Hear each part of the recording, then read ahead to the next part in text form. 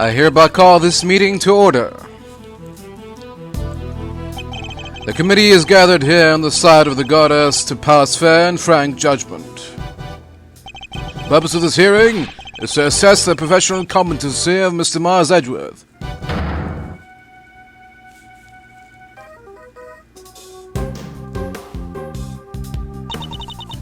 Are you... Why are you wearing that raincoat?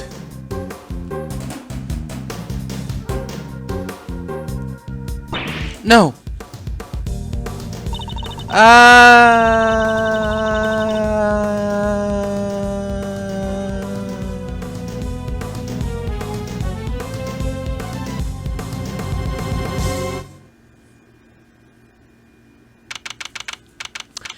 April 5th, 1:23 p.m., High Prosecutor's Offices, Room 1202.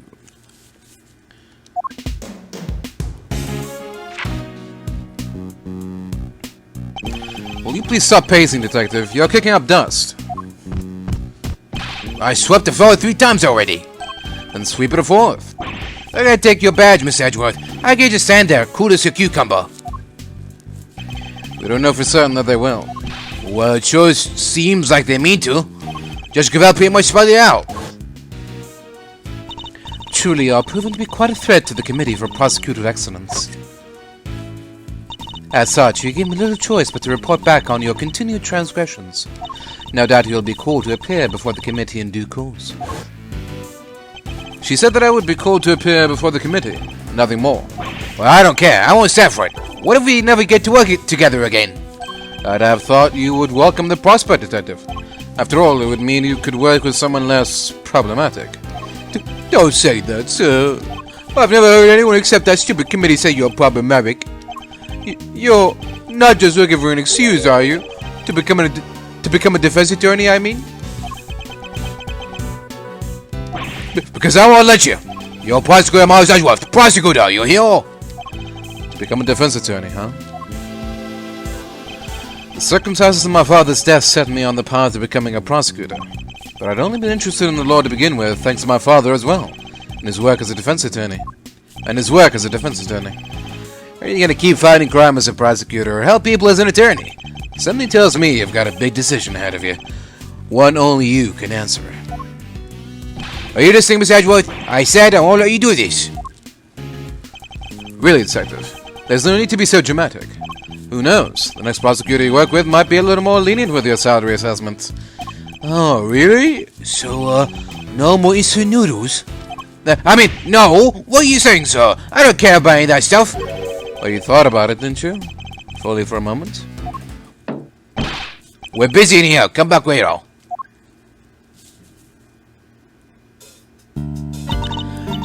Hey there, is the prosecutor in? A Prosecutor Mars Edgeworth?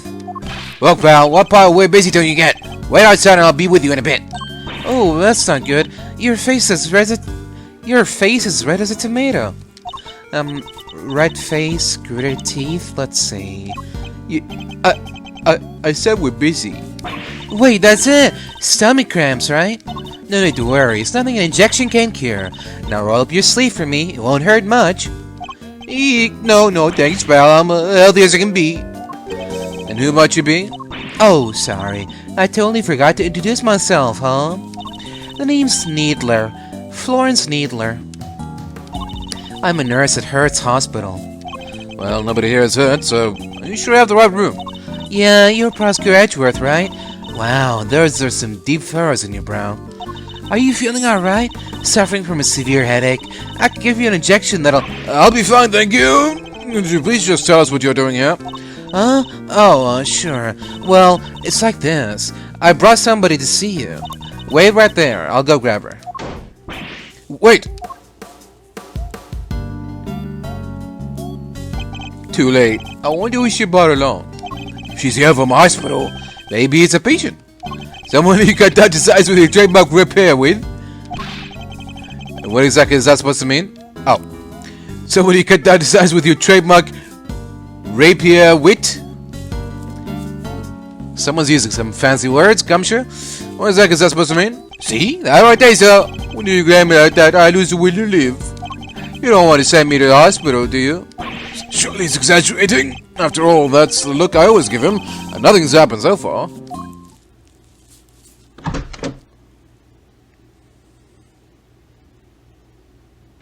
Sorry to keep you fellas waiting. Well, thoughts?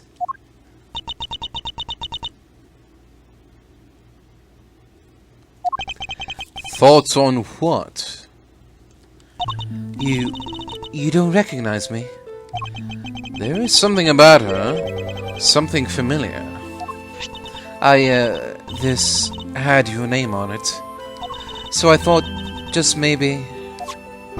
So you really did put somebody... Don't be ridiculous, detective. But look, sir, your name's right there on your card. Public Prosecutor Mars Edgewood. Plain as day. Be that as it may. I'm so sorry, what she's trying to say... what she's trying to say is she has amnesia. Amnesia? Yes, at least that's what they tell me. Sigh, her parents must be so worried about her.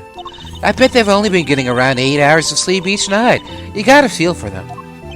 Do I, though? Because that's quite a lot of sleep, if you ask me. Whoa, don't break. Well, don't you worry, alright?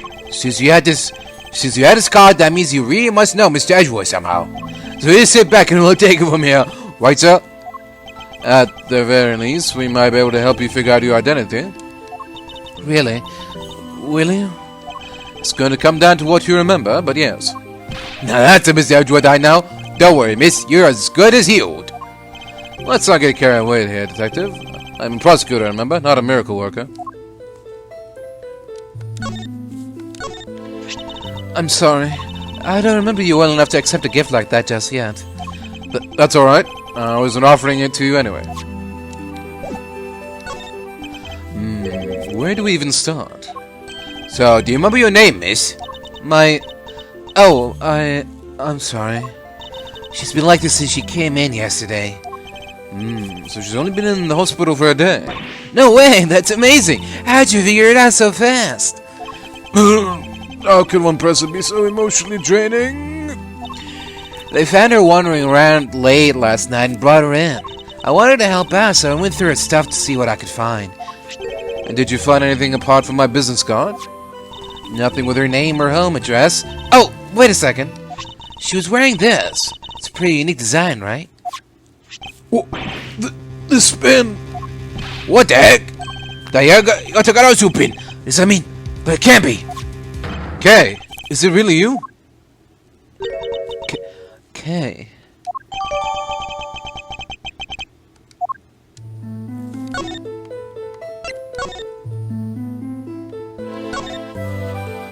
This is the pin Kay always wears. It's shaped like the mark of the Etogarasu and is very eye-catching indeed. Can't imagine any thief other than Kay would want to wear it. What's it doing here?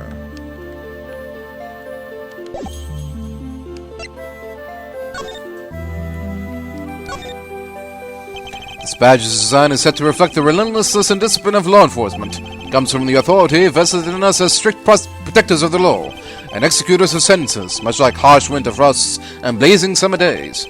To wear it is to identify oneself as a prosecutor, but I have no interest in doing so. I just like how it looks. Each prosecutor's badge is engraved with the number of its owner on the back. Numbers, as if we're not human on the inside like everyone else. It's you, isn't it, Kay? I'm... Kay... Come on, Kay, you really don't remember? Look, it's me, Gummy! That's what you always call me. Gummy. But you're an adult. That's so rude. I don't really call you that, do I? I'm so sorry. I can't believe I feel so guilty now. What the heck happened here? I've never seen you so polite. Being polite and sensitive is just not... Where's the Kay I know? You're nothing like her. Careful, detective. We wouldn't want her to get the wrong impression. You make it sound as if Kay is normally a polite or sensitive soul. Not that he's wrong exactly, but... So what kind of person was I before? Well, first of all, your full name is Kay Faraday. You're bright and fun and full of energy and... Oh yeah, you're a great thief. great thief. There's a little more to it than that, but yes. Thieves generally steal other people's valuables from their dressers or vaults and... Steal? But that must be so awful for the people I took things from. Oh gosh, I'm so sorry. I didn't know I was a criminal. Maybe I lost my memory as some sort of punishment. No, that's not what I meant at all. Oh, I don't think that did her much good, sir. But it sure explains one thing. Look at these gloves. They're just the kind a person like that would wear. Hey, that outfit! This is what she was wearing when they found her. But we had to get her to change out of it and put on hospital clothes, so that's why I have them. Something on this part here. Could it have something to do with how Kay lost her memory? I'll send the outfit over to Forensic Center and see what they can figure out. Please do, Detective. Boy, there really are some thievy clothes, huh? I'm a criminal. You may be a great thief, but you never committed a crime in your life. Rest assured, you are no criminal. If you say so. Perhaps we'd better leave it there for now.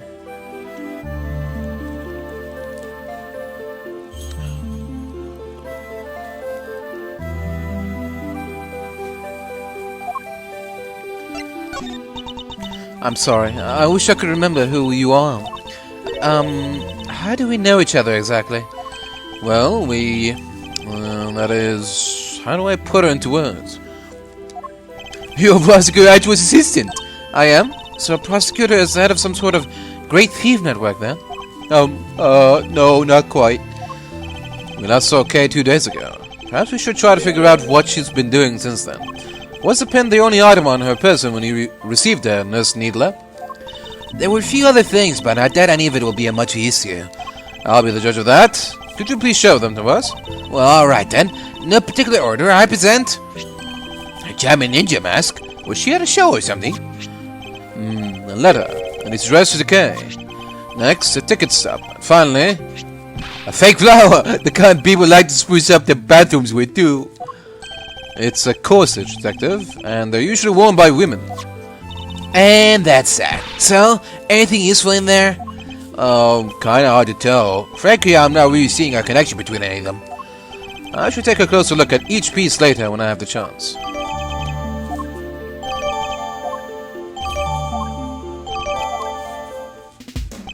Oh, this is bad. How do we get Kay's memory back? We can't just stay like this forever. Calm down, Detective. I have an idea.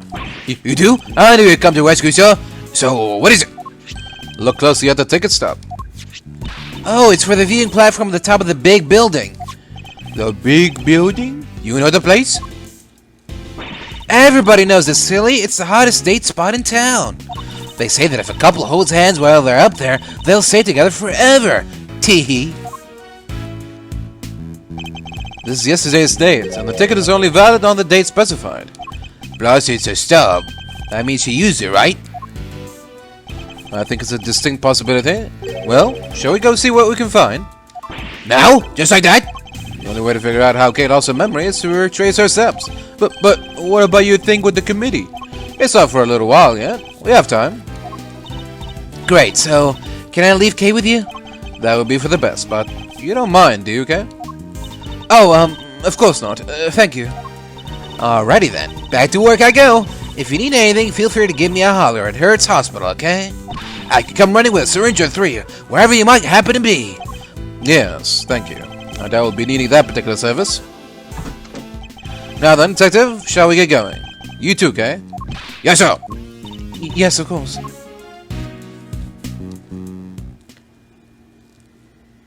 To the Edgemobile.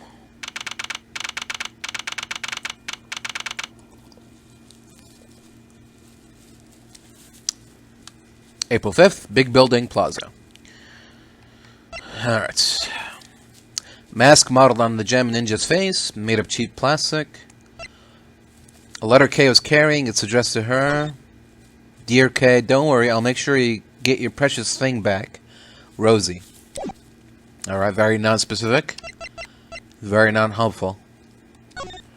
April 4th, 7:28 p.m. Students, $6. Viewing platform entry ticket. Use limited day purchase, non-refundable. 7:28 p.m. Magenta flower. made of fabric that is usually worn on the chest as a decoration, also known as a corsage. Now, that's not something she usually has on her, right? I don't think so. So could it be... Was it ripped off of the perpetrator, maybe? I guess we'll see soon enough. So according to this pamphlet, the big building is 50-story high. It's all offices inside, so the viewing platform up top is the only part that's open to the public. Here, this one's for you, sir. They were handing them out for free in the ticket area. Very kind of you, detective. Alright, I think it's time we headed inside.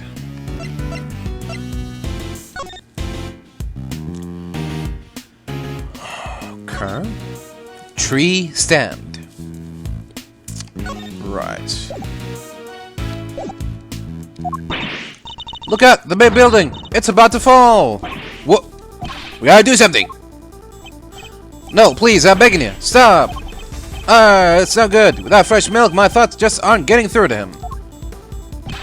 What's happening here? What's going on with the building? Just say, come and talk to me, kid. Cut! Cut. I'm so sorry. We're shooting a movie, so could you, Ah, yes, I thought as much. Forgive our intrusion. We'll get out of your way. Detective? Sorry. Really had me there for a second. Yeah, whatevs. Hey, director guy. Can we take 5? Can't work under these conditions. I'm so sorry. Sorry. Oh, gosh. So they stopped the building from falling down. That's good. I wish we had time to explain, but maybe later. Come along, you two. Let's make ourselves scarce. Hey guys.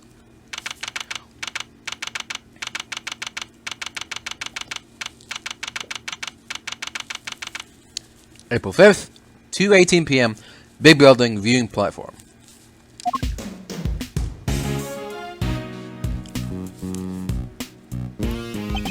Whoa, get a load of that view! Feel the sun on your face! Eek, the wind is very strong up here.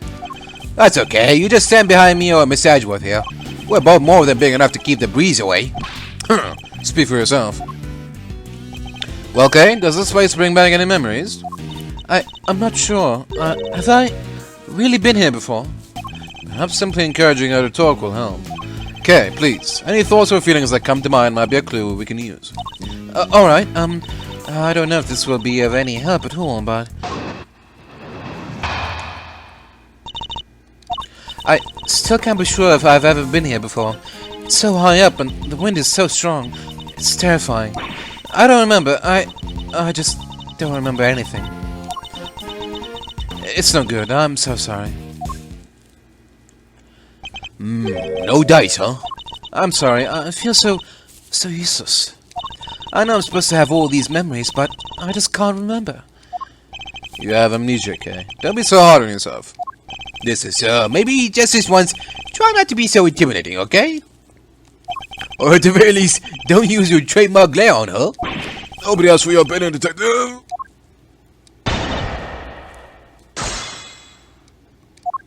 I still can't be sure if I've ever been here before. Hold it! Well, this ticket stub says otherwise. But I don't remember. I don't remember coming here at all. I can't even imagine wanting to come here. It's so high up and the wind is so strong. It's terrifying. Hold it! Kay used to love places like this, though. But am I really her? I feel dizzy just taking a look around. I don't even think anyone should be allowed up here. What if an old person fell? Or a child? It doesn't bear thinking about. There's a fence all around us, and it's pretty high. There's really no need to worry. If you say so. I don't remember. I just don't remember anything. Hold it! If nothing is coming to mind, then just take a look around. Do you recognize anything? Anything at all? Let's see. Ah, cherry blossoms. Go on. I was standing under the cherry tree. Yes, I was trying to stay out of the rain. It was raining, I remember now. And there was a red something. So it was raining, she was underneath the cherry tree, and she saw something red from where she stood. But what? Was it something I said? No, but if you could add that to your testimony, we can explore it further. But from under the cherry tree, I think I saw something red. Hold it! This something red. Can you tell me any more about it? I'm not sure. It was just a red thing. That's all I can say. What can we see nearby that's red? Was it the concession stand over there, perhaps? A stand? A red concession stand? Yes, I think that was it. Somebody was walking toward me from beyond it. And then what happened? Then, I'm sorry. That's alright. If you could just add what you have told us to your testimony. But there was someone walking towards me from beyond the concession stand. Hold it! The stand in question is the one behind you, correct? That's right. I remember the red color and the person walking toward me from beyond it. I saw it all from under the cherry tree. Tell me something. This person you keep mentioning, could you not see their face? Or did you simply not know who they were? I'm sorry. I'm just not sure. So all we have to go on is the person walking toward her from beyond the concession stand. The fact that she saw this from beneath a cherry tree.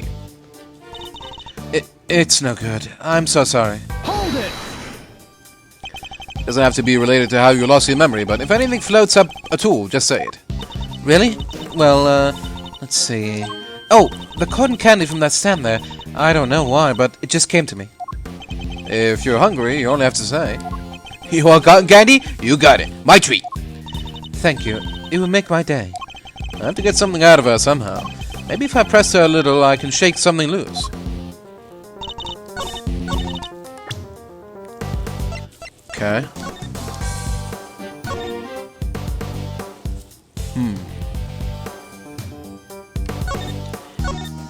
Huh.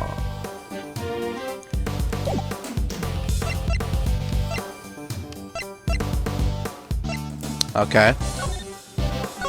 So is the contradiction here is that because anything that's beyond the stand is a big 50-story tall drop, then either the person was flying or she was misremembering things? Objection!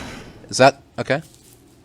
But I mean, it could be just standing behind the stand. There is a little room there, but sure. Let's go with that. You say that you saw someone over there beyond the stand, and that they were walking towards you. Yes, I can see them getting closer. Are you sure it wasn't a ghost? No, it was a person. I'm sure of it. But from where you were standing, anyone you saw on the other side of the concession stand would have to have been floating in midair, hundreds of feet above the ground. So how on earth could it have been a person? Eek! I'm not lying, I promise. Somebody red stand, somebody red, and they were on the other side. They were walking toward me, getting closer and closer, and then they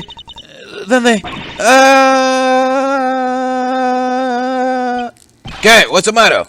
You're alright. We're here. Whatever it is, it can't hurt you. I was pushed and I fell by a person in a red raincoat. Person in a red raincoat who could walk on air, and who supposedly pushed her off the building. None of this makes any sense. Not the least of which, nobody could fall from this height and survive.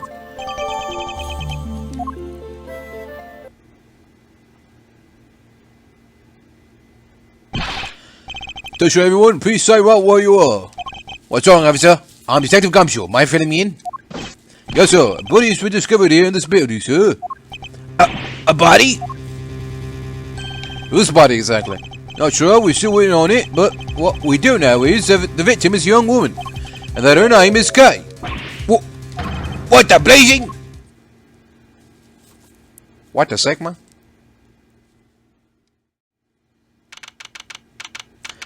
April 5th, 2:36 p.m. Committee for Prosecutorial Excellence Chamber.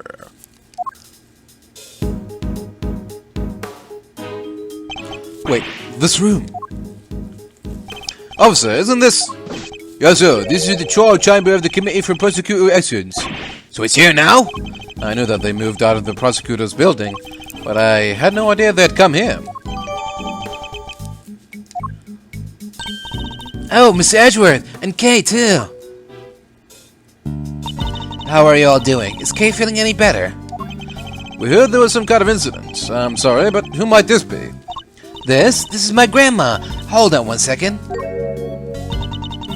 Name's Hilda Hertz, sonny. And who the heck might you be? It's a pleasure to meet you. Prosecutor Mars Edgeworth, at your service. Nurse Needler, your grandmother's name, Hertz. Is she... Yep, she's the director of Hertz Hospital. This old woman is head of hospital. What'll they think of next? Don't you old fugging me, you... Don't you old fugging me, you dang reprobate. How did she do that? Whoa, sounds like you're kind of a big deal, ma'am. Oh, that's not true. Not wrong. Not wrong at all. Oh, him? He's the one looking after the girl. The one with amnesia. Seems Dr. Hertz is a bit of an introvert. Want me to fix those brow furrows of yours, sonny? Oh, this is how fix those, ma'am. They're downright incurable. Well, you sure you want me to say that, Grandma? Well, alright then.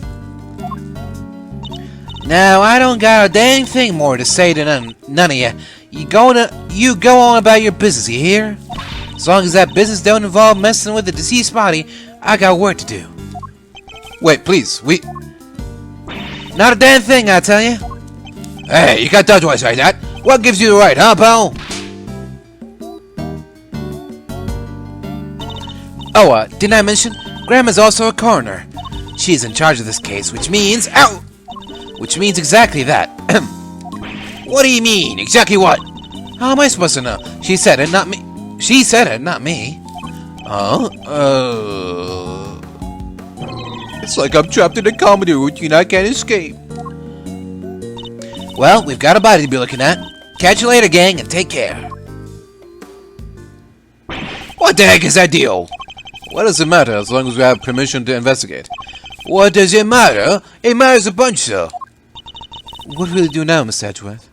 Examine the scene of the crime, of course. What kind of prosecutor would I be if I didn't?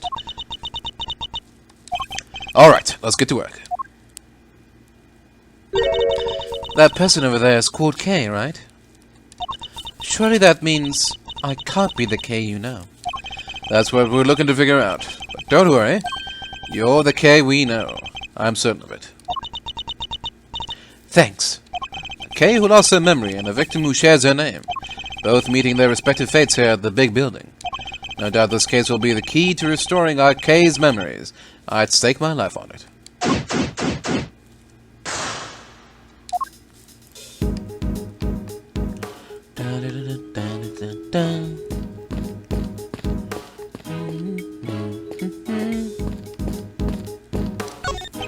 An enormous semicircular desk with seating for 11. It almost reminds me of a certain legend.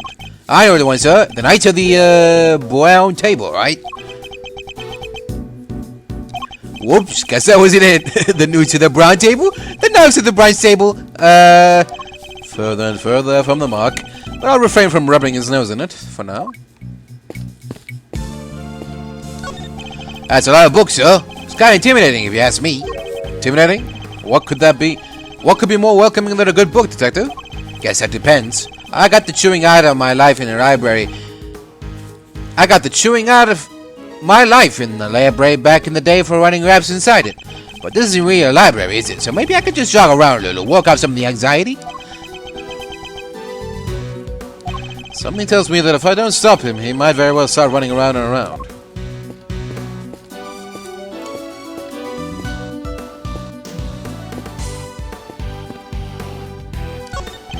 Nice, neatly arranged bookshelves, stretching off into the distance. Quite a pleasing sight, don't you think? Sure is. There's a nice speck of dust on any of them.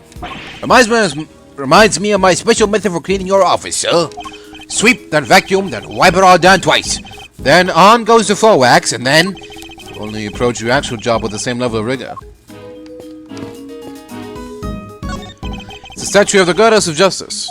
You sure know your stuff, sir. So, does she dole out blessings or what? She's not that kind of goddess, detective. She is a symbol of the sanctity of law. The scales represent justice, the sword retribution. and the blindfold shows her impartiality. Must scour the scene and inspect anything that catches my attention. Whoa, this is one big statue. What's it even for? The Goddess of Justice stands in judgment over the committee's proceedings against corrupt prosecutors. And if I'm not very much mistaken, it's a Paul Helic original. You mean the victim from the I-7 incident, sir? Mr. Artie Frost? No matter how murky his name or morals were, there is no denying his skill. This is a genuine work of art. I heard some base that a lot of good artists are either geniuses or eccentrics. Which do you think he was? I don't know about Helic, but Larry is definitely an eccentric. There's a pool of blood here at the foot of the statue. Judging by the amount and how it has spread, I'd say this is where the victim was killed. The body's on that table behind us, sir. How come? I can only surmise the killer must have moved it for some reason after committing the murder.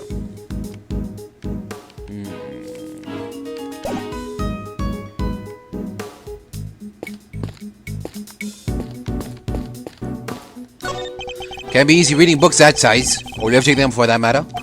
The committee only just moved. It must have been quite the undertaking. Hauling yourself around is kind of my forte. They should have given me a call. Well, if you run into the chairman, I'll be sure to ask if there's more heavy lifting to be done. Yeah, I was just joking, sir. I can't be carrying stuff up 50 flights of stairs. I have a real job to do. I was joking too, Detective, but why were you planning on taking the stairs?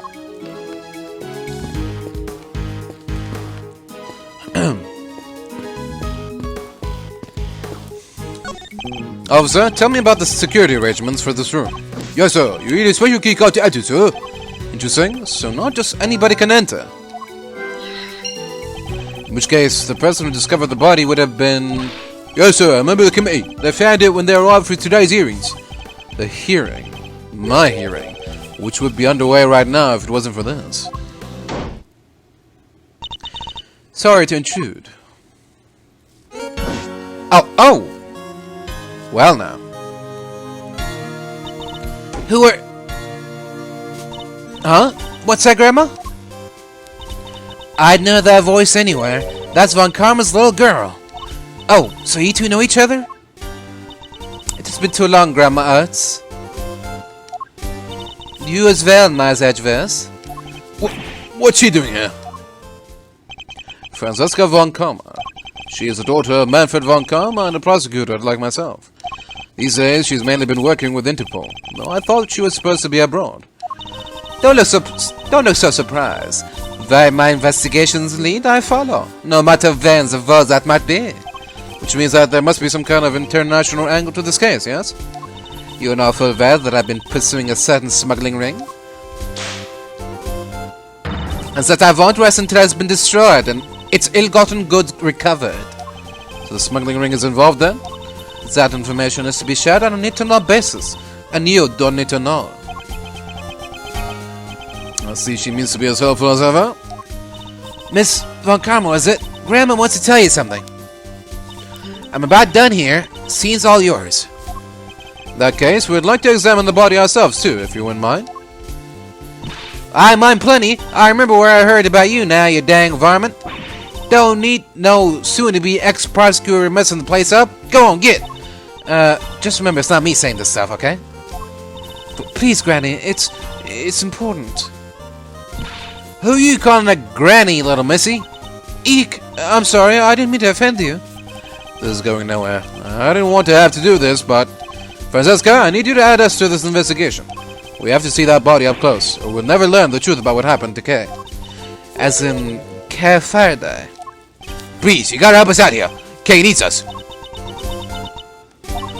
I don't know what you're up to, but very well. Thank you. You won't regret it.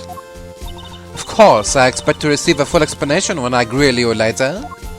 We owe you, sir. Big time. I wasn't talking to you, Scaffy.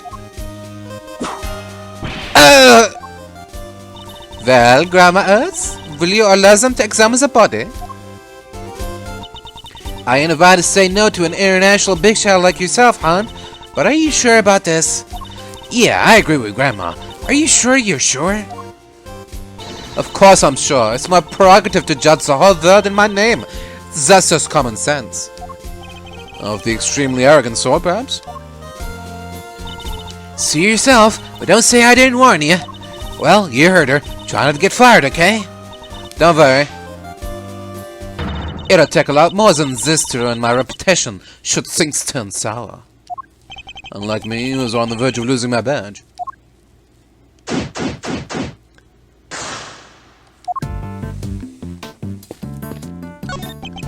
How's the investigation going, officer? Great, sir. To tell you the truth, I've forgotten all about work and decided to focus on daydreaming. They say if you think in pictures instead of words, it's really good for the right side of your brain, so that will be quite enough.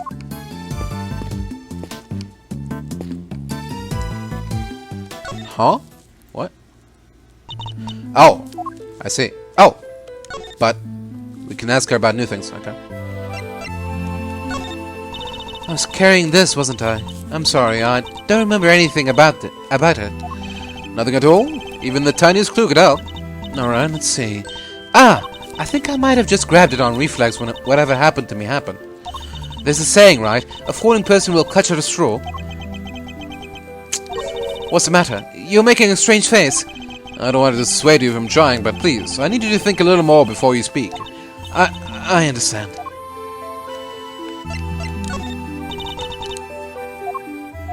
Right, okay. So she's gonna say that she grabbed all these, so it's not really gonna help us much. I remember the person in the red raincoat. That much I'm pretty sure of. But were they really coming toward you from beyond the concession stand? Yes, they're walking right toward me. And I have proof. Of course I do. I remember they had legs. But there's nothing out there beyond the stand. How could they have been walking on thin air? I don't know. Maybe they were a ghost? A ghost? I'm sorry, Kay, but ghosts don't exist. They are the very antithesis of science. Then this is one of those contradiction things, huh? I mean, could have been that on that night the stand was like in the middle or around here somewhere, maybe. So, you know. This is quite the room. The big wooden boxes full of books, the big person carved out of stone, the sparkly window. Seems you've even forgotten the names of some everyday objects. Let me try to jog your memory, okay? Repeat after me. Bookshelves. Books... elves? Stained glass. Stolen glassware. Law books. Lawbreaker. Goddess statue. Got this snatched too? Is it just me or are mistakes pointing in a certain direction? You were allowed to claim to be my assistant just the other day, Kay. Do you really not remember anything? Does nothing about me come to mind at all? I am... oh, maybe I do remember one thing. I remember being on the viewing platform up on the roof. Yes? And you were pointing your finger at me. Go on. And asking me questions with a scary look on your face. That was only a few minutes ago. Wow, poor kid. They really are only memories of you trying to catch her in a contradiction, sir. I'd be scared too. I might have even just given up right then and there. Yeah, that'll be the end of me for sure. If you think that's scary, Detective, just you wait. You must remember Detective Gumshoe, okay? You and he were very close. Yeah, don't I remind you of anything? Remind me of...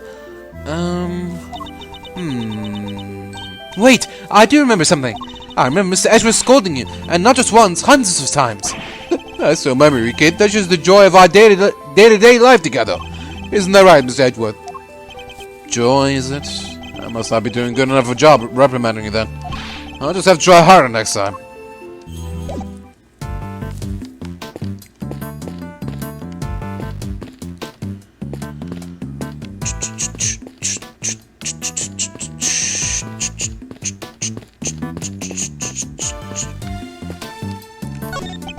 Things are gone as they were meant to. I'll be standing at this podium right now. Yeah, I guess so, huh? Glad the hearing got delayed, but I wish it wasn't because someone died. That would have been that much harder to investigate had my badge had been taken away. Best thing I can do right now is for all parties involved is to get to the truth behind this incident. Yes, sir? Didn't take long for Miss Valcaba to start waving her whip around, huh? I tried keeping my distance, but she's too quick. I can't get out of the way in time. I wouldn't bother, Detective. Sometimes, the more you try to move away, the more the whip seems to find its mark. Yeah, it's enough to make you want to give up altogether, and I should know. I'd be smacked around by Miss Valcaba at least as much as you, sir. Good for you. Maybe it's just because they're calling her Kay, but the victim is even starting to look like her to me. You're imagining similarities because of the name, Detective. Don't allow it to mold your perceptions. Mold them? Yeah, I wouldn't want that. Nobody wants their perceptions getting all fussy. What makes moldy perceptions? That's just thinking. Damn assumptions, you name it. You're imagining similarities because of the word, Detective. Don't allow it to mold your perceptions. Yes, sir. Alright then. We got permission to investigate the scene. So let's see what we can figure out once we've molded things over. I think you're being molded. You're imagining similarities because of the word, Detective. Don't allow it to mold your perceptions. I don't know what I'd do if you weren't a prosecutor anymore, sir. Now's not the time to be thinking about such things, Detective. But, sir, the committee has it out for you. Even though you never did anything wrong. It's not fair. I mean, apart from being, a little hard to love and all. You're not exactly easy to love for yourself when you make comments like that. Kay absolutely treasures that thing. She always has it pinned to her scarf. And yet, she remembered nothing when we showed it to her. I know. I'm so used to the bright, upbeat Kay. I don't know what to do with this new one. Just be yourself, Detective. It's the best thing you can do for her right now. You're right. Okay, one big dose of Gummy's classic bungling and bluster coming right up. So he's aware that he's a serial bungler. Good one, Mr. Edgewood. I think. You weren't showing me that for a reason, were you? Wouldn't know the phrasing about it. And yet, that doesn't seem to bother you at all. Letters mean stamps, and stamps mean stamp collecting. I didn't know you had any interest in the pursuit, Detective. I like to keep a close eye on all the letters I receive, sir. Then, when I spot one without a postmark, that's when I pounce. Please tell me you don't use them. Who, me? Come on, sir. I'm a servant of the law. Then why don't I believe you?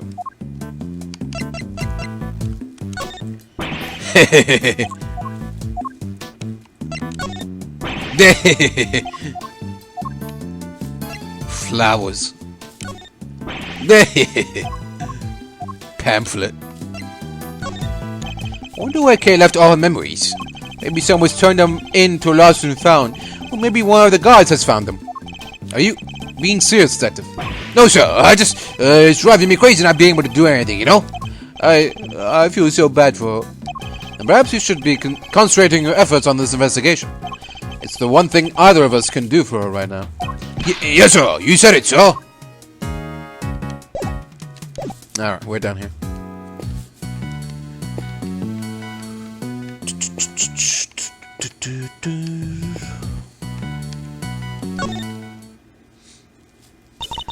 You pesky kids want something? That's a prosecutor's badge, right? I've seen a few of the Quit flashing that badge around in front of me, you no good soon-to-be ex-prosecutor. If you like the dang thing so much, maybe you should have tried harder to keep it. It's not the badge I care about. I have more important things to protect. I don't even need to ask Grandma to know what she'd say to that. Getting wrapped up in some long thing's the only way for it sometimes. Thank you for such therapeutic advice. I'll bear it in mind.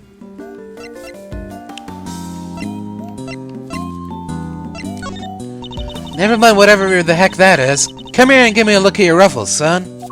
I don't need your opinion on my outfit, Dr. Hertz. I need your opinion on this piece of evidence. I ain't interested. I gotta say, I'm not really interested either. Maybe I'll have better luck with something else. So glad we found you so quickly. Bet Kay would have been lost without her dear old dad. I'm not her father. I'm simply an acquaintance. Really? Then why'd she have your business card? How many children do you know walk around with their parents' business cards in their pockets? I have Grandma's. That way I can be sure. Who gives a hoot if you're the girl's father? You took her in. You dang well better look after her. I fully intend to. You needn't worry about that. Kay is safe with me. Never mind whatever the heck that is.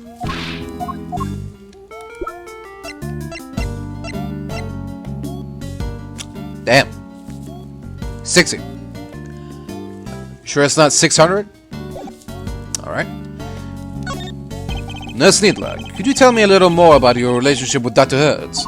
Sure, let's see. Well, I've lived with her since I was little. If I got lost while I was out playing, she'd come looking for me till the sun went down. If I fell over and grazed my knee, she'd watch over me until I found the strength to pick myself up. It's quite a heartwarming tale. Very classic a very classic grandmother-grandchild relationship. Once I became a nurse, if I stuck a needle in the wrong place, she'd say, "Not there, you bonehead, there!" And then she'd pull it right out and, oh! Youch! I felt that, pal. Can we stop talking about needles now? Anyway, so yeah, I can do any kind of nursing thing I need for Grandma now. Thank you. That was a very thorough answer indeed. Even if the story didn't end on a heartwarming note, it's nice that they share such a close bond, I suppose. You must be the best coroner in town, Dr. Hertz. I bet you can spot a cause of death in seconds and get it right every time, huh? What do you know about coroning, you big galoot? You don't know the first dang thing. Ouch. You'll have to forgive the detective, Dr. Hertz. I'll make sure he learns not to say such presumptuous things. Huh. As if I care. You shut your pie hole and listen, Mr. Smartpants. Spotting the cause of death correctly in seconds is my bread and butter. Which is why the one thing that gets my goat worse than anything else is folks getting my dang way. I think that's all she wanted to say. Satisfied? Absolutely. Thank you very much. All we want to do is examine the body for clues. We'll do our best to stay out of your way. Imagine it's because of how seriously she takes her work that she reacts so colorfully to us. Hertz Hospital is the finest medical institution in the land. It would have to be with Grandma in charge. How about it? You look like you could use some R&R. Sure do, and you're in luck. We got us an empty suit or two with fancy hot tubs and all right now. Thank you, but as you can see, we're in perfectly fine health. We won't be needing a room at the hospital. Yep, fit as fiddles and strong as oxys. That's our motto, right, sir? It may be yours, Detective, but I'd like to think I have a little more going for me than that. That doesn't matter. Hertz Hospital what comes the hale and hearty, too. Are healthy? So what? Say anyway, campaign is in full swing and going great. Not sick or injured? That's nice. Your room is half the price. Nothing on earth could convince me to spend a night in the hospital for pleasure. This is a one-time offer, you know. So how about it? Come stay at the happiest hospital in town. A hot tub does sound pretty good. Half price? This might be too good to miss. Seriously, Detective?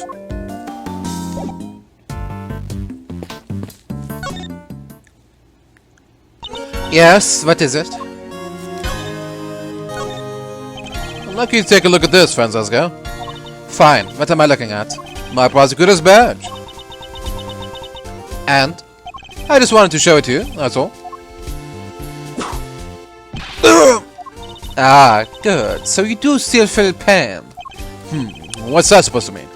I just wanted to make sure you hadn't foolishly gone and lost all brain function yet. My interest. You might have plenty of time on your hands, but I'm a busy woman. I don't have the time to look over every piece of garbage you thrust in front of me.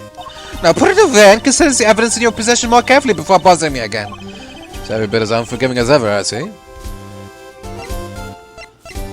Dun, dun, dun. So Carefada has lost her memory. How could you let this happen, you fool? Unfortunately I have no good answer for that. Excuse me, but it's not Miss Edgeworth's fault. How are you walking around? You're covered from head to toe in bandages. Oh, thank you for your concern, but I'm fine, honest. You're really not yourself, are you? I didn't even say anything verse second before. Miss Edgeworth, you better get her memory back ASAP or you'll be sorry. You could just say that with the words that you're worried about her, you know?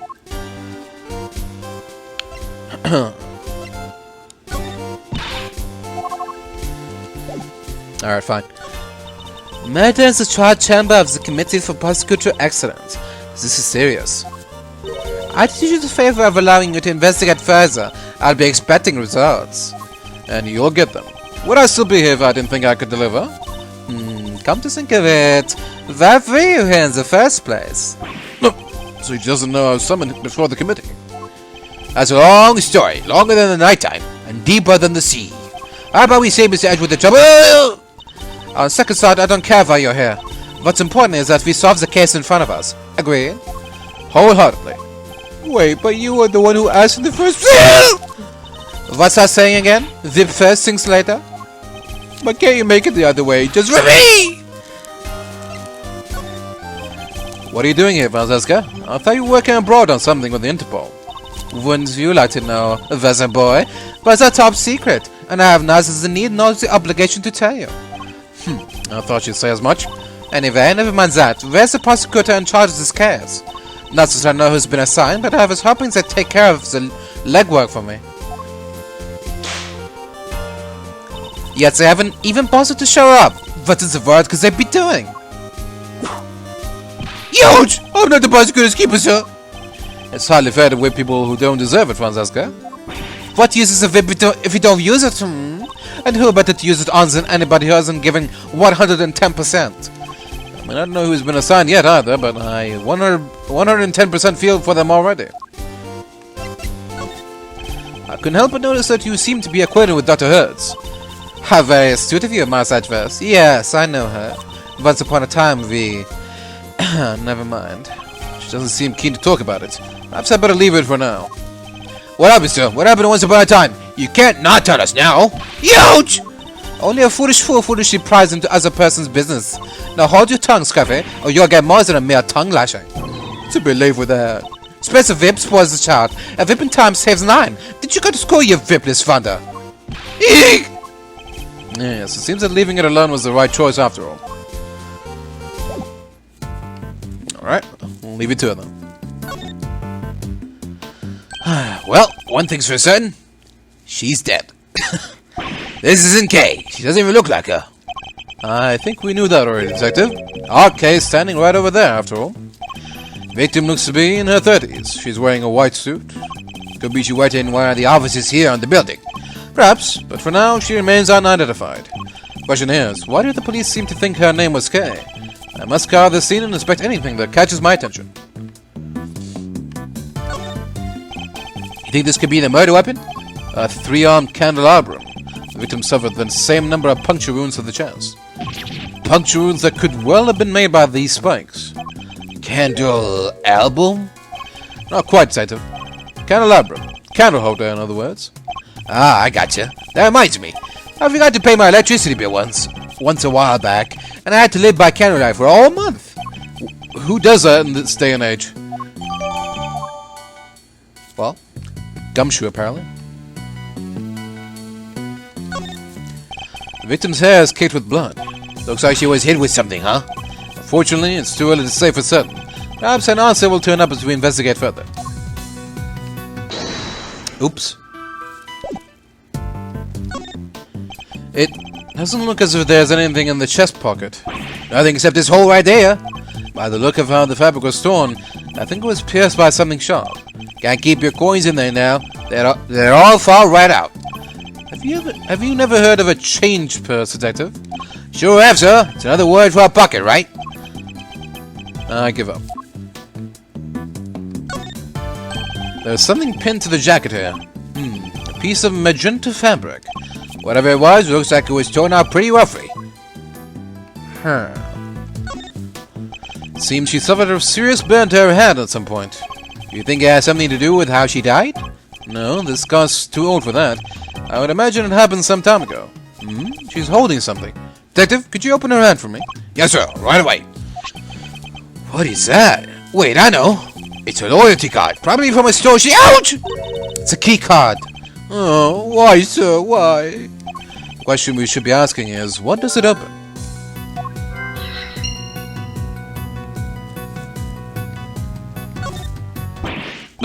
This book. What the? That's Kay's promise notebook. That's where she wrote down all the promises she made to her dad. Haven't seen this in a while. Indeed. Book of vows made by a child to her father. But what exactly is it doing here? Oh, I just remembered something Detective Bat told me a few years back. He said something precious to Kay had disappeared from the station. What? Evidence went missing from police custody? Detective Bat said he looked for it everywhere, but no dice. What could this mean? Why did it turn up here of all places? You there, what do we know about this notebook, officer? Victim was holding it when they found her, sir. It was the only thing with any kind of name on it at the time. That's how she became Kay. Talk about red herring. So does it explain how she ended up with it, though. If only we had a few more leads on the victim's true identity. Think I have an idea or two, yeah. Pure white jacket with a deep red stain on its lapel. This jacket, the buttons are on the wearer's right-hand side. What's so weird about that? Buttons always go on the right, no? Not on women's clothing. Traditionally, the buttons would be on the left. Like I always say, sir, you should know yourself. This is common knowledge, detective. Nothing else seems amiss. Wait, what's this in the pocket? Pair of gloves, also white. They don't seem to be soiled in any way. I imagine they must have belonged to the victim.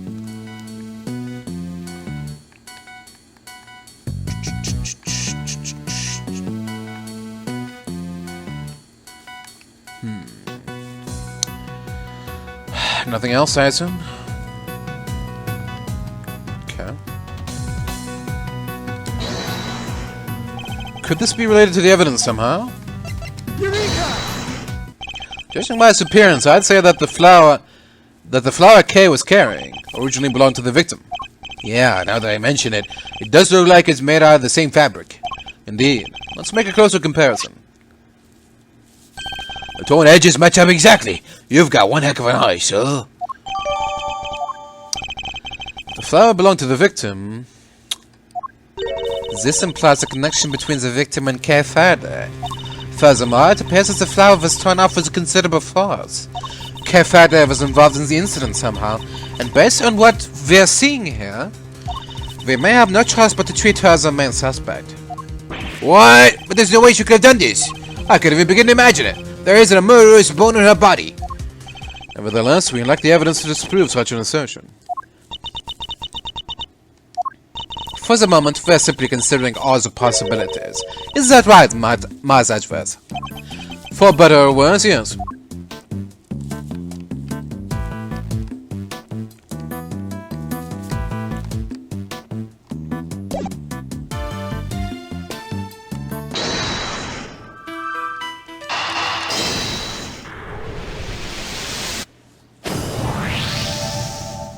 I would imagine that the victim's keycard probably grants access to this room, wouldn't you? Let me go find out, sir. I'm back. They found some details on that keycard in the security system. It's for this room, just like you said. The victim was able to enter and exit this chamber freely. Assuming that the keycard actually belonged to her, yes. Indeed.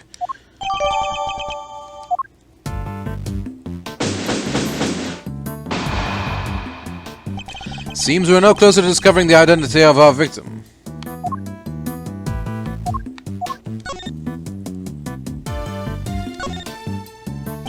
Prongs of each arm are covered in blood. The spacing matches that of the wounds in the victim's chest. But is this really the murder weapon? The base is a very unique shape. If it were removed from a dusty shelf or something, it would be immediately obvious what had been standing there. Some foreshadowing, I guess. Okay. Then, am I really Kay? Can we really be sure? Of course we're sure. What are you talking about? Thank you. And that person lying there? Is someone you may have murdered. But that's all we can say for now. No, there's no way she did it. Is that right, sir?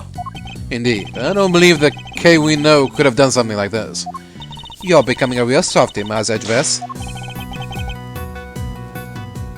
What? It's not gonna be Eddie again, is it? Is it gonna be Winner? I'm guessing. Well, who it is again? Another voice. Yeah, it's probably Winner, though. Yeah, okay. With a winning smile, the #1 name in the business is I, Prosecutor Eustace Winner.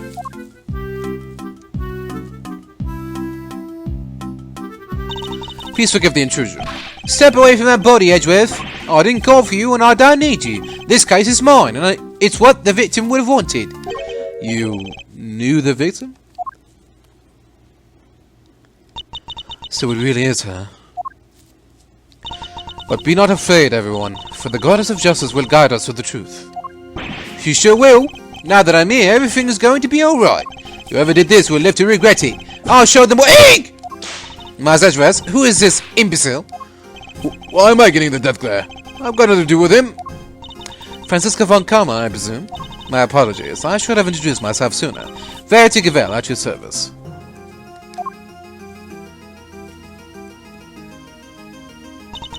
And the deceased in this case is Rosie Ringer, attorney at law, and a member of the Committee for Prosecutorial Excellence. I see. That would explain the keycard. So you're the lead prosecutor? Yep, which means this case will be solved. Hey!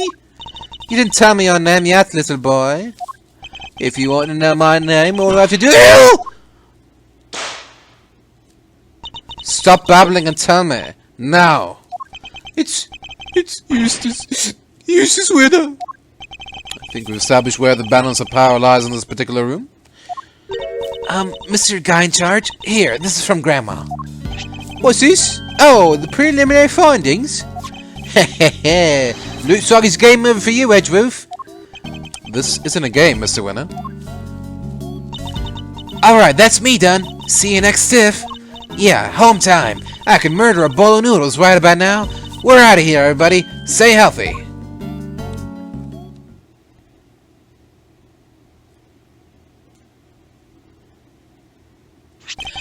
Let's see. So the wound in her head is from when she fell over after she died? Eustace? It was the candle holder that killed her, right? And she died sometime late last night? What now, Gavel? It's very kind of you to share the coroner's findings with everybody, Eustace. But perhaps you should leave it there. We wouldn't want you to strain your voice, after all. No, that would be a tragedy. Anyway, that settles it. We need to arrest Kay Faraday. What? What the heck are you talking about? I think Eustace's meaning was very clear. Miss Faraday is the murderer, and though she is dressed differently than usual, this young lady covered in bandages is Miss Faraday herself, correct? You really mean to arrest her here and now? If you do, then I'll be forced to object, loudly and forcefully. And as if further confirmation were needed, there it is. The committee was right to call your conduct in question. It is questionable in the extreme. Please, Miss Edgeworth, just go. It's fine. Fine? This is anything but fine, Kate. I still don't remember anything. So, maybe I did do it. Maybe I killed that poor woman, and I just don't remember. The goddess smiles on those who confess their sins. It is her wish that our confessions cleanse us. She applauds your commitment to the cause of justice, as do I. Judge Cavell, Eustace, if you really intend to arrest Kay, could you at least explain your grounds for doing so? I, for one, certainly don't intend to yield. Not until I've seen some evidence to support your accusations. Allow me. Prepare to be with a face full of deductive genius, Edgeworth.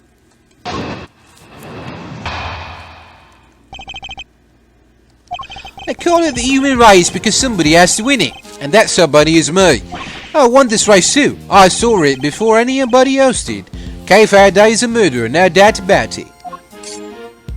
She snuck into the committee chamber looking to do some of her trademark grave thieving, which means that nobody but her could have killed Rosie Ringer. Detective genius. That was a total mess. And if Detective Gumshoe is saying that, you know it must be bad. I asked you to explain your grounds for arresting Kay, yet you have explained exactly nothing. True, but we haven't seen any proof of her innocence either. It's alright, Kay. Mr. Edgeworth will pull off a miracle somehow. You just gotta believe in him. My deductions aren't acts of divine intervention, you know. Well, my Edgeworth, I'd hate for you to disappoint me. But in the event that you do, I will be sure to freely let you know. Gulp.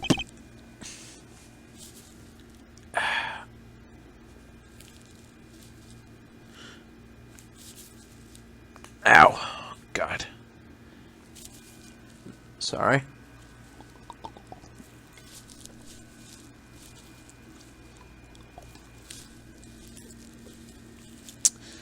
Whew. Are we still recording? Okay. Here we go. They call it the human race because somebody has to win it, and that somebody is me. Hold it! There are two major flaws with the statement you just made. Flaws in a statement of mine? Oh, I don't make mistakes. It's literally impossible. And that's the third flaw right there. You're just trying to confuse me. It's a cheap tactic, even for you. Well, it won't work, because I'm the world champion. I'm not getting confused. So there. I won this race too. I saw it before anybody else did. Kay Faraday is a murderer, no doubt about it. Hold it! Would you mind explaining the grounds for your accusation in a little more detail? Well, if you insist, prepare to be wowed, Mr. Edgeworth. I figured it all out before anybody else even had the chance. Before I even saw the scene. No, before I even heard about the case. I knew it right away. She did it. She's a murderer. It can't be anybody else. Eek! Your grounds. Yeah, sorry. I was just getting to that. She snuck into the committee chamber looking to do some of her trademark grave thieving. Hold it! Oh, really? And what was it she was trying to steal? Well, a file. A very particular file. One pertaining to your professional conduct, in fact, Miss Edgeworth. And you can prove that she needed this file badly enough to steal it? Overruled! Oh, there'll be no need to go into that. Well then, Mr. Prosecutor. No, that, won't be necessary. Please, Mr. Winner, continue. Which means that nobody but her could have killed Rosie Ringer. Hold it! And you have proved that it could have only have been Kay who committed the murder? No. Then might I suggest you try looking into other possible suspects with all due haste? For that, I believe, would be the winning approach here. The winning approach? Overruled! According to the reports we've received, the police have found no signs of anyone else's involvement. So you're accusing Kay based on that alone? A little tenuous even for you. And suggesting that there are other possible suspects when there clearly isn't? If only I had something that could prove Kay didn't do it. This is obviously a setup, plain and simple. You don't have to... It's alright, Kay. The truth will come out, I promise. I just need to give me some time. Okay. Kay isn't capable of murder. There's no way she killed Miss Ringer. But I have to prove that somehow... or she'll remain a suspect. Objection! Okay. It's really... I mean, this seemed obvious, but... At the same time, she is a great thief. So she could have just stolen the keycard. But... Sure. It's a fair point... Anyways, but I'm sure it's going to get countered right away. Are you familiar with this room, Mr. Winner? It certainly sounds like you are. What can I say? Winners know where winners go. I'm number 1, and 2, and 3. In other words, the majority of your work is second, if not third, right? Why do you always have to make fun of me? You can take it as a side if you wish, but the fact remains that you seem unfamiliar with this keycard. Who do you take me for? Of course I'm familiar with it. You need one of those to get in here. Don't you? Have you no shame? Egg! Mr. Winner, do you really even suspect Kay? Oh, of course I do. She did it. Faraday's the killer. Then perhaps you can tell us how Kay got into such a secure room as this. Without a keycard? She... You know, there was... Yeah. And asked for something. Now, as we know, only members of the committee have keycards. Therefore, only they can enter.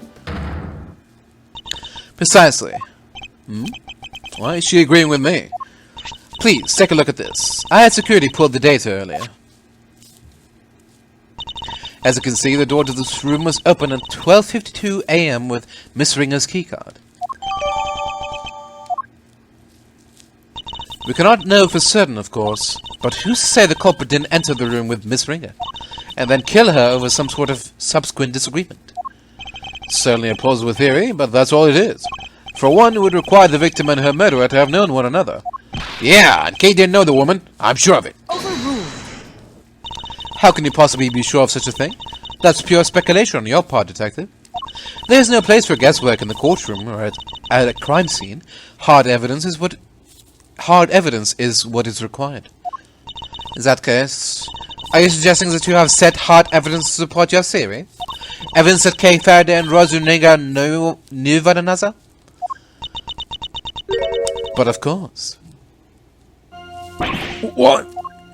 I have here a letter. Dr. Hertz found it in the victim's chest pocket. Another of the victim's possessions. You kept this to yourself until now. You planned for this, didn't you? Is that why? It was the candle out that killed her, right? She died sometime late last night. What now, Gavel? It's very kind of you to share the coroner's findings with everybody, Eustace. But perhaps you should leave it there. We want you to strain your voice, after all. Ha ha ha. Shall I read it for you? Rosie, thanks so much for agreeing to help with my plan. Now we can both get what we want. Good luck getting your revenge for what happened 12 years ago. Kay. This would seem to indicate pretty strongly that the two of them were accomplices, wouldn't you say? What does the other one say? Don't worry, I'll make sure you get your precious thing back. So she was getting that file for her?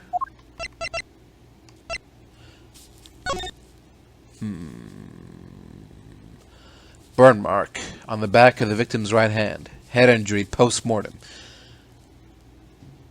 Puncture wounds by candle holder.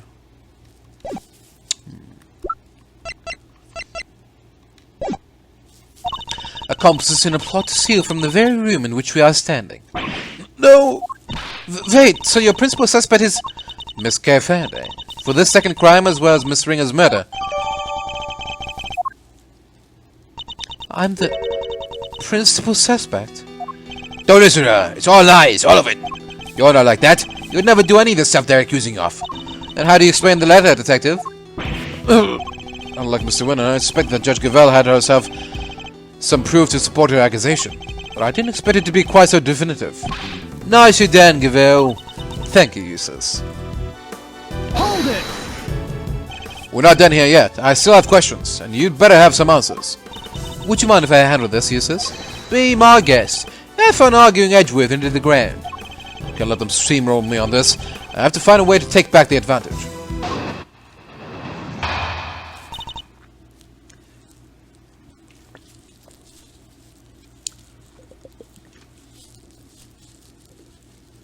Okay, so if your argument that they were working to steal something together, why would she kill her in a place that immediately, you know, points the suspicion to someone entering with her? Like, she could have killed her in so many other ways. Killing her in a place that can only be opened with a specific key card immediately begs the question of, well, either the killer has a key card or the killer knew the victim, you know? But, I mean, it's fair enough, I guess. I guess you could make the argument that, you know, she was tying up loose ends, but she was being clumsy about it or something. I don't know. She got into a heated debate. Yeah, you could explain it so many ways. That's the problem, unfortunately. As the letter more than adequately proves, Miss Faraday and Mr. Ringer were acquainted. It seems Miss Faraday had asked for Miss Ringer's help in a plot of some kind, but for whatever reason, their alliance must have broken down. Miss Ringer lost her life in the resulting disagreement, but she had one last card to play. The letter she kept safe in her left chest pocket, which spells out the name of her killer. Hold up. Wait a minute. Wasn't the puncture wounds on the left side? Yeah, there we go. There we go. Hold up. Then the letter should have gotten punctured, right? She's good. Better than ever, even. Think you take her down, Miss Edgeworth? Yes, of course. Don't do this out of pride, Miss Edgeworth. If you're going to fail, do it on somebody else's time. Hey, whose side are you on, sir? There's only one side to be on, Scruffy. The side of the truth. Uh-oh. Looks like the kid's got something to say. Well, there's only one side to be on, then it has to be the one up! Quiet you. My thoughts exactly.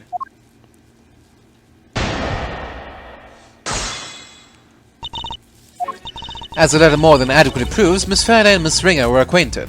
Hold it! What exactly was the nature of their relationship? Miss Faraday was grateful for Miss Ringer's cooperation, just as the letter says. I think that more than adequately describes it, don't you? Now, as I was saying. It seems Miss Faraday had asked for Miss Ringer's help in a plot of some kind. Hold it! Can you tell us any more about this plot? The letter implies a theft. And it was written by your friend Faraday, making her the prime suspect. Case closed. Objection! Anybody can forward your letter. It's not conclusive proof of anything. I also seem to recall Miss Faraday referring to herself as a great thief on more than one occasion. She's on sabbatical. How can you be so sure of that? It's unlikely she would tell you if she had resumed her activities, surely. Perhaps she took up stealing again and simply chose to keep it from you. Can't prove that either way right now, and she knows it. As I was saying, it seems Miss Faraday and Miss Ringer were involved in a plot to steal something. But, for whatever reason, their alliance must have broken down. Hold it! Whatever reason? Could you be a little more specific? Not at the moment, but I am sure our investigation will uncover any number of possibilities, whereas your lack of proof that Miss Faraday is innocent continues to be a major problem for you. Objection! I can see that some of the evidence would seem to point to Kay's involvement, but none of it is anywhere near conclusive. Overruled! A letter explicitly outlining a connection to the victim, backed up by supporting evidence from the scene. How much more conclusive could it be? And what's more, where is your proof to the contrary? Miss Ringer lost her life in the resulting disagreement, but she had one last card to play. Hold it! Is there any actual evidence to show that Kay killed Miss Ringer? You don't give up, do you? What do you call that letter, eh? Evidence, duh. I wouldn't be so sure. For one thing, it doesn't mention anything resembling a murder plan. It does it? Oh, I guess not, eh? Aha! But it will once we hold a flame to it and reveal the secret writing. I wouldn't place too much hope in that revealing anything useless. We don't need it to. Not when we have the letter she kept safe in her left chest pocket, which spells out the name for her killer. Hold it! We were able to examine the pocket in question for ourselves. And you want to know why the letter wasn't there, I assume? It's simple. The police's #1 priority was handed it over to me.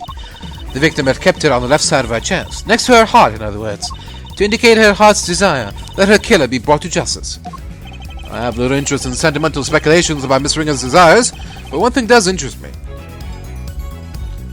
The fact that you said the letter was in the victim's left chest pocket. It is the truth, as the goddess is my witness. That is where the letter was found. There is no doubt about it. The same place where she was stabbed with the candelabra. I think that might prove to be a very important clue. I can't imagine Kay writing a letter like that. Unless we can get more out of Judge Gavelle, I don't think we'll be able to prove that she didn't. I should try pressing the good judge on some of her statements and see if she lets something slip.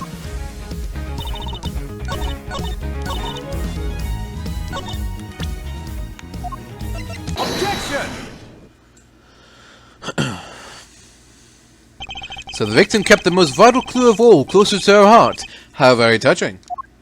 The voices of the dead fight to be heard, and even then they don't always reach us. But her voice rang loud and true, and it told us that Miss Faraday is the killer. Huh. I think you may have misheard her, Your Honor. Or perhaps an evil spirit was trying to mislead you. Hey! You take that back! Perhaps you should try listening to the words of the coroner's report instead. By all means. If I recall correctly, the victim was stabbed on her left side. No. Yes, I'm afraid so. You claim that the letter was found in the victim's left chest pocket. Right where she was stabbed by the candle holder. Indeed. 3 puncture wounds to the chest, and yet not one to the letter. Miraculous, no? Well, Judge Gavelle, how do you explain that? Because I can think of one explanation. That the letter was deliberately placed there after the fact in order to cast suspicion on Kay. Someone went to a lot of trouble to create the crime scene we see before us, and that someone is the real culprit, who almost certainly also forged this letter. No! It's clear that the culprit intended to frame Kay by means of that letter. You fell for it hook, line, and sinker. Objection! No, Faraday did it. The letter was, it was in her other pocket, yeah.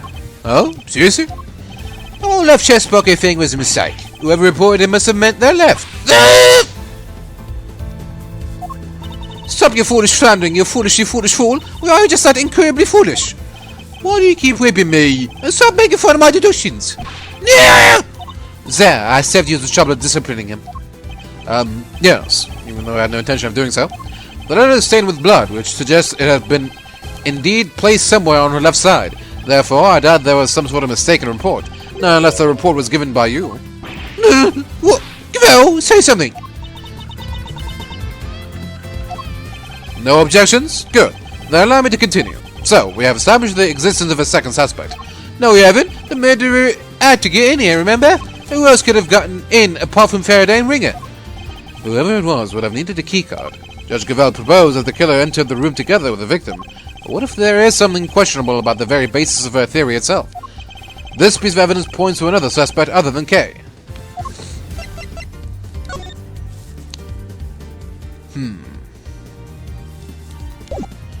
This piece of evidence points to another suspect other than Kay? Okay. I mean, there's like around like 2.5 hour gap, but sure, someone could have been here from 10 p.m. waiting for her to show up. Take that! Look again at the keycard record provided by Judge Gavel a short while ago. As already noted, the victim's keycard was used at 12:52 a.m. But you will know that someone else's keycard is also listed. A mystery person who could have entered beforehand and lay in wait for the victim, you mean? This other person entered at 10:15 p.m., so it's certainly not outside the realm of possibility. Except I'm afraid it is. That person was me. And where's your evidence, Your Honor? My evidence? I am the evidence, detective. It was my keycard. Yeah. Oh boy. There's nothing suspicious about a committee member entering the chamber as I please. Is there? Perhaps not, but that's also not the but that's also not the exonerating evidence you seem to think it is. Unless you can also prove that you yourself didn't murder your colleague.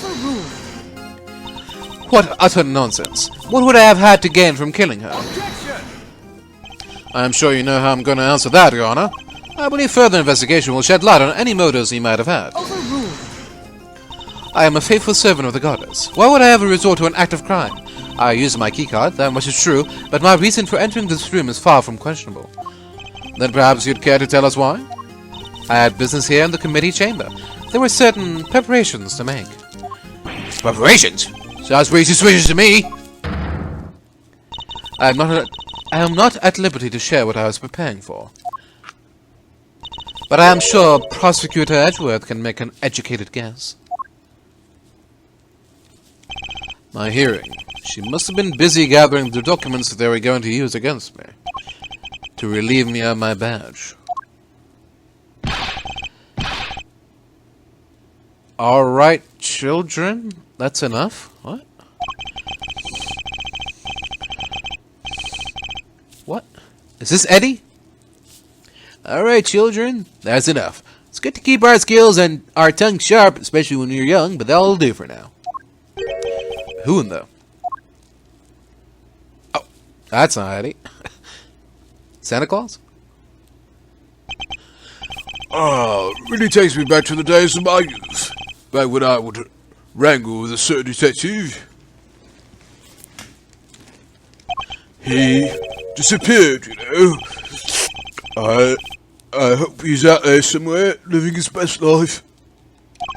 You'll have to forgive me. It's just, I get so emotional. Tears, I can't stop them. Chairman Winner. Oh. Okay. Winner. Ah, Betty, my girl. Do you have a sub-wiki? Your dedication puts us all to shame. Is this young Franziska I see before me? Dear child, when did you get so big? Uncle Winner, it's been far too long.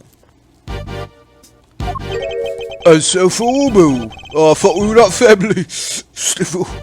You used to sit on my knee and shout, Uncle Winner, at the top of your little lungs.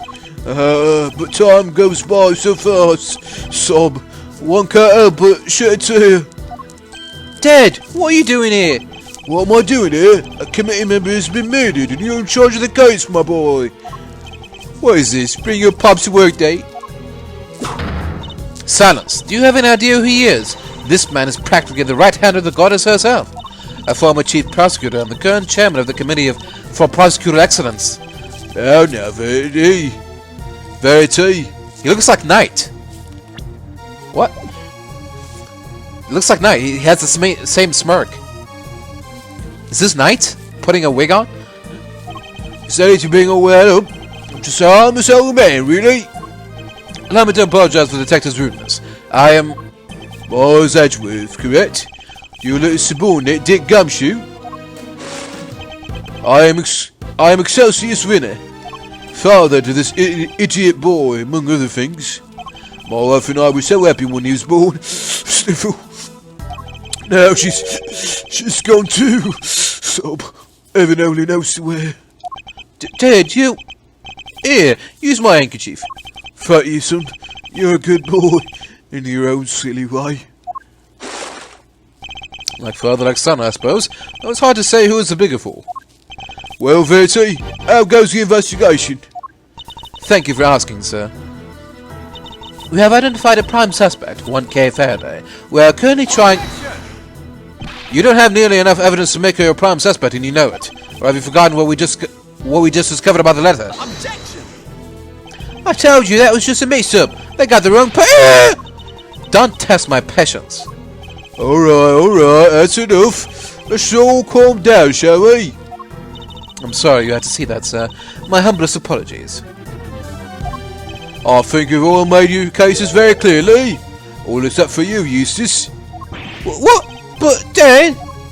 We are prosecutors, and it is our duty to identify suspects and bring them to justice. But I wouldn't dare call someone a suspect without evidence or a motive. Please, Miss Edgeworth, I know all about your relationship to the accused. Thick as thieves seems pretty apt based on what I've heard.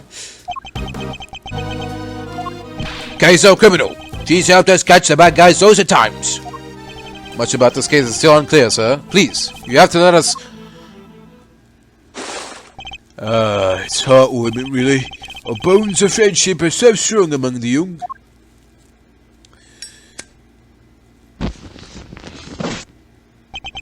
But, circumstances being what they are, I'm afraid those bones won't be enough. What the heck is that supposed to mean? The prosecutor's office needs this case cleared up as quickly as possible. Time is oh so precious. We have so little of it, and there's so many other cases. I'm sorry, but you understand, of course, don't you? Alright, Miss K. Faraday. Time to come along quietly. Yes, sir.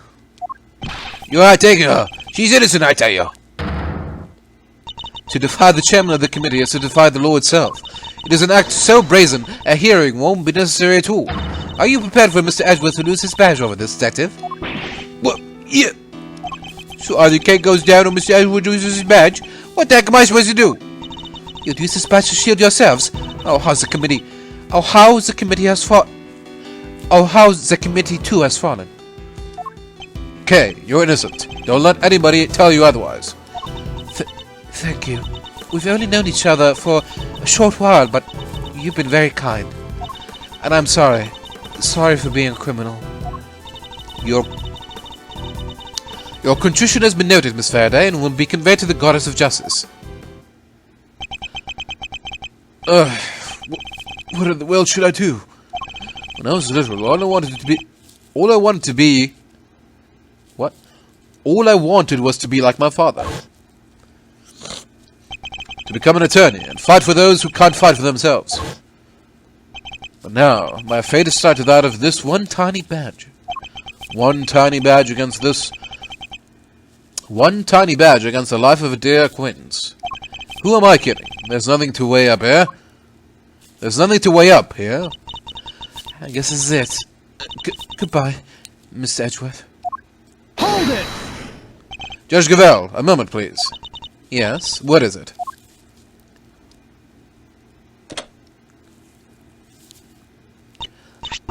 Your badge. What is the meaning of this? I am returning it. From this day forth, I am a prosecutor no longer. Miss Edgeworth, what are you doing? Miss Edgeworth, explain yourself right now. You're giving it all up, just like that? You can't mean it, sir. Tell me you're kidding. Please. If you're not a prosecutor anymore, then what does that make me? I have one duty and one duty alone, to pursue the truth. If being a prosecutor means I must turn a blind eye to the very truth before me, then I will gladly shed the title to be free.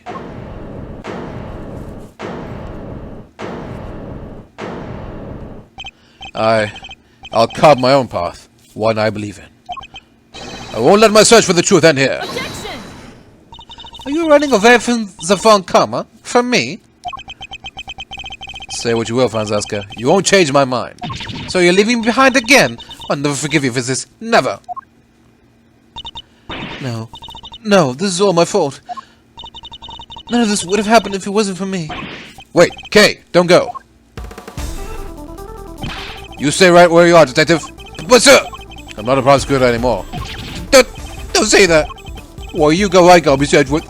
I'm always there, right by your side. There's no need for you to do that now, detective. Simply focus on your job and do what you can.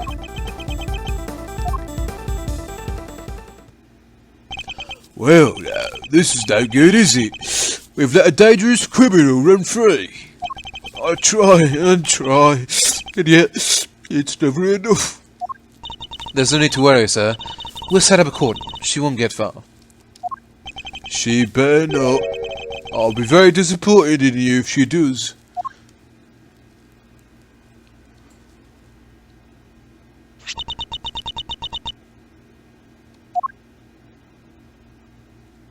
To be continued. April 5th, 5:58 p.m. High Prosecutor's Offices, Room 1202. Okay. She's not here either. Where are you? Knockity knock knock. Special visitor. Fender. Whoa, talk about an unhappy face. Everything okay, big guy? You won't earn yourself too many admirers looking like that. What are you doing here? Something happened. Has something happened, he asks. I'll say. It's been all over the news. A murder in the committee chamber? I call that a happening, alright. Well, with your hearing being today, I thought, well, I couldn't help wondering if you were involved. They're reporting it on the news already? Heck yeah! Dead lawyer, young woman on the run, they're lapping it up. It's crazy stuff, but compelling too, I gotta admit. So, are you gonna give me the lowdown or what? Well, actually... Whoa, maybe warn a guy before blowing his mind next time. Things are even crazier than I thought. This isn't a joke, Fenda. Kay's out there somewhere, all alone without her memory. Not to mention being the suspect in murder. That definitely doesn't make things any easier. Where the heck could she have gotten to? You're sure she doesn't remember Zip? I thought she might have come here, but no luck, huh? Can't say I'm surprised. Sounds like she thinks she's done you wrong. She wouldn't want to cause even more trouble by rocking up on your doorstep. Think I don't know that? But I'm out of places to look. Hey, take a chill pill, compadre. This isn't like you. You're wound up tighter than a clockwork monkey, which isn't a bad thing necessarily. After all, it's not even you running from pillar to post looking to save an innocent from jail. Acting like the attorney I know you're born to be. Look, Fender, I may have given up my badge earlier. That doesn't mean I've decided to become an attorney. However, Kay isn't just some suspect in a murder to me. She's somebody I've come to know very well, even if we've only been acquainted for a short while. And she'd never harm a fly, let alone another person. Blow my mind twice in 5 minutes, why don't you? Gets like to have you in her corner, champ. I hope you don't mind me saying this, but that's quite the bond that sprung up between the two of you. Enough to give me and your old man's a run. Enough to give me and your old man's a run for its money, even. It's nothing like that, really. She just likes to involve herself in my affairs. Heh, you say that again. From what I've seen, she likes to charge into things no holes barred. But she's done you some good, I can tell. You two make a great team. Can't say I'm not a little jealous, seeing my partner in crime's no longer around. Anyway, you need to track her down. Connections like that don't grow on trees. I should know. Alright, how about this for a plan? You're fresh out of ideas about where she could be, and you can't just walk the streets shouting her name, so why not go back to the source? Look into how she lost her memory in the first place. Just might turn up some clues that'll help narrow things down. That's not a bad idea. Based on what she told us, it sounds like it all started at the big building. And that's where we're headed. Next stop, the big time. Maybe you can give your face the good news on the way? Kay won't come frolicking back into the fold if the first thing she sees is you scowling like that. Very funny. Fender is truly a force of nature all on his own. April 5th, 6:42 p.m. Big building, viewing platform. Sun sure sets quickly. Not even a murder on the premises can make this place close its doors. Gotta chase that last dollar, huh? There's hardly anybody around, though. Guess we've got the whole place to ourselves. First step towards proving Kay's innocence is to figure out how she lost her memory. Earth to Miles, we've got sleuthing to do. This rooftop paradise is all ours, so let's focus up and do what we're good at. For Kay, alright?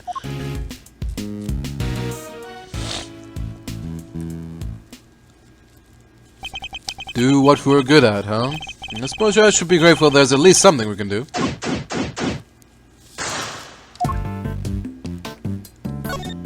The beak and wings of a bird and the body of a lion. I guess these statues are meant to guard the peace of this little rooftop haven. I have to say, they're incredibly detailed, almost frighteningly so. Instead of feeling welcomed, I wonder how many people have been scared off by these instead.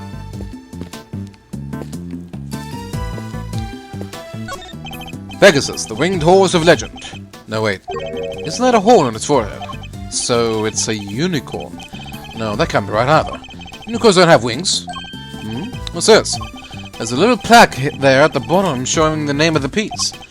Contradictions. That'll teach me to bother engaging with such things.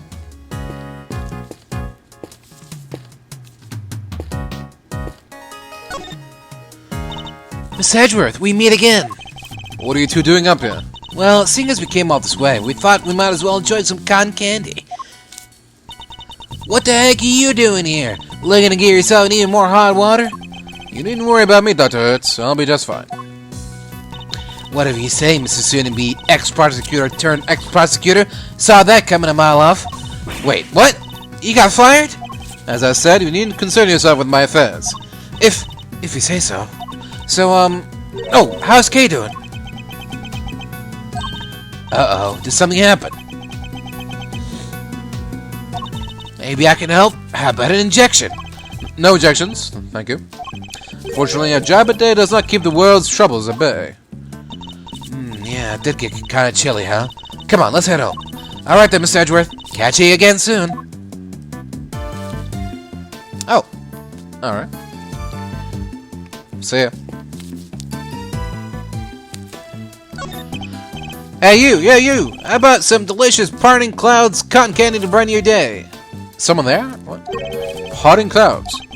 Is it named for the fact that we're so close to the clouds up here? Our gimmick is we take a normal serving of cotton candy, we split it in half. Parted, if you will.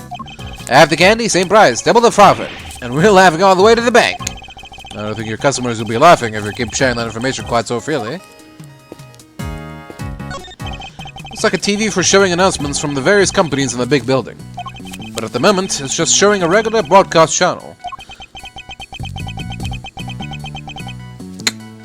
What am I standing here for? The CSM isn't on today?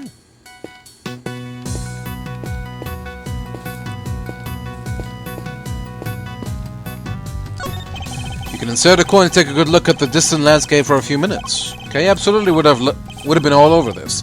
The Kay I know, anyway. But for now, I better focus my powers of observation on this rooftop.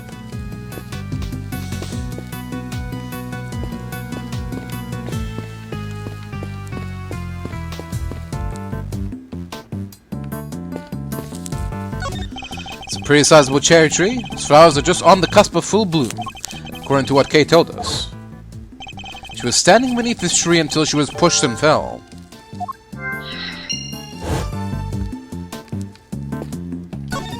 So the person in the raincoat that Kay saw supposedly approached her from the direction of the concession stand. Which would suggest that she was pushed over this railing here. The railing is chest high. You'd have to try really hard to go tumbling over the edge of it. Everything looks sturdy enough too.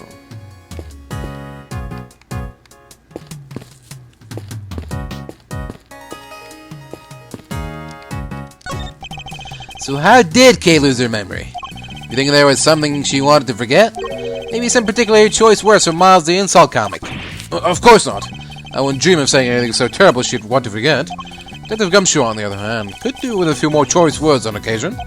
Poor guy. I don't envy him one bit.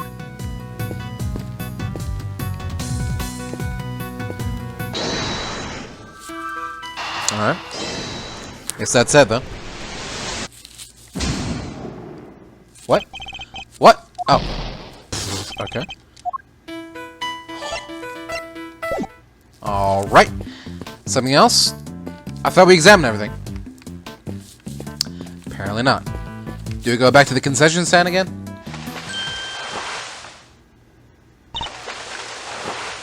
Eek!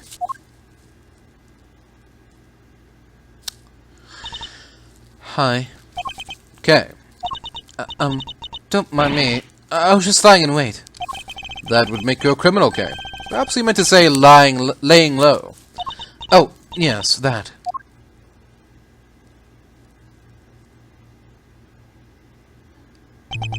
Nevertheless, I doubt people will look kindly on a suspect haunting the site of a supposed crime. Surely you understand that, even in your current state. Top of which, while you've been playing hide-and-go-seek, I've been worried sick and frantically trying to find you. Are you mad at me? Of course I am. Now, what were you thinking coming back here? Did you think your amnesia would excuse your recklessness? No! I came to try and help you get your badge back. What? I thought if I gave my memory back, I might be able to remember killing that poor woman. I thought if I came back to where I lost my memory, maybe I could... Huh. There's one thing we haven't lost, you know. Your ability to surpass my expectations at every turn. I couldn't be more certain now that you are the K I know so very well. However, I don't appreciate you being so reckless. Do you hear me? I'm sorry. Seriously, Miles? You're killing me here. You were banking good guy points, and then you went and blew it by blowing your top.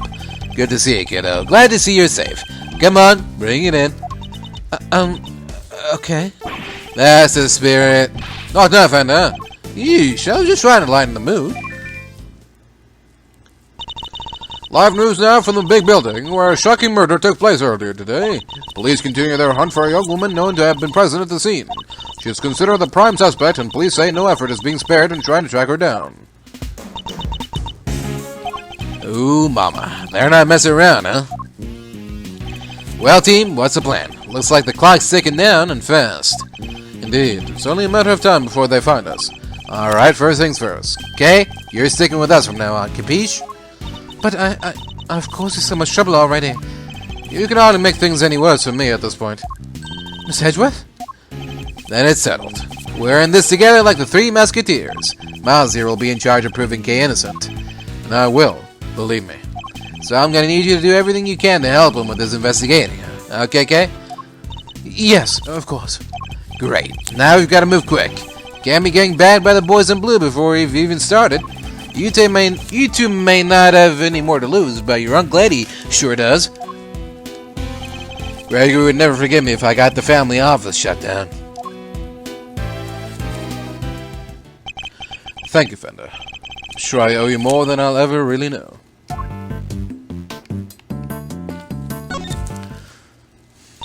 I hope I've been of help to you so far.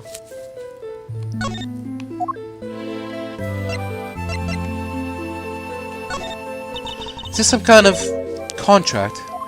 In a way, it appears to be a criminal contract of sorts, I suppose you could say. Criminal... And I wrote this. The letter isn't handwritten, so it's hard to say who actually wrote it. I see.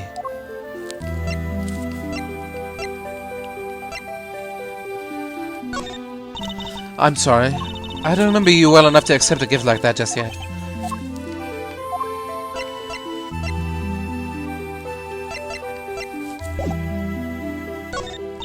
I came back here because I thought it might jog my memory. How about we go over what you remember one more time?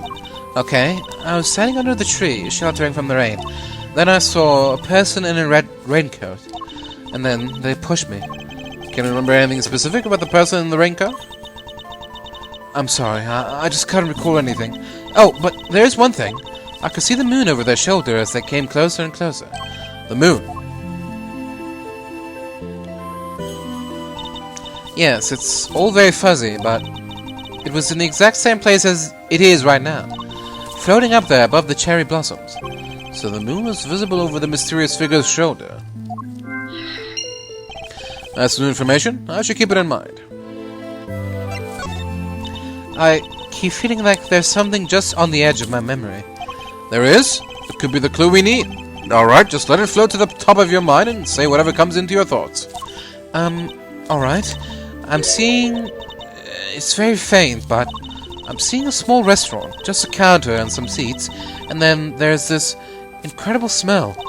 Beautiful golden soup, not too thick, and it tastes just right. It's filled with delicious noodles. They're firm, but not too firm. And that's when a thought crossed my mind. I'm going to order another bowl. Captivating memory, but sadly one that has nothing to do with the case. You used to say you were the second great thief Yatagarasu, a noble outlaw dedicated to stealing the truth. Do you really not remember any of that? Oh, I think you're right. I was a noble. Not a noble, Kay, a noble outlaw. Still, I suppose you got halfway there.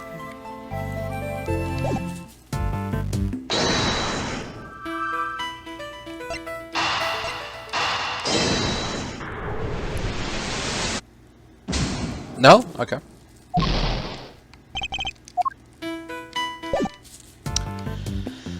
Fair enough. Can't believe this thing's made the news already. How do they do it, huh? Hey, think they're filming us from the chopper up there right now? Go check the TV for me, Mazzarino. Need to make sure they're catching my good side. Now, at a time like this? Oh, are we not done here? I thought we were escaping.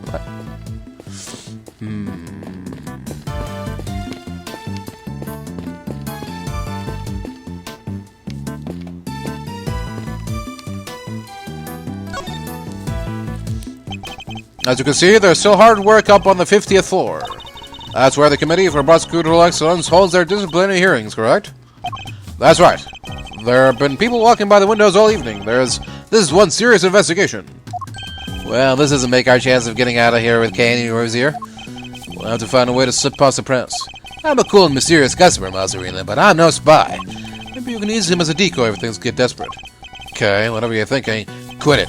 I can tell it doesn't end well for me. Must scout the scene and inspect anything that catches my attention. As you can see, there's still hard work up on the 50th floor. I guess they're still working in the committee chamber. The report is right. You can see people moving around. Wait, something's very wrong with this picture, and they could use a certain piece of evidence to help me deduce exactly what. Huh? Not sure I follow. Looks like this is being broadcast live, which means we're looking at the big building in real time. Does that mean we're on TV too? I don't think so. The camera is far away enough, and it's just dark enough that I think we'll be safe for now. Well, at least we better be. If Kay is spotted, things will go from bad to worse before we know it.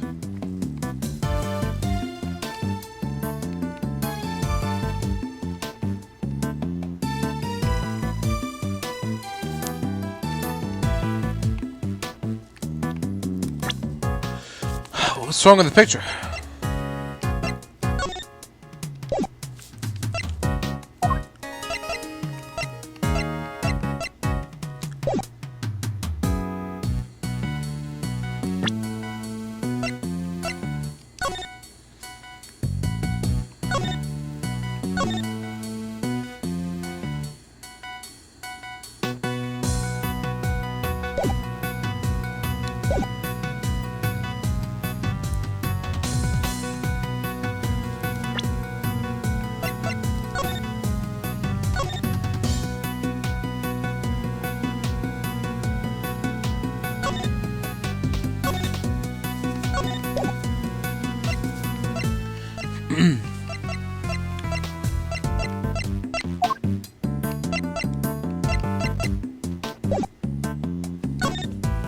I don't get it.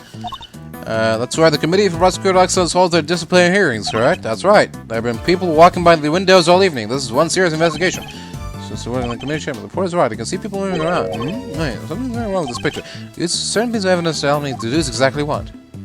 Huh? People walking around?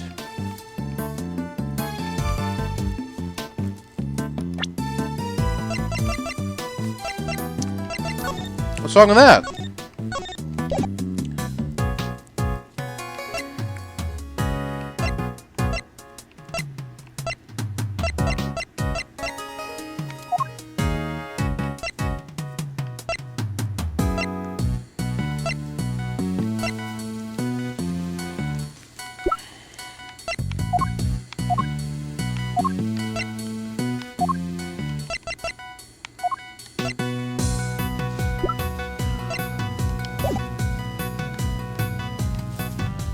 I don't understand.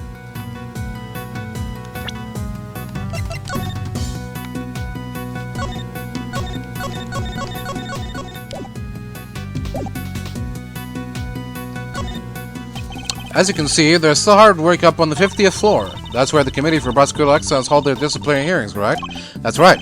There have been people walking by the windows all evening. This is one serious investigation. I guess there's still work in the committee chamber. The report is right. I can see people moving around. Wait, something's very wrong with this picture. I can use a certain piece of evidence to help me deduce exactly what.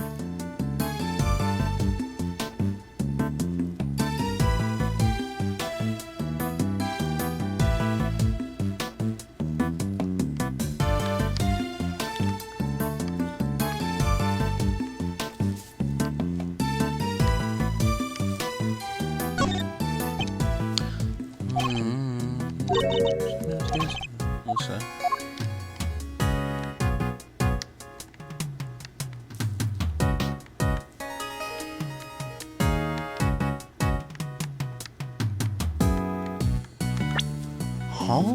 The pin? A flower? The pamphlet?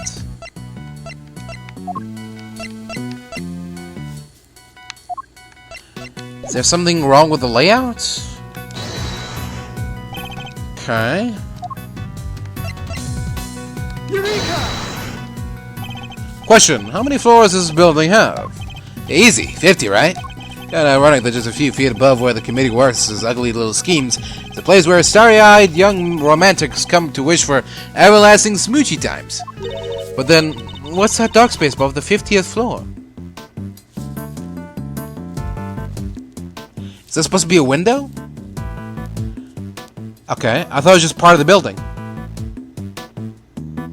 Really? Okay. Sure. The gloomy underbelly of love? Wait a minute. Exactly. Committee chamber is supposed to be on the top floor, directly beneath the viewing platform, but it actually appears to be located one floor below that. Clearly contradicting the supposed facts. Maybe whoever wrote the pamphlet made a mistake? Somehow, I don't think so. Call me crazy, but... yeah, so it appears to be a hidden 51st floor. Wow, and that's where they keep the gloomy underbelly of love? My heart! You didn't need to take it quite so literally, Kay? Good, then perhaps you can take this more seriously instead. Come on, have you met me, Miles? That might be easier said than done. It'll still be easier than trying to enjoy your so-called jokes.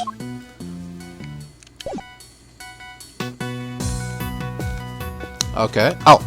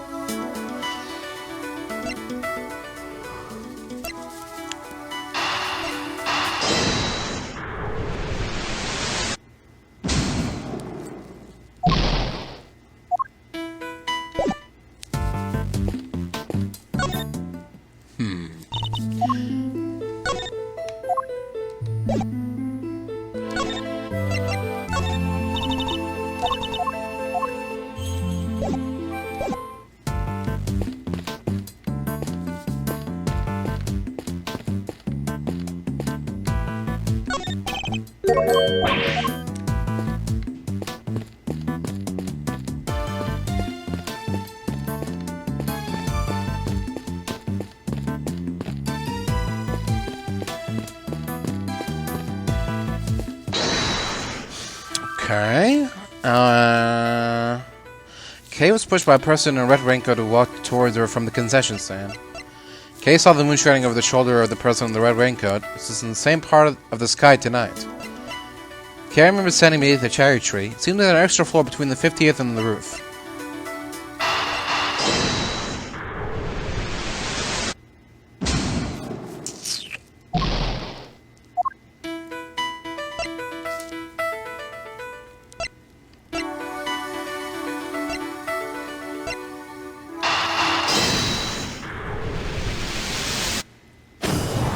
Okay, alright, we're getting somewhere.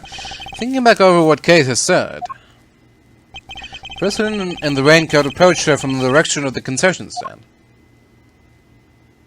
which implies that she was pushed over the railing on the side opposite the stand. She also said that she could see the moon over this person's shoulder, but when we checked just now, the moon was in a different location than expected. Yet Kay claims it's currently in the same spot in the sky as on the night of the incident. This throws the positions of the moon and the person in the raincoat out of alignment with her story. I think her memories may have become confused somehow. What's more, if she really had been pushed over that railing, she would have never survived the fall. Therefore, I must conclude that she may not have fallen where she thought she did. You see, on the 51st secret floor, there is an exact replica of the roof. Where just the difference is, everything was completely opposite.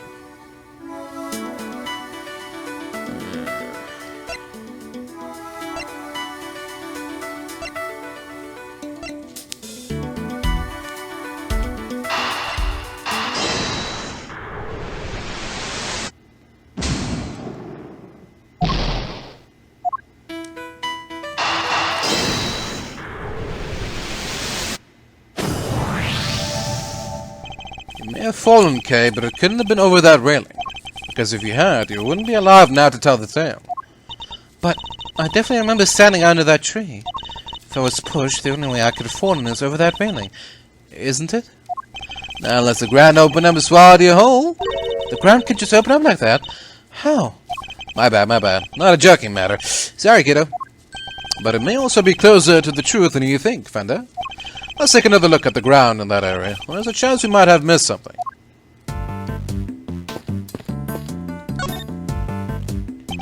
Kay couldn't have fallen over the railing. So where did she fall? There must be a clue around here somewhere. I must scour the scene and inspect anything that catches my attention.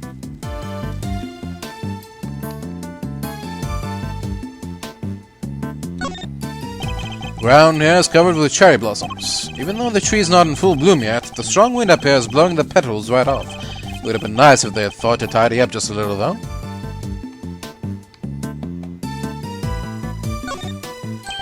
What's this? Looks like a service hatch. Kay, do you think you might have fallen down here instead?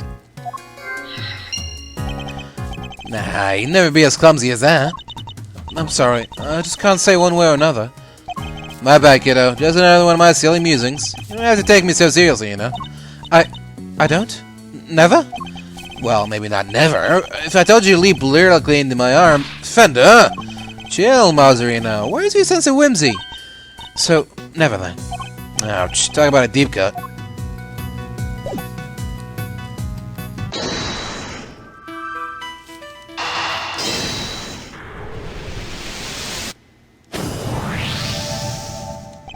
How has the whole flow between the 50th and the viewing platform remained undetected all this time? You got me there. Kinda hard to hide a set of stairs going up to it, if you ask me. That's precisely it. Things like stairs that are normally out in the open going unnoticed by people seems a bit implausible. Which can only mean the 51st floor is no ordinary floor and can't be reached by ordinary means. Then we'll just have to reach it through extraordinary means, right? I don't know about extraordinary means. Maybe let's go for unconventional. Indeed. Consider, if you will, the hatch we found by the cherry tree. What would you expect to find on the other side of such a hatch? A room of some kind, perhaps? Ho-ho! A secret room! Now you're talking my language. Let's go take a look.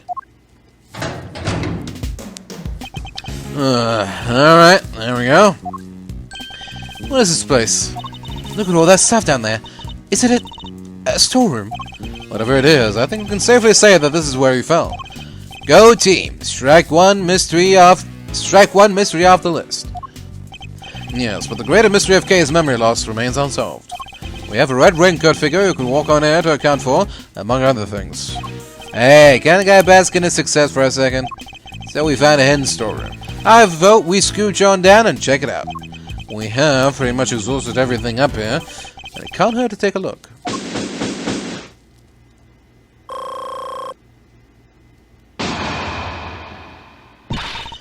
Is that you, Miss Edgeworth? Oh, what? Oh.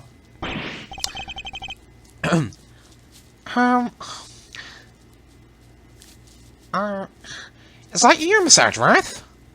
Emma, what are you doing here? I heard about what happened from Detective Dermshire. I was in the area, so I thought I'd come by and see what's going on. This is Emma Sky. She's a high school student, currently studying in Europe to become a forensic scientist. The younger sister of a former superior of mine. We've also stood in court together. Detective called me up in a panic. He said your badge fell off the big building and the K was in a man's suit and... Hold her right there. Did you just leave to go back to Europe a few days ago? And you're back again already? Yep, I'm here with one of my professors. Not to do any schoolwork or anything, just some interpreting. Then shouldn't you be off doing that instead of gallivanting around a crime scene? Oh, it's fine. There's this wonderful thing called body language, after all. That's our natural language, Emma. Anyway, never mind me. This is about Kay. How is she? Where is she? Oh, shucks. Isn't that sweet, Cammeister? Your little friend is worried about you. Oh, yes. Who's this guy? Don't tell me you went and got a new assistant, Miss Edgeworth. Very funny, young lady. It's actually the other way around, I'll have you know. Eddie Fender, attorney at law and senior partner at Edgeworth and Co. law offices. Edgeworth? So you are his assistant? Wait, attorney? Since when were you a defense attorney? I'm not. To say it's complicated is an understatement. That's what the details for now, yeah? First things first. But an attorney, Miss Edgeworth? Really? Ugh, it's like I'm not even here. What is this, some kind of weird experiment? Perhaps you should head down below. I'll explain there. I agree. The police could be here any minute. It makes sense. I'll explain later, Emma. Come on, time to go. Alright. You better explain yourself, Mr. Hotshot Pro Attorney? Trust me, I'll explain that too. Okie-dokie-doo, down the hatch we go.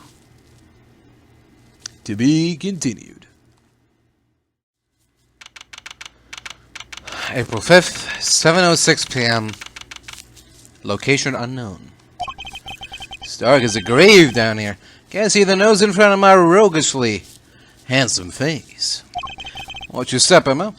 Ouch! I hit my head on something. Make your way down slowly, okay? I don't want you to slip. Yes, Miss Edgeworth.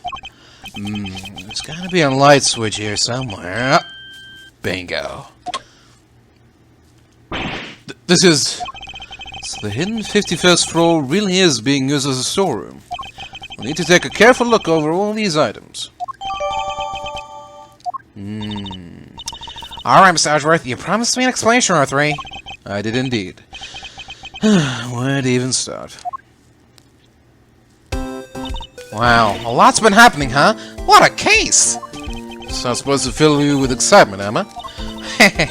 Seems you've gotten yourself into a real pickle, Mr. Prosecutor Attorney. I'm not an attorney, or a prosecutor anymore. Well, whatever you are, I think it's time for a science to lend a helping hand. Don't worry, I brought my entire kit with me. Well, if you're sure. Are you kidding? I live for moments like this. Here, let's make this all official. Good working with you again, Miss Edgeworth. And you, Miss Sky.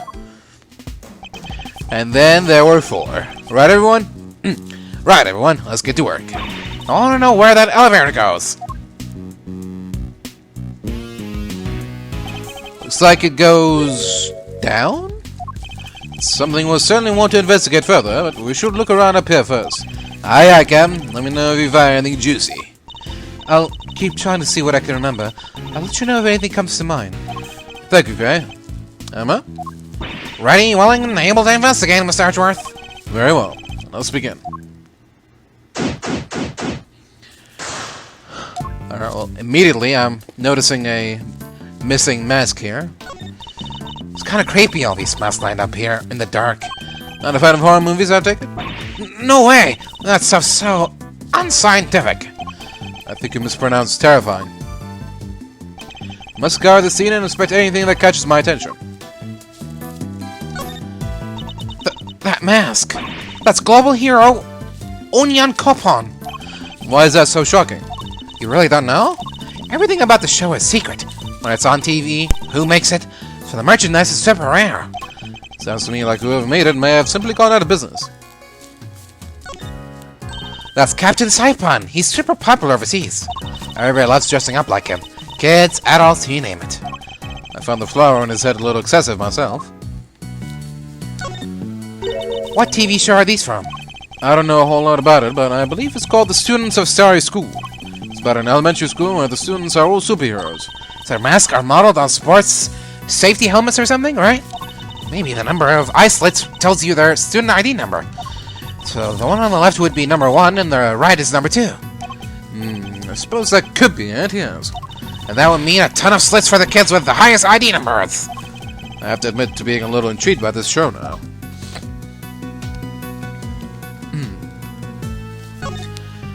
She's the only heroine the Steel Samurai series needs. You can say that again. I love the Pink Princess. You watch shows like that, Emma? Of course! You love them too, right? Well, I don't really know all that much about them, but sure. Really? Because I saw the Steel Samurai figure in your office, so I thought... But I can't believe you haven't seen it. There's a selection of masks arranged on the rack here. There's even a Steel Samurai. What an impressively authentic likeness it is, too. The scientist in me is sensing something strange, though. A lack of consistency, you know? In the sense that the characters represented here feel a little haphazard somehow. I don't disagree. There's even an empty space here. Yeah, just an empty hook right in the middle. Somebody using that one, perhaps? Somebody using that one, perhaps? It's the Steel Samurai and the Nickel Samurai. The Nickel Samurai always seems kind of pleased with himself to me. Do you know what I mean? Like, it's not just about being skinny and cool, you know? There's more to it than that. I'm Team Steel all the way. You've just gone up in my estimation, Emma.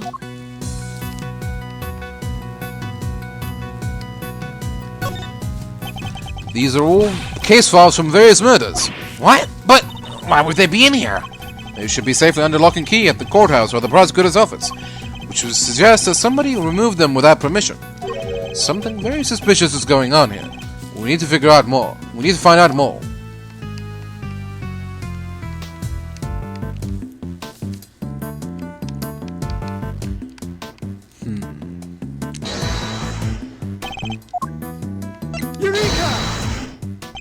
Kay was carrying a gem and ninja mask when she was found, but it looks like it might have originally come from this hook. Scientifically speaking, that doesn't seem like a crazy hypothesis. Which would mean that Kay was really here? As he put it, not a crazy hypothesis. But why? Did she come to steal something, maybe? There's all kinds of stuff here. But she's a great thief who steals the truth, I suppose. No, I think it's too early to jump to any conclusions.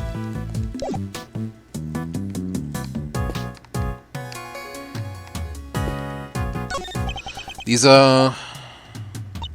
What's the matter, Mr. Edgeworth? If I'm not mistaken, several of the items on display here are pieces of evidence from old cases of mine. But what are they doing here? Maybe this is where the committee stores stuff it's looking into? Can't be. Evidence like this is stored at the police department. Yeah, I don't keep stuff at the prosecutor's office, too. When the case is ongoing, yes, but once the last trial is finished up, it's supposed to go right back to the precinct. Unless there's a very good reason for it to go elsewhere. And yet, here it all is. There's no point in trying to figure out the whys right now. I should take a closer look at it all. They all have labels. Labels with numbers printed on them. Exhibit numbers, maybe? You said they were all pieces of evidence, right? Yes, but judging by how the numbers are written and by the items themselves, I guess these are prices. Prices? I would have never guessed that. Wait, but none of this stuff could be worth that much money, could it? Prices are very high indeed. It's no wonder she's surprised. I must examine all of these in detail. A mannequin, huh? Wait, I know. All thanks to my powers of scientific deduction, of course. It's evidence from an old case of yours, right? Not this time. I've never seen it before in my life. It doesn't seem to fit with the other items in the room either. For one thing, it doesn't have a price tag. So why is it here? Maybe some sort of costume was on it? A red raincoat, perhaps?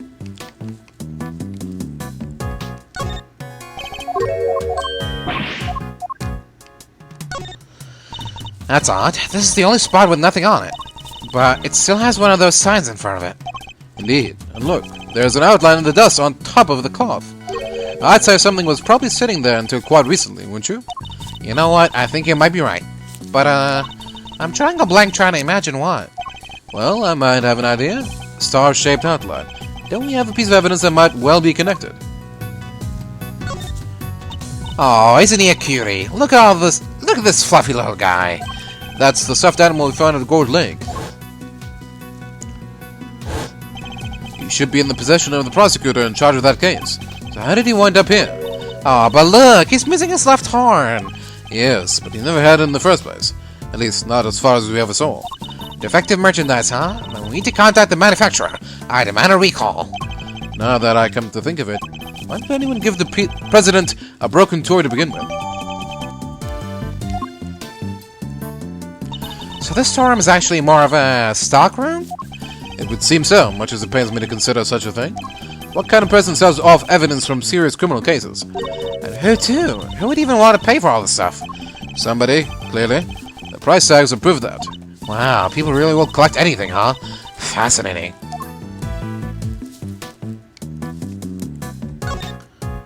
That's a cute little doll. Looks kind of like the Steel Samurai. It's actually the Iron Infant, son of the Steel Samurai and the Pink Princess. He was born burdened with the knowledge that he, too, would one day be called upon to fight for justice. Can't imagine the pressure that must have put him under. More than most people could bear. Yes, he's young, but you can sense it nonetheless. A certain tragic refinement.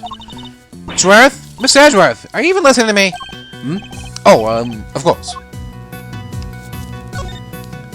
A bottle of ink and a lantern. Both pieces of evidence from a previous case of mine. But why? What's all the stuff that's related to you doing here? It's not as if any of it was in my possession for any length of time. The duration of the case and no longer. Perhaps this is all nothing but a coincidence. Seriously? A coincidence? I never thought I'd hear those words coming out of your mouth. We must always face up to the facts of a situation, however strange they may be. Isn't that what scientists believe too? Oh, you want to talk about what scientists believe? Settle in. This may take a while.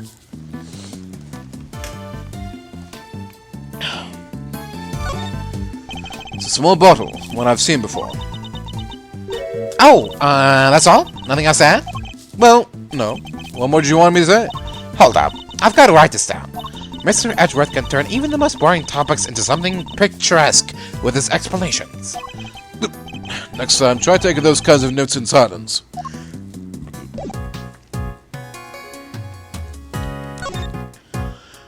Ask me anything. I'm all ears.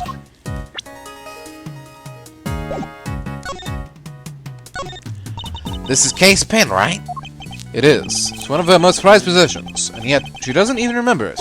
Huh, maybe it just needs a bit more pizzazz. I could customize it a little. What do you think? A pink ribbon here, or white feather there?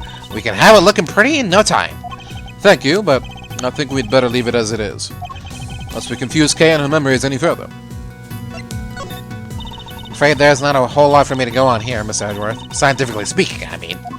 In other words, you're not sure what you're looking at? No, it's not a matter of not knowing. It's a matter of information. I need more data.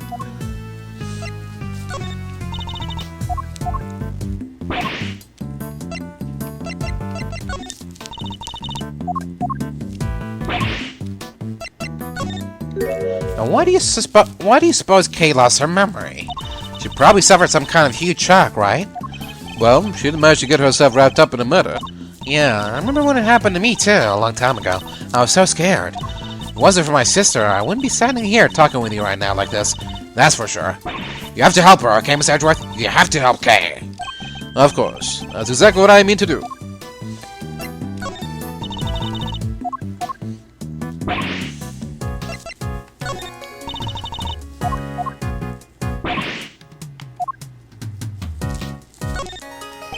Are you interested in toys like this, Emma? Sure, these materials, the texture, its density. It's pretty fascinating, actually.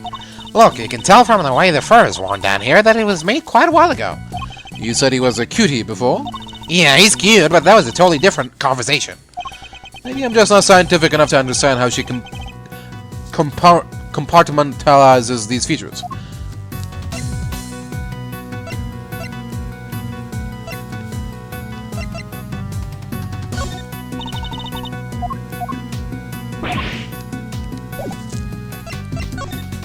I can't believe this picked poor K. It's outrageous. I couldn't agree more. The best thing we can do right now is to stay calm and look for clues. Except, I've been scientifically processing the situation, and I think I've come up with a better idea. Maybe we could administer some carefully targeted electric shocks directly to Kay's brain. What do you say? Might be just the thing to bring her memory back online. That sounds more than a little risky. Sounds incredibly risky, in fact. Personally, I'm still of the opinion that searching this room for clues is the better option. Really? Well, a little risk is what science is all about. Yes, a little being the operative phrase. I'm back for a little while to interpret for my professor, but I'm still mostly based in Europe. Gotta keep studying until I'm the finest forensic investigator under the sun. I'm very glad to hear you say that. Dedication to one's chosen field is a student's greatest responsibility. It sure is. Well, I just want to get ahead academically. I've been trying hard at sports, too. Especially that one event they have at school athletics meets. You know the one. There are quite a few to choose from. It's huge over there. And unlike here, it's considered a real hardcore sport for adults. That's right. I'm talking about glasses battles. Who hasn't heard of those, right? Me. Never. Not even once.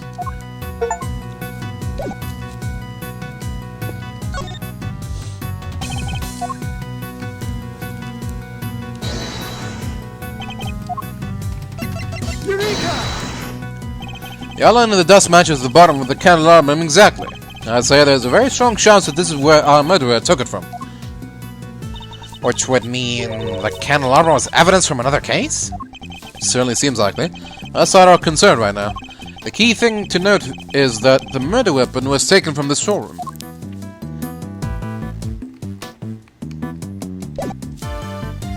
Okay. Scientifically speaking, I'd say this looks like some kind of wooden icebox. Yeah, chains are probably to stop the cold air from escaping. I don't mean to contradict you, Emma, but isn't this just a box for storing clothes in? The wood is imbued with a natural repellent that keeps moths away. Oh, yeah, sure. Guess you could look at it that way, too. And keeping your clothes chilled would be nice for the summer, right? Still not prepared to let go of that particular part of your hypothesis, I see. Bunch of trophies and... Ooh, look! Somebody's left a walkie-talkie here. Looks to me like it was put there deliberately. Rather like it's on display, to be honest. Hey, there are batteries in here, too. Could be useful. Let's take it with us. Nobody will mind if we use it for a little while, will they? I can take it to the police station afterward. Someone's starting to sound like a certain great thief. This statue. What is it? Got some new data for me? Not exactly. It's just something from a case I worked on. A piece of evidence.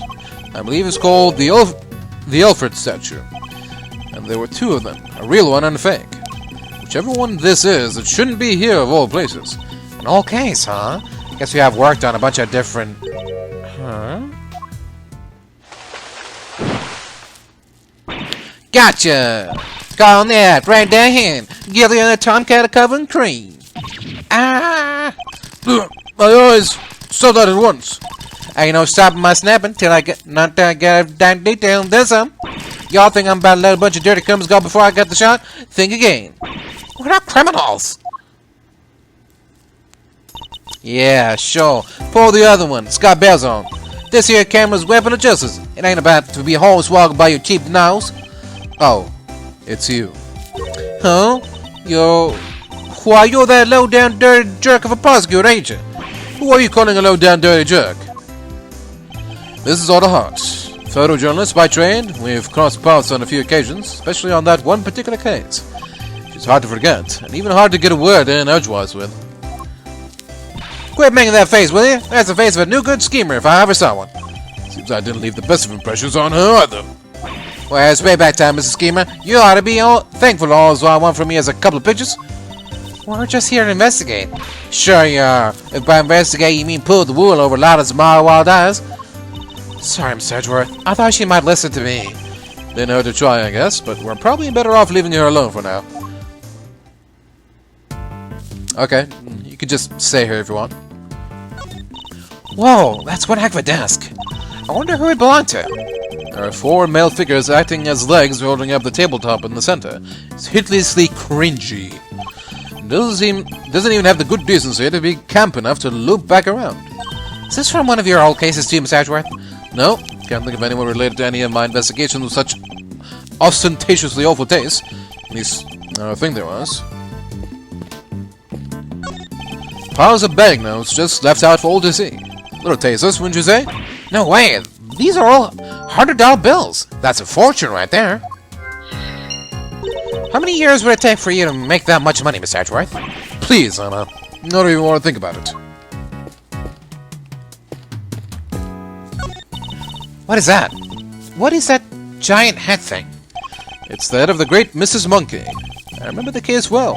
But how did they even get it up here? Oh, Mrs. Monkey? That doesn't sound right. Are you sure you didn't get the name wrong, Mr. Edgeworth? Or misremembered it somehow? Don't be ridiculous. As if I'd never make such a mistake.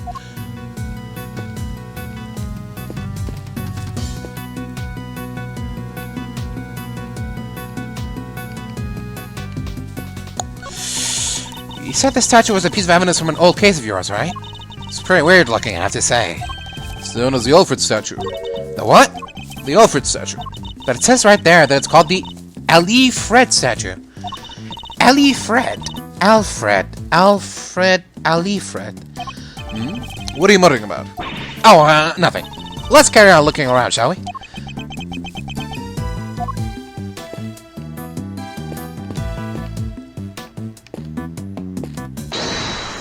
Oops. Oh boy, this whole experience is enough to boggle a guy's mind. Mysterious storerooms, damsels in distress, it's got the lot. Would you at least try to take things a little more seriously, Fender? Hey, I can try. No, but seriously, I'm as keen to help Kay out as you are. She's safe with me. You go do your thing. It's not Kay I'm worried about, it's you.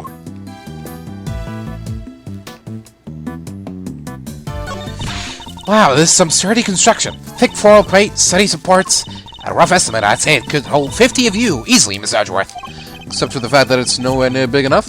You say that, but pack yourselves in tight enough, and I think you might just do it. I really don't think so. And anyway, we have more important things to be investigating. We can theorize about the elevator once we're done. Maybe you're right. Fine. 45, Miss Edgeworth. 48 tops.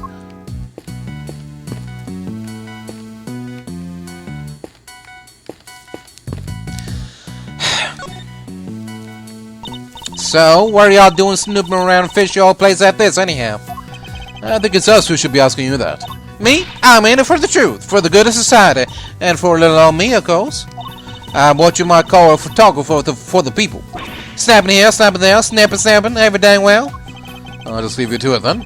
We can talk once you've gotten out of your system later.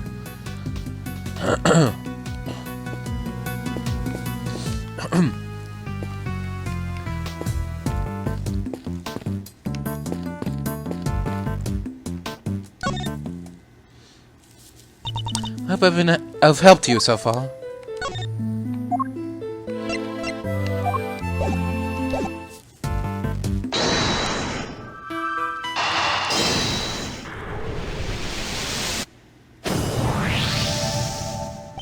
You've seen items of old evidence marked with price tags along with a huge pile of cash. I think it's pretty clear that somebody has been running an illicit trade in judicial goods. Shady deals on a hidden 51st floor? This is big. It has to be, right? I think it might be. We'll need to investigate a little further yet. We need to find out more about what's going on here. If only there was an eyewitness we could interview. An eyewitness, huh?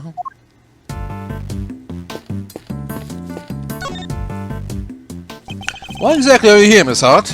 Me? I told you. I'm in it for the truth, for the good of society, and for a little of me, of course. I'm a photographer for the people. For the people? If you won't tell me the real reason you're here, perhaps I can hazard a guess. Somebody was carrying on an illicit police evidence trafficking scheme here in this storeroom. Oh, so she's after a juicy story. Makes sense. Well, how'd y'all figure that out? Guess it means I don't have to tippy-toe around it anymore now. One of my sources told me on the down low about an underground auction. What? So all the items here were sold to the highest bidder. Folks were slinging money around like it was going out of fashion. Had to come see for myself, of course. Get eyes on my subject, you know. Should have heard the tales my contact was telling. Taller than 2 trees, or so I thought at first. Anyhow, wasn't matter ratted up based on hearsay alone. So yesterday I snuck in, slunk behind this here statue, and settled in to wait. Bidding started late at night and carried right on through the break of dawn. So the auction and the murder happened on the same night. Coincidence?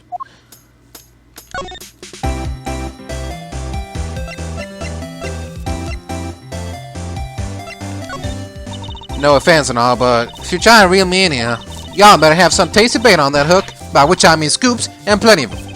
She didn't seem interested in that at all.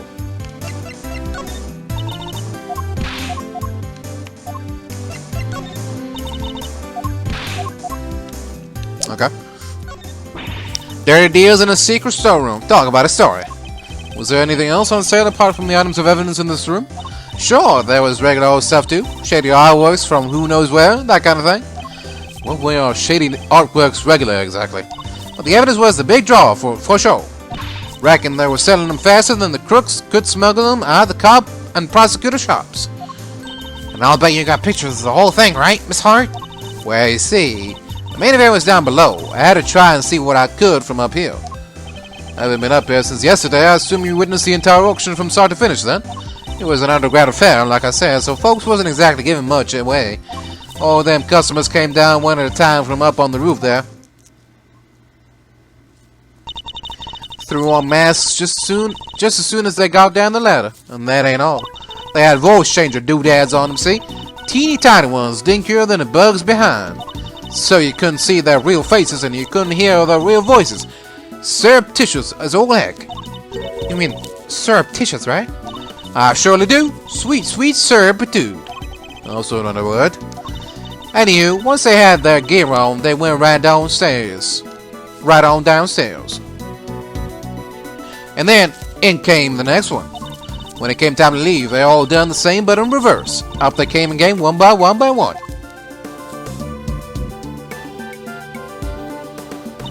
Masks back on the hook, up the ladder and away. Whoa, that's a serious operation. How many participants were there? 11 altogether. I counted them when they came down the ladder. I didn't just hide behind a stupid statue the whole time, you know? You didn't? Then where were you? Well, when I first got here, you know what? That ain't important right now. So we were hiding behind the statue from the very beginning. Anywho, I watch all them folks come in from our spawn spot there in the shadows. I see, so you're watching from behind the statue. They used that there elevator to get down below. Once they was all down there, I snuck up and took me a peek at what was going on. You mean the elevator remained in the room beneath? Nah, they sent it back up. But there's a little peeky hole if you know where to look. The elevator don't quite sit flush with the floor, see? If you bend down and squint just right, you can see the whole shebang. Did you catch sight of who was in charge? Alright, sure, I guess I did. I ain't half so good a story if you don't get a glimpse of the evil ringleader after all. I wonder who this ringleader is. I'll have to ask her some more. You mentioned ringleader. Can you tell me any more about them? Y'all shouldn't know I came here to give me an exclusive. And an exclusive ain't much dang good if you done spilled the beans already. I see. So we don't actually know anything about them. You think that's why she won't give us an answer? Makes sense, I guess. Sigh, you got me. Couldn't see if it was a man or a woman, kid or an old-timer, nothing. What were they wearing? Could you see that at least? Sure, white jacket, white gloves, and a magenta flower on the lapel. Them three things is what I remember. What good's a description of the outfit if I don't got a clue who was wearing it? So this ringleader disguised their identity too, just like everybody else. Yes, sirree. Mask, voice changer, the whole 9 yards. They were wearing one of the masks. Which one? Let me see. Oh yeah, this guy. Zervan. Zervan? What kind of a name is that? Seriously, Miss Edgeworth, you never heard of Zervan? It's global hero Onyan Kopon's arch nemesis. Who hasn't heard of Zervan the Time Lord? I think you might be better off asking who has. So you didn't get a glimpse of their face at all? No, I damn well didn't. Which kind of scotches my scoop. Sniffle. This whole mess has been nothing but a snipe hunt. I should have never come. You know, if somebody was dressed like that, maybe I should try showing that evidence to Miss Hart.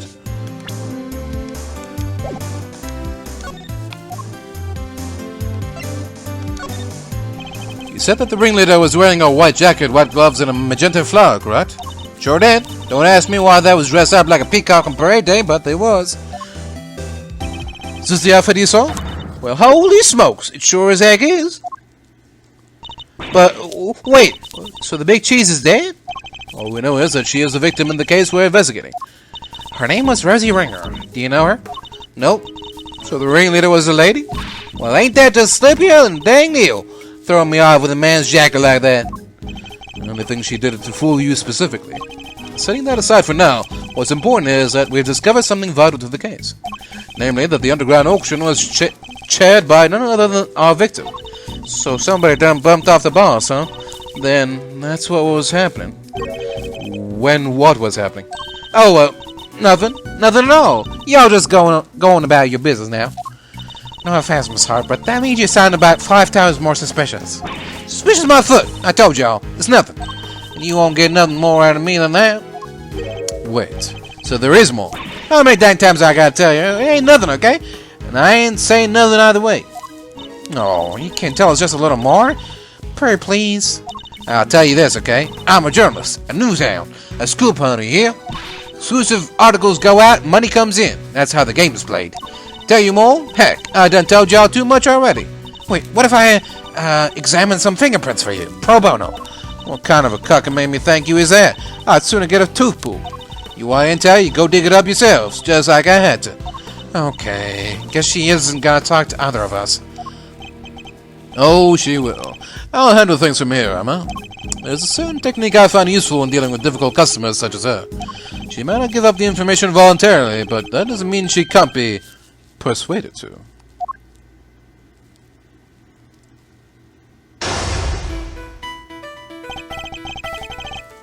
Alright, hold on a minute. I'll be right back. Alright, I'm back. Let's see what secrets Lotta Hart is trying to hide from us. Let's start by observing our opponent. I ain't telling y'all nothing here. Now quit wasting my time before I really blow a fuse. As we've seen, she's very quick-tempered. She'll try to cut the conversation dead wherever possible. I won't have much time to think, so I'll need to be swift and decisive. Miss Hart is definitely hiding something from me. My first move is to discover what that something is. Does this mean that I attack when she's getting flustered? I need you to tell me everything you know, and don't you dare leave anything out. Go jump in the creek, you big bully. Why should I tell you anything? You don't got nothing to do with me. Know me with you neither. I don't have a clue as to how to proceed with this line of questioning. I better try another tack. I can see you're a little agitated, Miss Hart. Let's just calm down and try to talk reason. I am calm, dang you. Leastways I will be just as soon as y'all quit yakking my dang chain.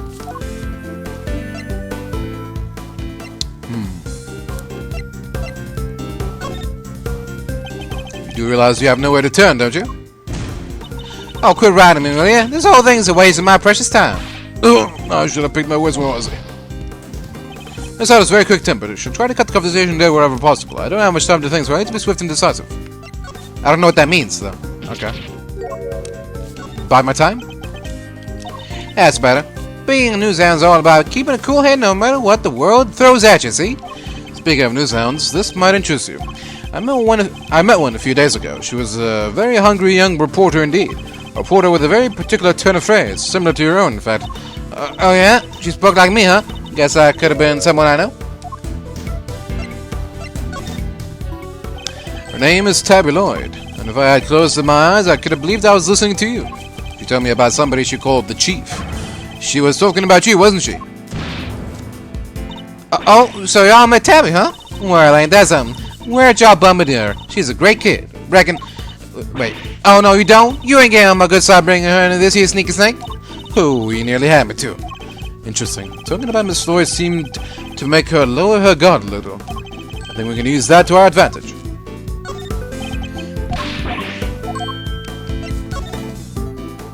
I don't have anything to do with you. That's a little unkind, don't you think? After all, I know your apprentice. I know her pretty well, in fact.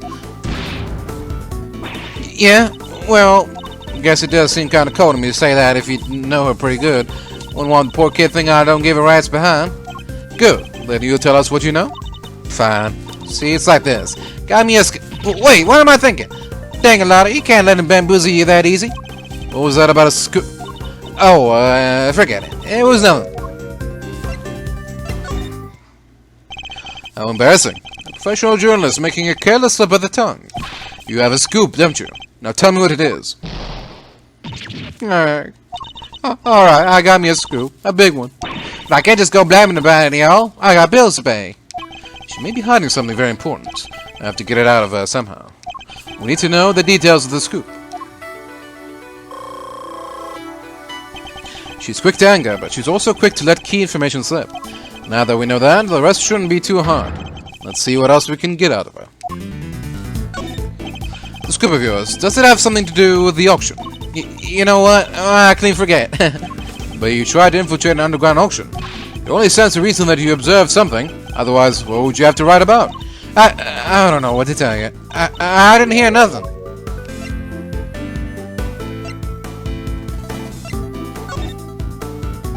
If you didn't hear the sound of nothing, does that mean you did hear the sound of something?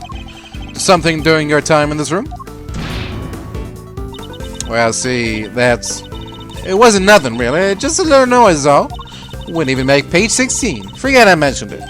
So something happened during the auction. Something that made a noise of some kind. This could be a valuable clue. Your big scoop involves something criminal in nature, doesn't it? Meh, maybe it did, maybe it didn't. Which is it? This is important. Alright. You don't gotta holler at me like that. I ain't done nothing shameful or nothing. Just snuck in and did some undercover reporting.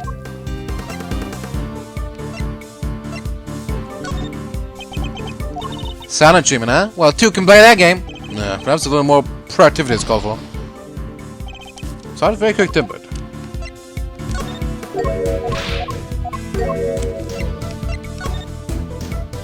I'll be the judge of whether your actions were shameful or not. An unlawful entry into private property is very shameful indeed. In fact, it is a crime. Hey, you did the exact same thing, genius. Oh, but I guess you're a prosecutor, huh? You're allowed to do stuff like that. Let's not mention the fact that I handed in my badge, shall we? Still, don't matter a whole lot of hill beans, right? There's folks out there that have done way worse. Murder, for one. Next to murder, trespass ain't hardly nothing. From your mutterings about murder just now, I gather that your scoop has something to do with a homicide? No, I was just talking all hypothetical like. You know, about murder being the big one and all. Ain't nothing wrong. Ain't nothing worse than murder. Not the most skillful evasion I've heard in my career. Look, I done told you, okay? I snuck into the auction. I'll cop to that. Murder? I don't know nothing about no murder. Ain't seen nothing. I ain't heard nothing. Scouts out. Time to deploy my clue. Fuck. Ooh, excuse me. You told me you heard something during the auction. You claimed it wasn't important, but it must have been. Otherwise, why remember it? I think it was something very memorable indeed. In fact, I believe it was the cry of a murder victim. How do you keep doing that? Alright, it's true. I wound up smack dab in the middle of a murder scene, but only by accident. And that's all you're getting out of me. There won't be no scoop left otherwise. Murder, Miss Hard Witness. It must be the same murder we ourselves have been investigating. That should prove to be a very valuable piece of information indeed. Perhaps we should finish up by confirming the credibility of her claim. I have her on the back foot now. Time to finish this. I need you to describe the murder in detail. It's vitally important. Wish I could help y'all, but I don't rightly recall a whole bunch. Ain't much I can tell you. Sorry. I mean, look at me. Can't even get my facts straight half the time. I don't have a clue as to how to proceed with this line of questioning. I better try another tack. Be honest, Miss Hart. I know there's something you're still not telling me. Ain't nothing left to tell, dang it. I done spilled my guts already. I don't have a clue as to how to proceed with this line of questioning. I better try another tack. You said you wound up in the middle of a murder scene. Is that really true? You're calling me a liar now? Wait, now I'm mad. Real mad. I'm a journalist. How am I going to sell stories if folks can't trust that I'm telling the truth? I got me a motto, you know. Faster than anybody, honester than everybody. A motto, huh? That could be an important clue. I should bear it in mind.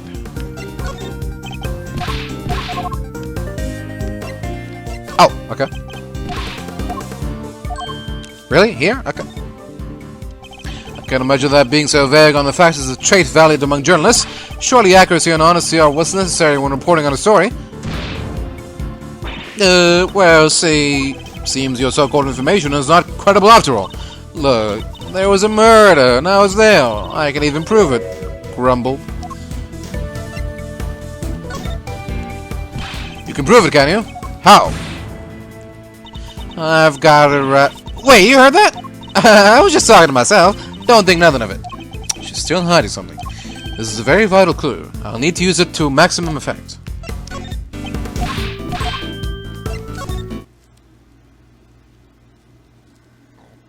I know you've been keeping something from me, and that something is proof. Proof related to the murder you witnessed. Proof sound enough to form the basis of a story you're hoping to sell. Dang it all to heck. Give me a break, will you? I'll come clean, okay? That's what you want, right? Here, auto snap me a photo. Happy now? You better be. And that's checkmate.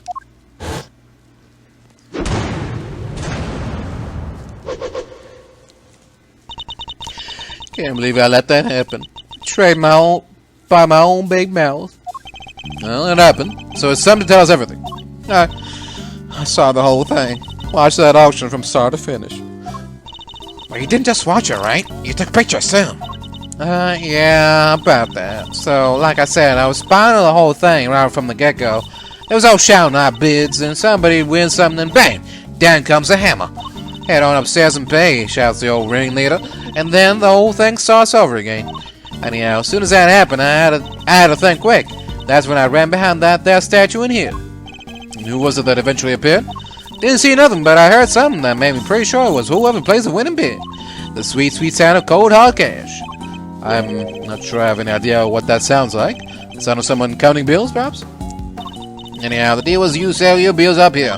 I heard two people yabbering for a little while. Wait, so two people came up on the elevator? You betcha. My guess is the other one was our fan, the ringleader. Anyway, yabba, on it goes for a little while, and then, a scream. Well, that shook me up pretty good, so I hunkered down in my hiding place and tried to stay out of sight. So you didn't see the moment of the murder? Nah, but I heard it real good. You didn't try and help whoever was being attacked? Quit trying to be funny, girlie. It don't suit you none. I'm just a dainty little journalist, all on old lonesome. You think I was fixing to jump in and save the day? Dainty. Anyhow, then there was a bunch of rustling sounds. Right about when that was happening, I got to feeling pretty bad about what I done. That makes sense, I guess. After all, he didn't. I didn't remember to get on my camera and snap even a single picture. Script like that drops right in my lap and I miss it. Somebody ought to tear my heart. Anyhow, then a little more time goes by and there's this kind of clattering noise. I'm there thinking, gotta get the shot this time, and so I grab one real quick from in the shadows there. Can we see this photograph? Oh, do I have to? Yeah. That's the person in the red raincoat, the one who attacked Kay. So Kay's raincoated assailant also attacked the victim here in the storeroom, then proceeded up to the roof where they assaulted Kay? There's a stain of blood on that hand, on the left hand. There's only one person in this picture. Where is the victim? Weird, huh? One of the same thing. There were two people, but there was only one in the shot I got. And I didn't see nobody nowhere else in the room, neither. That's the killer, alright. Leastways, I'm pretty sure it is. So are we saying the victim disappeared? I'm guessing the murderer tossed her corpse down the elevator? Or something? Down to the 50th floor? How'd you know it was the killer just by looking? Also... She also has a blood stain on her hand. So maybe this is the victim we're looking at. That could also be possible. It's a very dainty figure, too. Because they're literally red-handed with blood. How else would they get there, huh? And the auction just carried on after that? Sure did. They just went right along and nothing had happened. Rich folks is crazier than a box of frogs. I'll never understand how they think. Funny, I find journalists have struggled to understand as well.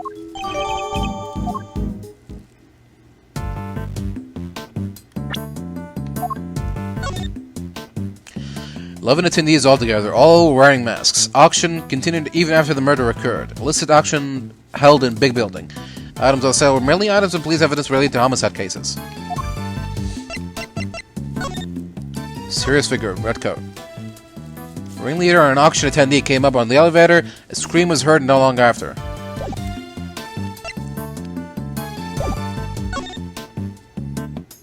Y'all need some? Pretty good shot, right? A real humdinger, if I do say so myself. You didn't see anybody else after you overheard the two people talking? If I had it done, I would have snapped that picture too, dummy. Where nobody else around, for sure. That for sure at the end is anything but sure. Of that, I am sure. Motivating the ghost poof. Now that's a story that'll get some serious eyeball time. Could be the identity of the ringleader is a real scoop here. They're wearing a mask with a voice changer attached, correct? Yep, and a little white suit with a pretty magenta flower. Man, gotta find out more. This story's dead. Always managed to get a story one way or another, it seems. What's so wrong with that, huh? Chasing leads takes time, and taking pictures costs money. And a day without pay is a day without dinner. Oh, I can feel my belly grumbling now. If you're so sure there's a scoop in this, I'm sure you can hold out a little longer.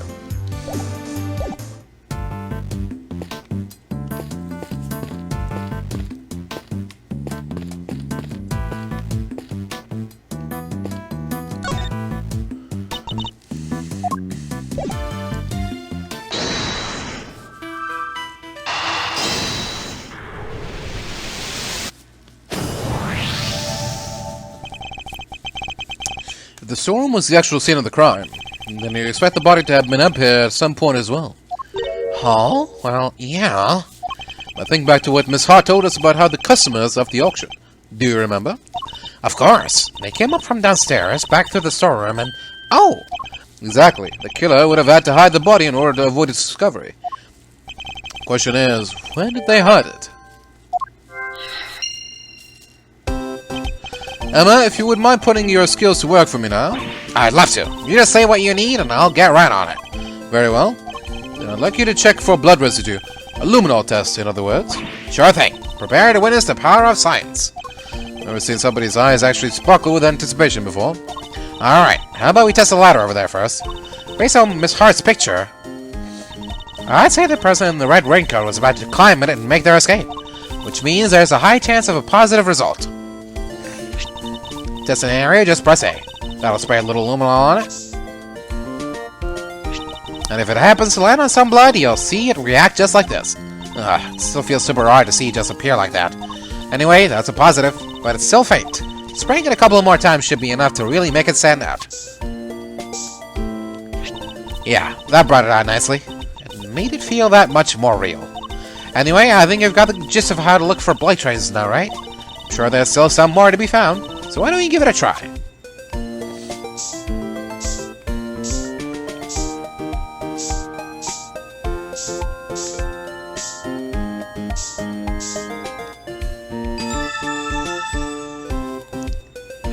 And that's how it's done. Take a good look around and see if you can find some other places to test with a luminol. You want to test there? Sure. Sorry, it's a negative. Oh. Okay. Want to test there? Sorry, it's a negative.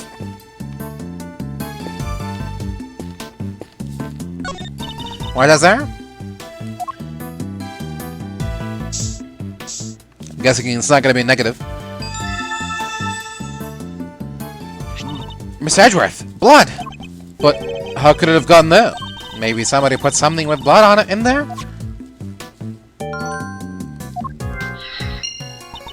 There are still places we haven't tested yet. Let's see what else we can find. What is there? Sorry, negative. What is there? Sorry, it's a negative.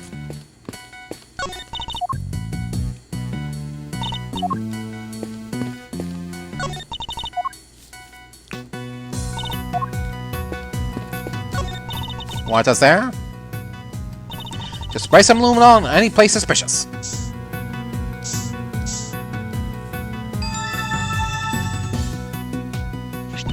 We've got a positive. There's blood here. But how come? Probably because this is where the murder was actually committed, I'd say. Oh, it looks like some of it dripped through the floor below, too. I think that's all the blood there is to be found. Alright, and that concludes this phase of our investigation.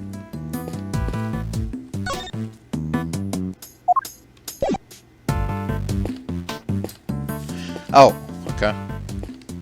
There was something related to the luminol we could have talked about, I guess. Well,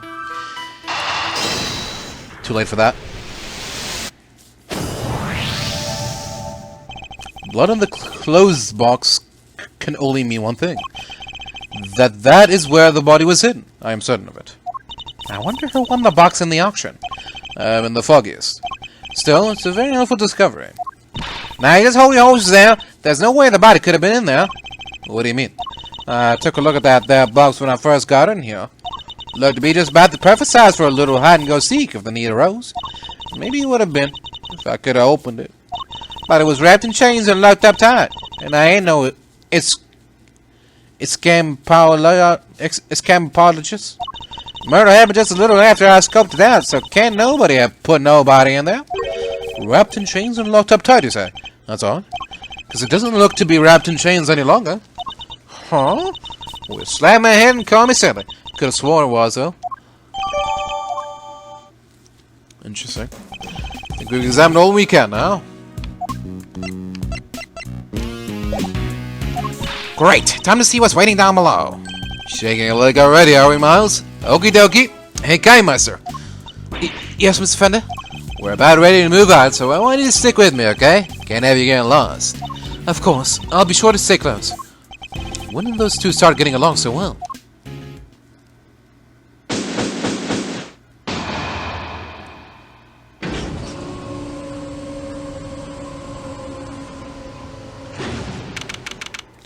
April 5th, 7:43 p.m. Committee for Prosecutorial Excellence Chamber. Miss Edgeworth! Hello. This room. This is the auction room? No, this is the committee chamber.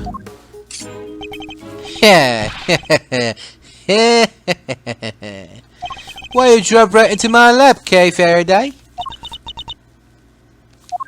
You've got real guts, I'll give you that. Arrest her, man! Arrest her right now! Wait, but she's... As for the rest of the riffraff, throw them out into the streets where they belong. You can't do this! This is going way overboard! Yeah, what she said! Miles, this isn't looking good, I gotta say. See how the bloody lot of justice shines on me? Ah! Owie! What did I do? You'll have to forgive me. I meant to hit a certain cowardly ex-prosecutor. You weren't aiming for him, you were aiming straight at me! Something keeps getting in my way. Something...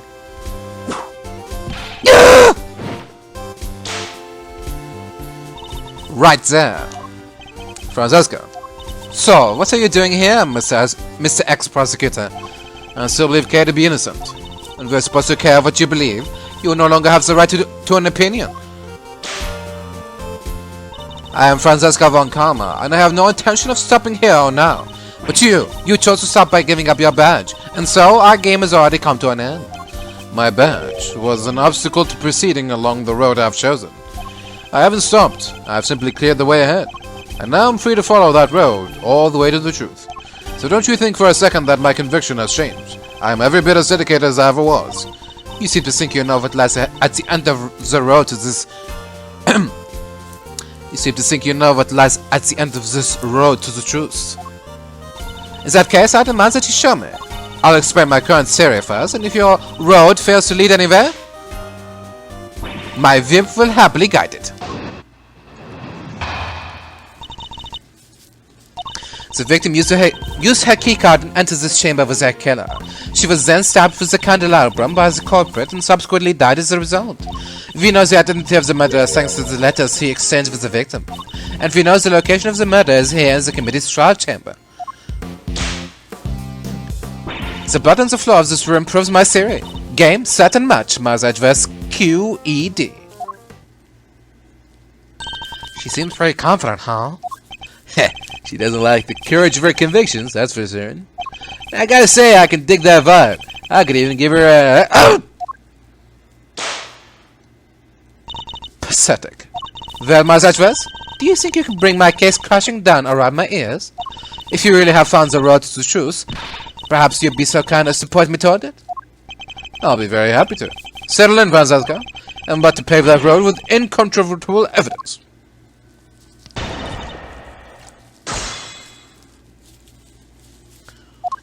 The victim used her keycard and entered this chamber with her killer. Hold it! And you're sure the data from the security system is accurate? That data is just like me, perfect in every way. There's no room for doubt on either front. Well, your theory is far from perfect. I suppose I'm not going to change your mind on this so easily, am I? Correct. As I said, the victim enters the room with her killer. She was then stabbed with the candelabrum by the culprit and subsequently died as a result. Hold it! And the stab wounds she sustained are a perfect match with the candelabrum in question. 3 wounds inflicted by metallic spikes of some kind in 3 places simultaneously. Even you have to agree that there aren't many objects that could do that. Furthermore, Grandma Hertz confirms a murder weapon in her report. Then there's absolutely no doubt in your mind that it was the candelabrum? None whatsoever. And as for the culprit, we know the identity of the murderer thanks to the letters she exchanged with the victim. Hold it! Have you managed to prove conclusively that the letter found on the victim was sent by Kay? I wasn't aware that there was any doubt on that front. Are you suggesting it was a forgery? Well, if there was any doubt, there isn't any longer. Document analysis turned up nothing. Nothing to suggest the involvement of anyone other than the sender and the recipient of any forgery. Are you saying that they found Kay's prints? No, only the victims. Well, how can you say for sure that Kay did the deed? Haven't you been listening? Document analysis found nothing to suggest that the letter was a forgery. Face it, the letter was sent by Kay Faraday. A fact that more than adequately proves the identity of the murderer. And we know the location of the murder is here in the committee's trial chamber. Hold it! You can prove that the murder happened here in the committee chamber, I suppose? Avant Karma is perfect in every way. Only you forget that when you had it in your badge. The blood on the floor of this room proves my theory. Game, set, and match. My address QED. Hold it! Has the blood been analyzed to see who it belongs to?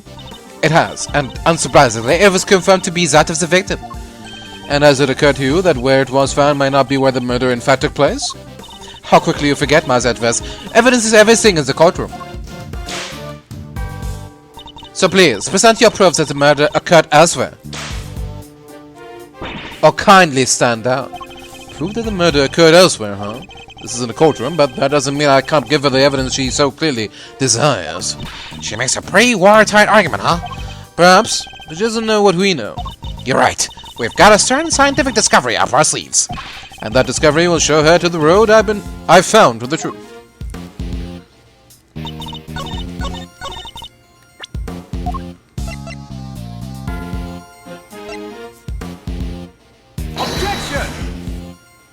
Your testimony completely contradicts this piece of evidence, wouldn't you say?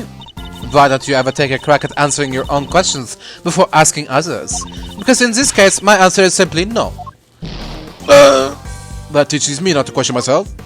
Whoa, whoa, whoa, what did you do to upset Fran, big guy? Next time, try to land a swift kick on her before Less of your chatter, I don't have time for this. I better get this over with before she whips Fender unconscious. And if you don't know, location of the murder is here in the committee's trial chamber. Objection! Huh? Am I supposed to present it on the last statement? Not this one?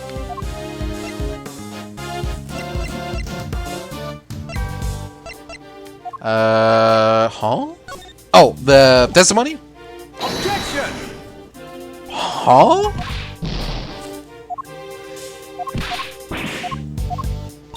Guys, I know the answer. What? Okay. Objection! Really? Really? Really? Really? Really? Okay. If I remember correctly, the blood discovered in this room was located at the foot of the Goddess of Justice statue. Murder under the gaze is divine. A brazen act, even for a cold-blooded killer. Except that may not be true at all. Take a look at this if you would. It's a bloodstain we discovered in the storeroom directly above the committee chamber. As you can see, the blood we found looks to have dripped through to the room below. And the elevator dripped down from Sends directly to the foot of the statue. Ah, you notice. Then you will agree that the murder cannot in fact have happened in this room. I put it to you that the victim was killed in the room above, and only afterward was she moved down here. The goddess of justice did not witness a murder. She witnessed a killer trying to cover up their tracks. Why is she smiling? Sorry, I was just thinking back to a very similar situation. Well done, Massage Vest. You have proven yourself to be even more foolish than I thought. Massage Vest ain't even a fool, sir, and you know it. Huge! Have you forgotten the picture you just showed me? Or are you really that airheaded? Even a cursory glance shows that there was far more blood here in the committee chambers than upstairs. Ouch. Whipped and ignored again. Wish I could survive you! You're trying to tell me that all of that blood dripped down from above Massage Vest? If it had, your storeroom stain would need to be 10 times as big. Not necessarily. If the elevator was down, I say the murder happened down here. There's no way it could have happened anywhere else. Huh. As insightful as ever, Franziska, but you played right into my hands. How so? You are correct. There is far less blood upstairs than one would expect. The question is, why? A trifling detail in the face of my previous explanation. Alas, your explanation doesn't account for why there was blood in the storeroom in the first place. Surely you don't think some spatter managed to shoot itself all the way up there, do you? Whoa, there's some crazy fat in the blood. No way! No way indeed. It's completely impossible. So how about this? What if this explains the difference in the amounts of blood observed? There was far more blood in the committee chamber than the storeroom above because...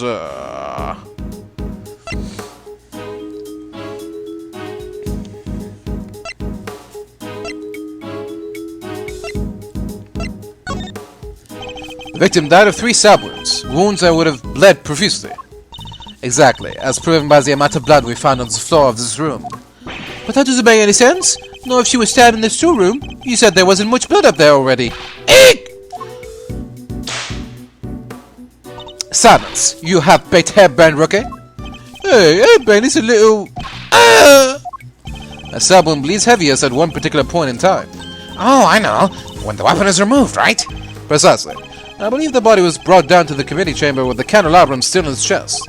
And then, when it was finally removed, it created the difference in the amount of blood we see between the 2 locations. Why? What was the killer trying to do? I imagine they were trying to give the impression that the murder happened down here. As we know, Miss Ringer's keycard was used late last night. Judging by the time listed in the record, I'd hazard a guess that it was used by the killer when they entered the room to create their elaborate setup. But why would they have needed to do all this in the first place? Perhaps because a person with a face to hide would fear the storeroom being found in the investigation? They were involved with the underground auction. They couldn't afford to have their dirty secret exposed. Underground auction? You should take a look at the storeroom for yourself. The items up there tell quite a story. One that should more than explain what was going on here last night. It's almost endearing, Massage Vest, how desperately you want to protect your friend. There is something just beneath the surface of this case, something bigger than all of us. And Kay's only crime was to have the bad fortune to fall right into the middle of it. That's quite the hyperbolic claim, Massage Vest. Hyperbolic? Me? Surely you're the one making a mountain out of my perfectly reasonable molehill? You're working with Interpol on international cases, so why are you investigating a domestic murder? I'll tell you why. Because this case has something to do with the smuggling ring you've been chasing. You followed the trail of items being smuggled by the ring and wound up here. Tell me I'm wrong. Tell me that the something I sense isn't related to any of this. I'm very happy to learn that you giving up your badge and completely relieve you of your senses. Scruffy here told me about the circumstances that led up to that, by the way. Sorry, sir. I just thought it might help, you know. You did the right thing, detective. So am I right, Franziska? Is this incident part of the broader case you're working? Was the underground auction already on Interpol's radar? Wouldn't you like to know? But you don't need to. And so you won't. Then you knew, didn't you? That the auction was being held here in this chamber. Hey, y'all mind if I butt in for a sec? Your victim over there, the lady in the white. You! Hey, let a guy finish, will you? No good butting in the pain, you know what? Ouch! Well, this celebrity sure ain't changing her spots. Your testimony is not required, and neither is your presence. What do you mean? I'm a journalist. You can't— OH! You're a liar is what you are. You lied under oath at one time. Seems like Miss Von Karma's none too fond of Miss Hart, huh? I don't think she's her biggest fan, no. What's she called? Ring, right? She was a member of this here committee.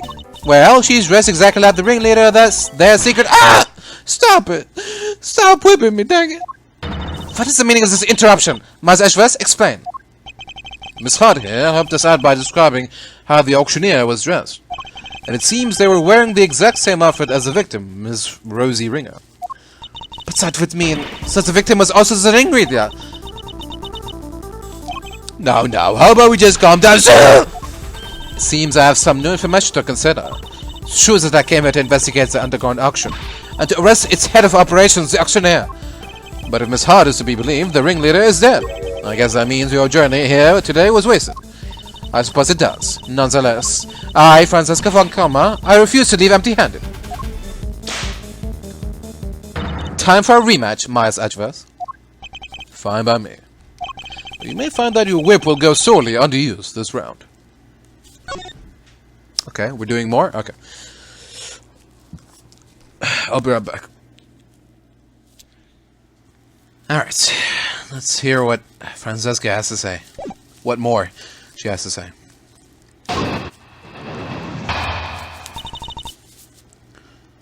Fine, I accept your little explanation.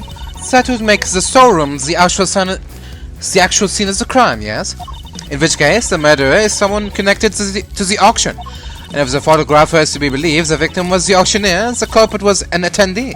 The killer lay in wait for the victim in the storeroom where the exchange of illicit goods was to take place. They then stabbed the victim in the chest with a piece of merchandise, the candelabrum. There, does that about sum it up? Because I won't be accepting rebuttals. I'm afraid you might have to. There is a serious hole in your testimony. There is? I didn't spot any. Good thing you're the one in charge here, Miss Edgeworth. Alright then, time to fight back. You have to win this for us. And I will. Time to take Franziska's testimony to task.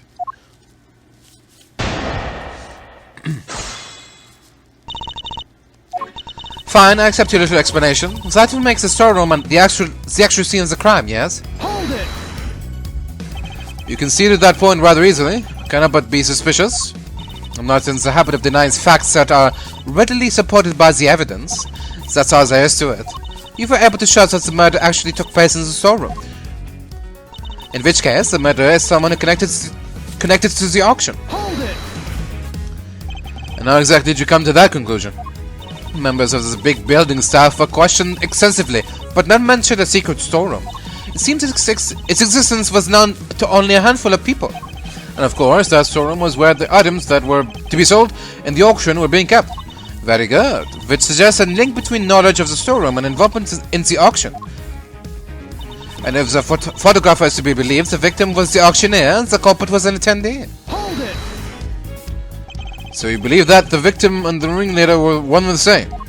I do, and the murder was... Why are you asking her this? You just said the exact same thing yourself, Demi. So I did. But I was merely confirming Franziska's reasoning in order to... Oh, don't mean that horse feed. You get caught saying something stupid, you give it a little laugh and move on with your day. The murderer was one of the auction attendees. What? You don't got no notes for our friends here after that little performance is? Of course. That means that our friend, the photographer's word can be trusted. I can't quite tell if they love or hate one another. Anyways, the more relevant point here is, has the culprit actually carried out their plan? The killer lay in wait with the victim in the storeroom where the exchange of illicit goods was to take place. Hold it! How exactly did they manage that, may I ask? Miss Hart was in the storeroom too, remember? Objection! Yes, hiding someplace. And if you have seen the storeroom yourself, you'll know that there are plenty of other places to hide too. So you're saying the killer was hiding out of sight while they awaited the victim's arrival? I believe we can reasonably assume that the murder took place after the auction had concluded. After all, the victim was the auctioneer herself. She would surely have needed to be present throughout the proceedings. She thinks it happened afterward. Would you mind adding that statement to your testimony, Franziska? I believe we can reasonably assume that the murder took place after the auction had concluded. Hold it! After the auction had ended, you say? And you're sure of that? If the victim was the auctioneer, I don't see how else it could have happened, do you? I mean, she's right. You can't have an auction without an auctioneer. No, you can't, can you? Why does that suddenly feel significant? They then stabbed the victim in the chest with a piece of merchandise, the candelabrum. Hold it! How do you know that the candelabrum was one of the auction lots? Because if the murder weapon had been deliberately prepared beforehand, it seems highly unlikely that the killer would have chosen such an unusual object. Furthermore, based on the culprit's movements, the candelabrum could have only come from the storeroom. We did find evidence that showed where it was standing, I guess. Exactly. Therefore, it could only have been something that was up for sale. Not that the issue of why the killer obtained the weapon is really the point here. It's a reasonably coherent explanation of events on the surface, but something is off. I need to see if I can tease a little more out of her.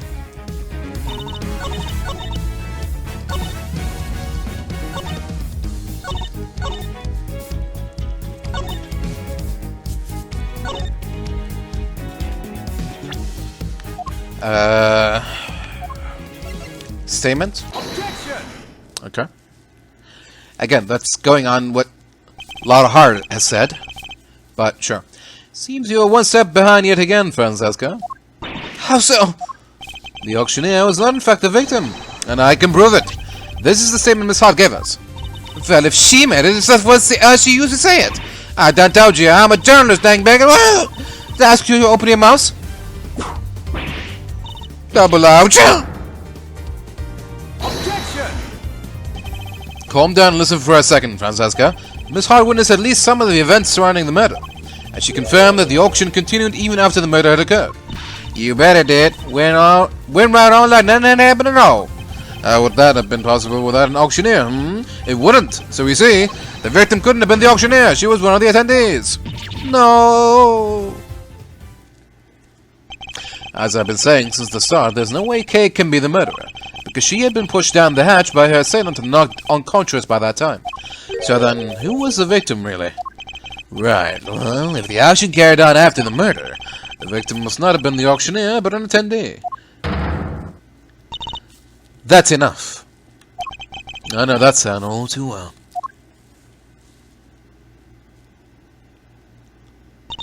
Order in the courtroom. All rise for the chairman. There's no need for all that pompous says verity. Please, everyone, feel free to call me Celsius. Yes, that'll do nicely. Alright, Celsius, what are you doing here? Oh, I just stopped by to see how my bone-headed boy is getting along.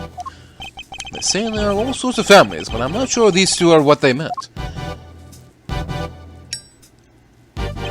I thought I might need a lot of fire under this investigation, but it seems not. Suspect everyone's been searching high and low for is right back here where we started. Men, detain the suspect immediately.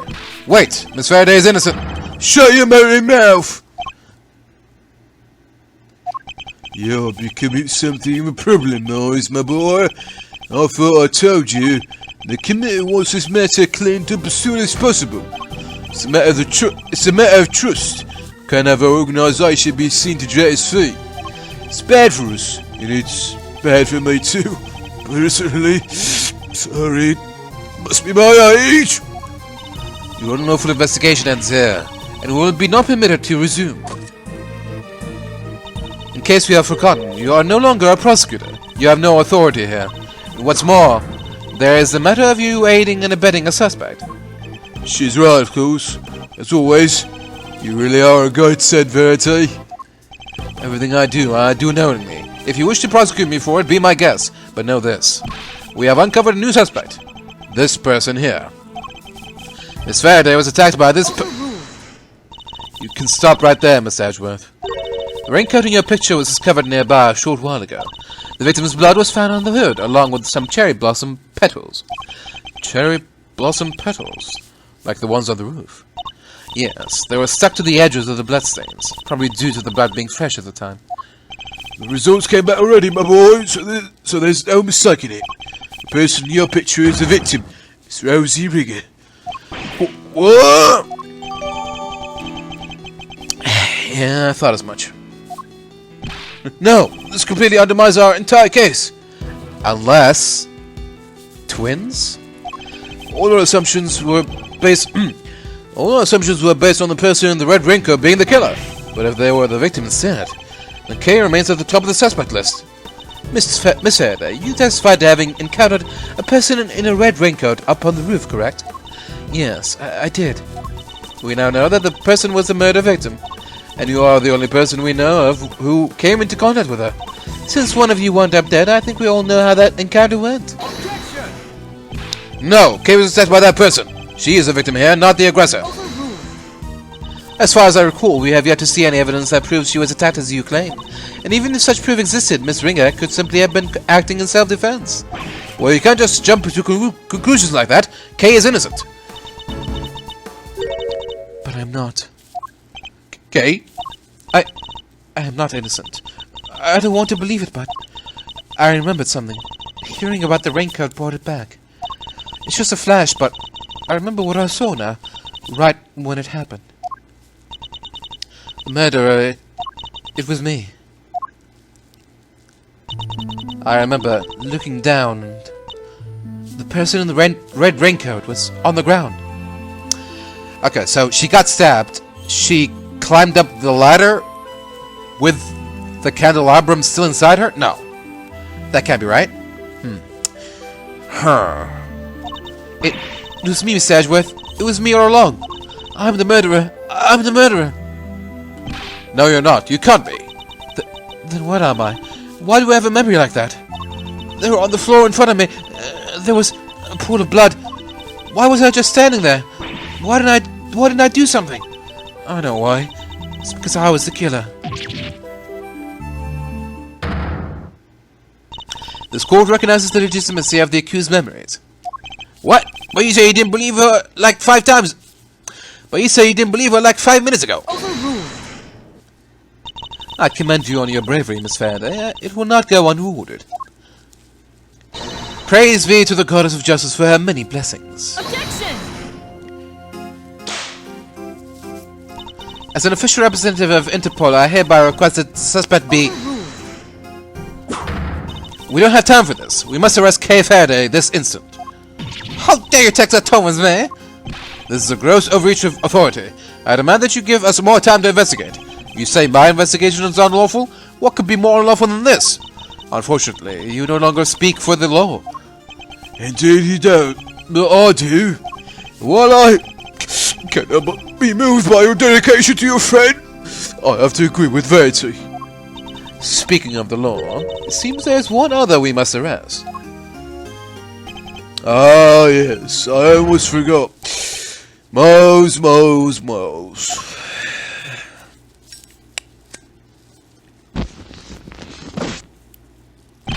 What are you talking about? Mr. Edgeworth was just doing his job. He didn't do anything wrong. Was a doing squat. But which I mean to say, unfortunately, Morris is no longer serving in any kind of official capacity. You went too far this time, Mr. Edgeworth. You conducted an unlawful investigation. Worse, you aided and abetted the flight of a suspect. You are no longer even an ex-prosecutor. You are a criminal, nothing more. Oh, that reminds me. There was supposed to be a hearing today, wasn't there? Concerning your conduct. I'll make sure it's officially rescheduled for tomorrow. Although, I fear I already know the outcome. Look at this as an opportunity to reflect on your actions, Moles. A chance to really think long and hard. This court is adjourned. To be continued. April 6th, Detention Center, holding cell. Never thought I'd spend another night in here again. They stripped me of all the evidence we'd so painstakingly gathered, even if they did let me keep Kay's Yatagarasu pin. Can't help but worry about her, and better be treating her well. Murderer, it was me. I remember looking down, and the person in the red raincoat was on the ground. It was me, Miss Edgeworth. It was me all along. I'm the murderer. I'm the murderer.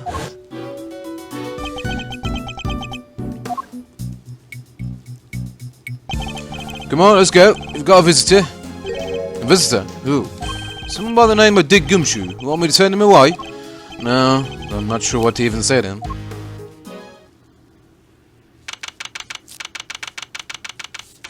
April 6th, Detention Center, Visitor's Room. What? They're leaving me unsupervised. Forgive the intrusion. Von Karma? Oh. Judge Gavell! Please, Mr. Edgeworth. Take a seat. What are you doing here? I was told it was Detective Gumshoe. I imagined you wouldn't come if you knew it was me. What could she possibly want from me now? Suppose I'd better find out.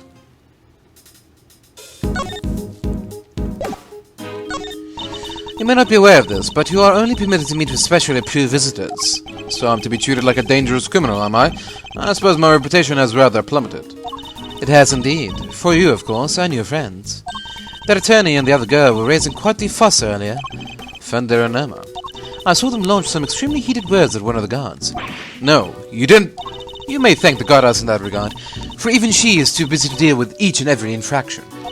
They will not be punished for their bad behavior. Did you come here just to chit-chat with me? You must have a lot of time on your hands. Oh, speaking of which, Miss Von Karma is continuing the investigation where you left off. I just thought you would like to know. I figured you would be worried about how they were all doing. I'd admit it, but she'd read me like a book. Let's get to the chase, Your Honor. Why are you really here? I'm here simply to talk, nothing more. There's something I wish to know about you. Me? Yes, who else? Objectively speaking, you are highly intelligent and quick-witted, and a born prosecutor at that. Please, Judge Gavell, your sarcastic praise is but salt on my wounds. But I sincerely mean every word, Mr. Edgeworth, and it is why I fail to understand you. Take this latest case, for example. You were up against the very committee itself. You had no hope of succeeding. Even a child could have seen that, and yet... And I imagine the old me would have been so reckless. The old me had power, and because of that I thought that justice was always on my side. Just as you and the committee believe now. But a certain person changed my mind. He made me reckon with my selfish and skewed sense of justice. Once the scales had fallen from my eyes, I began to look at people differently. I saw that I was only able to be an effective prosecutor thanks to the efforts of those around me. Detective Gumshoe, the many investigative officers of the force, and even Kay. It changed me. The degree to which it changed me, it still surprises me to this day. I see. Thank you. I feel that perhaps I understand you a little better now. You? Understand me? I highly doubt it. Someone who is so focused on forcing their idea of justice onto others can't possibly see what I see. Is that so? Is that what you truly believe? I will say one thing. This has been a very interesting conversation. That is all. Before I go, there is one remaining matter. I was also informed you that the date of your hearing has been confirmed. It will be held today, in the trial chamber. The committee sends its warmest regards. If that was all you had to tell me, you could have just sent a message. And entrust the goddess's words to another. That wouldn't do now, would it? Until then, Miss Edgeworth, I'll see you again very shortly.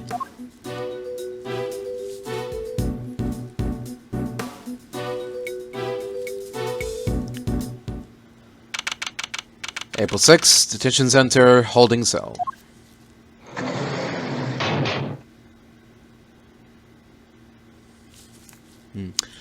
So is the secret tunnel still there? Or? Very basic bed. Can't say it was very comfortable to sleep on, however. My Detective Gumshoe would sleep soundly on it, nevertheless, loudly snoring all the while. Suppose we'll probably never get to work together again. But I don't have any regrets about the bed I've made. I will follow my own path to the end.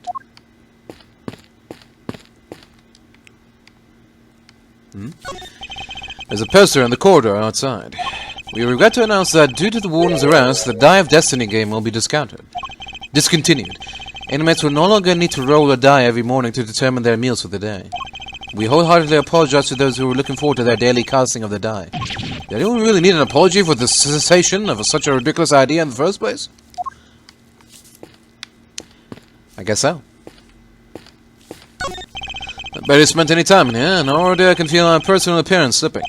I may have given up my badge, but I mustn't give up of myself. My collar is slightly creased.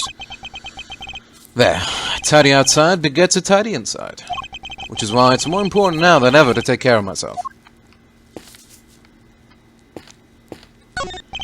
There's a menu here on the table. It seems that detainees are able to pay to have their meals brought to their cells. What looks good? What looks good? Spaghetti and mac and cheese lunch. Add linguine for only $1. Basmati and brown rice special. For a limited time only, add regular white rice at no extra cost. It's probably for the best that I'm not very hungry. How uncivilized. Do I have another visitor? Kay! Oh, thank goodness you seem alright.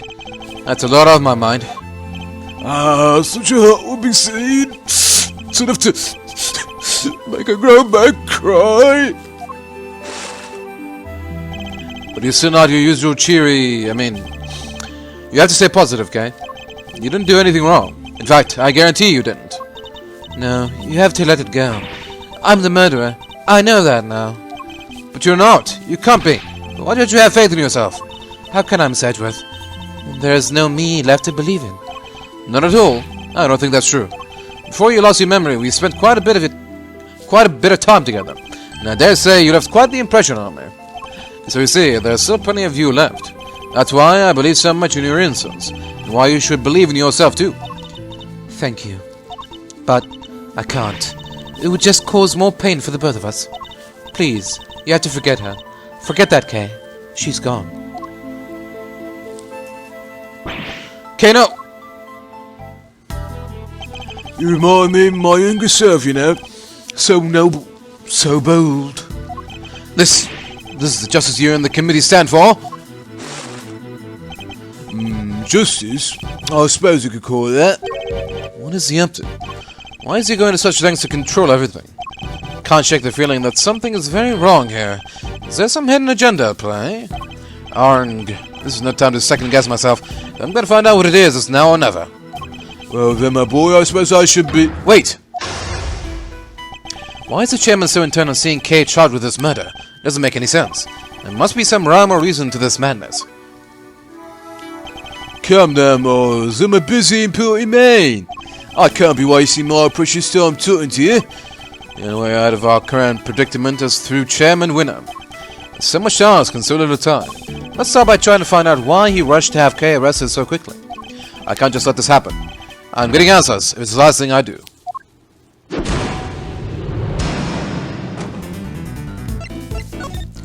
Why were you so keen to push through Kay's arrest? I've yet to hear a satisfactory explanation. An explanation? I'm not entirely sure what you mean. Don't give me that. You know exactly what I mean. Tut tut. I advise you to measure out your tone, dear boy. It don't remind you of your position.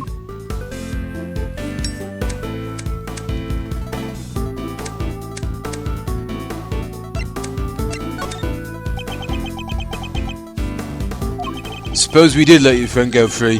What then, What do you mean, what then? Think how that will look, my boy. And who will have to take the blame? Me, that's who. You're right to keep your mouth shut. That way you won't say anything foolish. Sorry, but I can't stay silent forever. Now while Kay's innocence is still in doubt. You're breaking my heart. To see this flood of tears spilling out. Please, just leave it alone, will you? Things were coming along nicely until you interfered.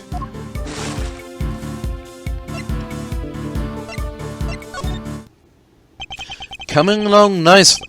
That's a pretty strange way of putting it. It's almost as if you wanted Kay's arrest to happen.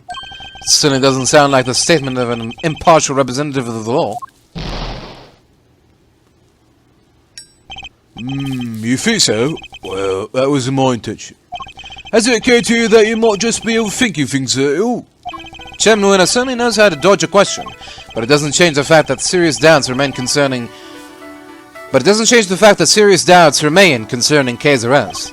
Next, we need to press him on whether he really believes the investigation was sufficient. Can't allow any of his statements to go unexamined, no matter how trivial they may seem. One of them may just give us the breakthrough we need. How much time was spent on your investigation altogether? Well, now, let's see. You know what? I'm not sure I can remember. And I'm sure you can. You won't bluster your way out of this one. Stop blustering, my boy. I honestly don't recall. It's a problem when you get to my age, you see. Why, I even forget my own son's name sometimes. Never mind, you fool of a son. Answer me. How long did you spend on the investigation? You're right, of course. The boy's a fool. I'd have a bit fit to grow up like that, but... Oh, what was me? He's only too happy to derail the conversation no matter where I take it. I have to force him to take this seriously. Let's try another tack for now. You can only say investigation was sufficient. You're the one who called all the shots, weren't you? Including the decision to have Kay arrested? Oh, ho, ho. I'm afraid I'm nowhere near as influential as you think, dear boy. You're the chairman of the committee. Doesn't get much more influential than that. Not that I care about such things. You ruined me. It's enough to drive an old man to tears. You'll have to forgive me. I'm not the differential type. Well, if you're going to insist on being so blunt, then I'm afraid you won't be seeing your prosecutor's badge again anytime soon.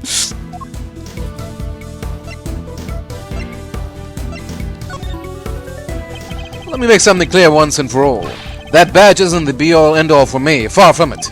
I'm not concerned with titles or roles. Even you must understand that much.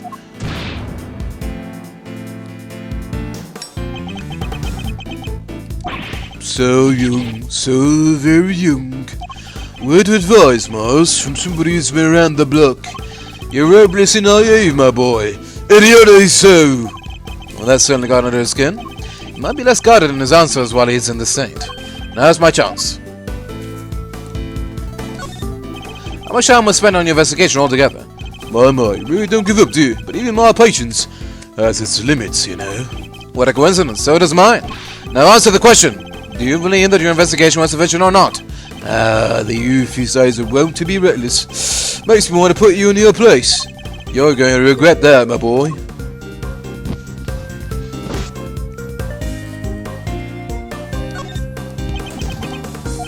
Well, maybe you do know your place after all. What's the matter, scared? Hardly. I was just thinking about how best to proceed. Getting answers from the elderly requires sensitivity. They can get quite emotional, after all. You have no common sense whatsoever, do you? Don't you understand? Your fate rests in my hands.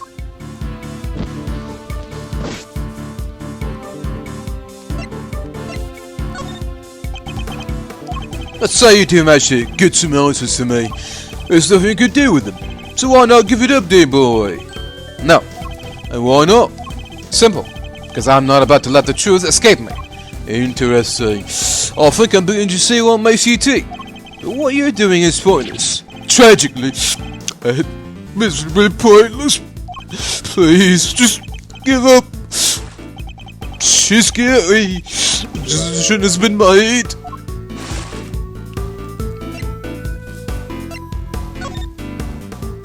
Once again, your choice of words intrigues me. It's almost as if Kay's guilt has already been determined from before arrest. What are you trying to imply? I'm implying that things haven't gone as they normally should. In fact, everything has proceeded as if Kay's arrest was the end goal right from the very start. Well, Chairman Winner, was it? Was it? That's certainly an intriguing theory. But it's also a complete work of fiction. I'm afraid I don't have time for such flights of fancy. I think it's time we brought this shabby little farce to an end, don't you? No, he's trying to make his escape. You must confirm the legality of Kay's arrest before he slips away. It's faint, but the truth is finally beginning to emerge. And I'm not about to let this opportunity pass me by.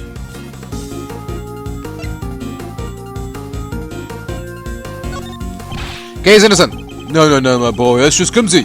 Anyone could build out a basis like searching like that, even a disgraced superstar prosecutor. So good. I don't have enough information to take this any further just yet, but my chance will come. I'll just have to be ready when it does. Wait, we're not done yet. I'm tired of all this talking. So make it brief for you. Based on everything I've heard from you so far, it's clear that Kay's arrest is entirely unfounded. Yes, I think we're all familiar with this particular refrain of yours by now, but I'm afraid it doesn't matter either way. You don't have what it takes to secure her release, anyhow. How dare you take this so lightly as a man of the law? My, aren't you a rude little boy? But my fuse is only so long. What about my fuse? Honestly speaking, I don't have the time to waste on every last question you can dream up. I have certain responsibilities to attend to, you know. I really am quite the busy man. Or are you just pretending to be busy, That's an awful thing to say to a fragile old me. I went older than I should at my age. I ask you, my boy, what can I even hope to accomplish by putting up such a pretense?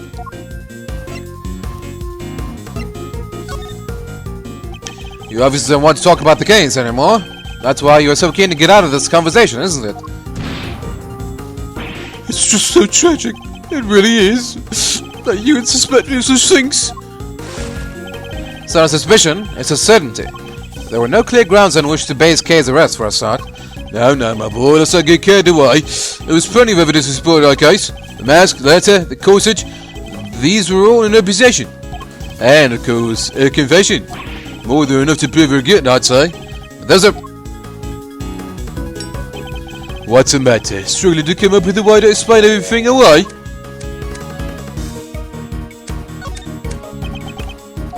Well, there we have it. Your silence speaks volumes. Sure, I can't counter your argument right now, but you did let something valuable slip. Suspiciously detailed knowledge of the evidence against Kay. He read it off that list like he knew it inside out. I think that might prove to be a valuable clue. Also, I don't remember Kay writing a confession. Kay's innocent. No, my boy, that's just clumsy. Anyone can base a decision like that. Even a disgraced superstar prosecutor. No. What? So good. What? Huh?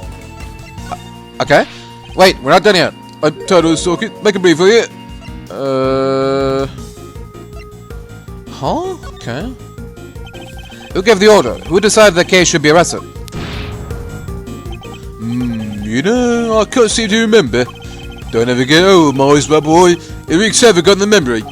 Time to deploy my clue. I'd appreciate it if you stopped playing the old man card. You remember the details of the evidence against Kay pretty clearly. Perhaps if you remember it didn't fail you only when it was convenient, I'd be more inclined to believe you. So let me ask you again, who gave the order for Kay's arrest? You're a sharp one, I'll give you that. My son can learn a thing or two from you. If he wasn't such an incurable numbskull, that is. It's a tragedy, really. I don't want to hear about your son. I want to know who authorized the arrest. You're very mean. You know that, don't you? Your arrest, you say? I believe the order was given by...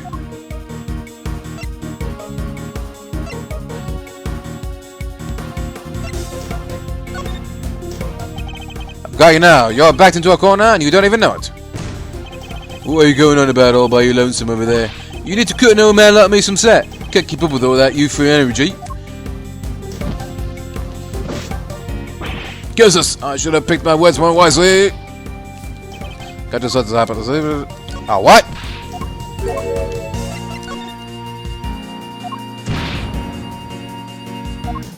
Really? It seems too obvious. Of course he gave the order. What? Okay.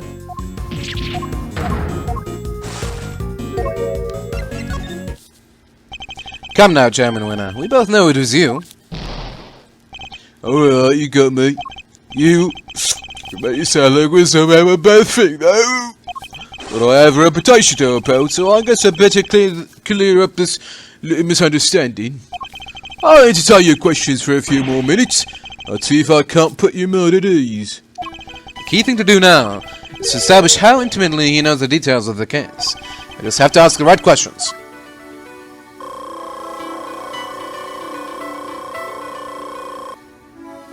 The endgame is at hand. We're but a few moves away from the truth.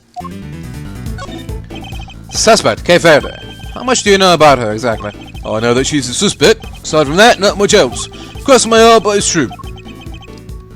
I do have a clue as to how to proceed with this line of questioning. I better try another tack for now. You seem to know the case in quite some detail. I know about lots of things, my boy. I'm just smart like that. Too bad the same can't be said about the way you handled Kay's arrest.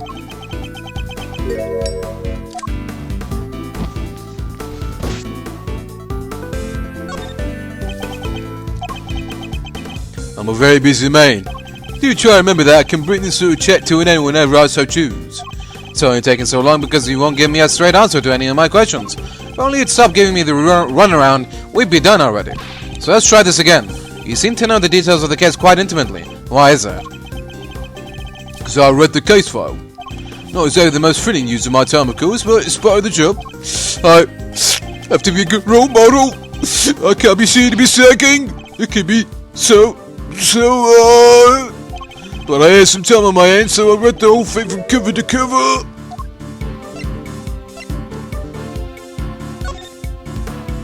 That's strange. I could have sworn you just told me you're a very busy man. I'd say the cracks are finally starting to show, wouldn't you? If you're so keen on being an upstanding leader, you can start by releasing Kay, you know? You really don't give up, do you? It's a moving sight indeed, my boy. But a tragic one too. After all, your efforts are for naught. I'm afraid your little friend was found unconscious near the scene of the crime.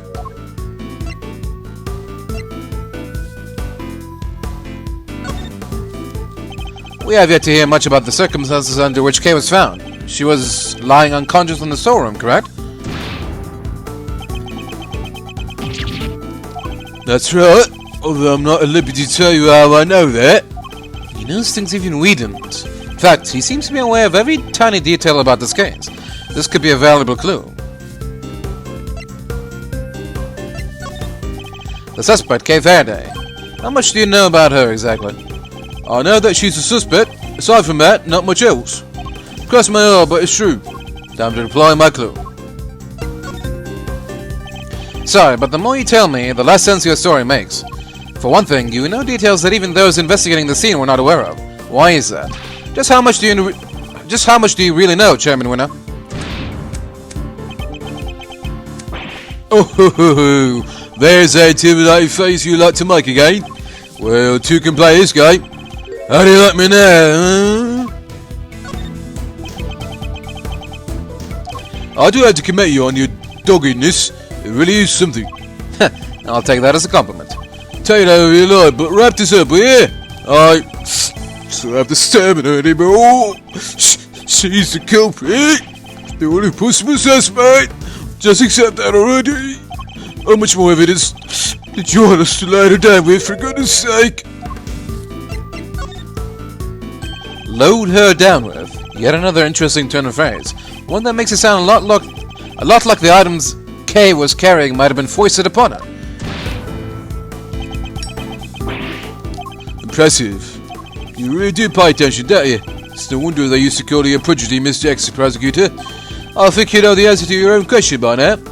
Why don't you just go ahead and say it? I want to hear it from you. It's finally time to shed light on the truth. All that's left is to play one last move. Oops.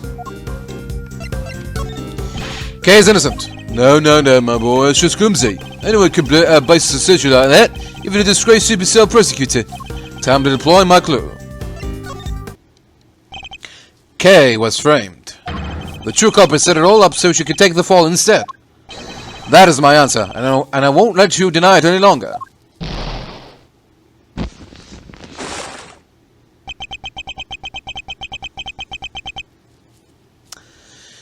And he's also wearing a long red coat. Very suspicious. My,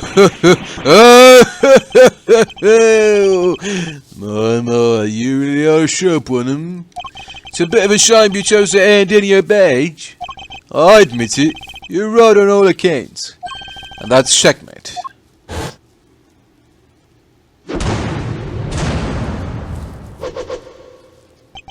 You knew Kay wasn't the real murderer, and yet you still had her arrested. What's worse, you thought you could get away with it. Well, you won't. Not if I can help it. There you go with that naivete again, my boy. Guess that was always your problem.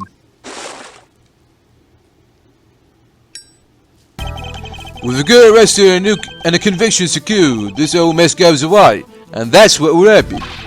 But whose interest does a conclusion like that serve? The committee's, I suppose, and mine.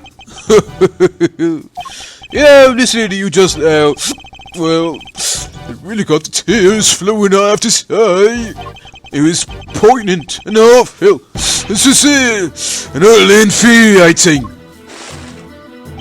Look, I'm not perfect, I know that, but your lack of sophistication in these matters is beyond the pale.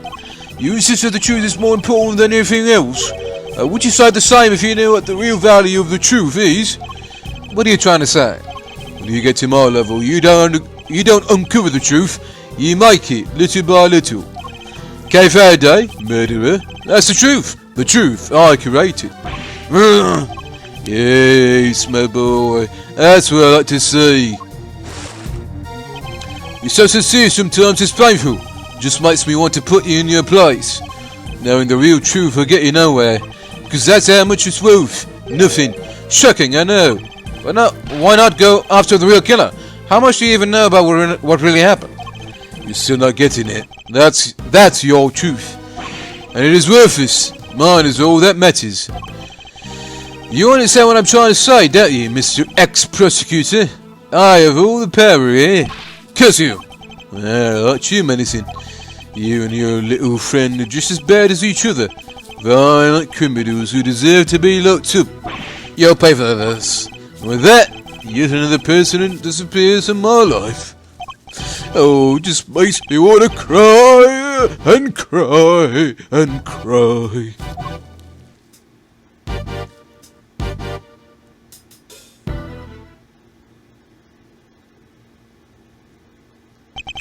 Not planning to disappear just yet, Chairman Winner. They're still in the hearing later today. Just you wait. One way or another, I'll prove Kenny's innocence to the world then.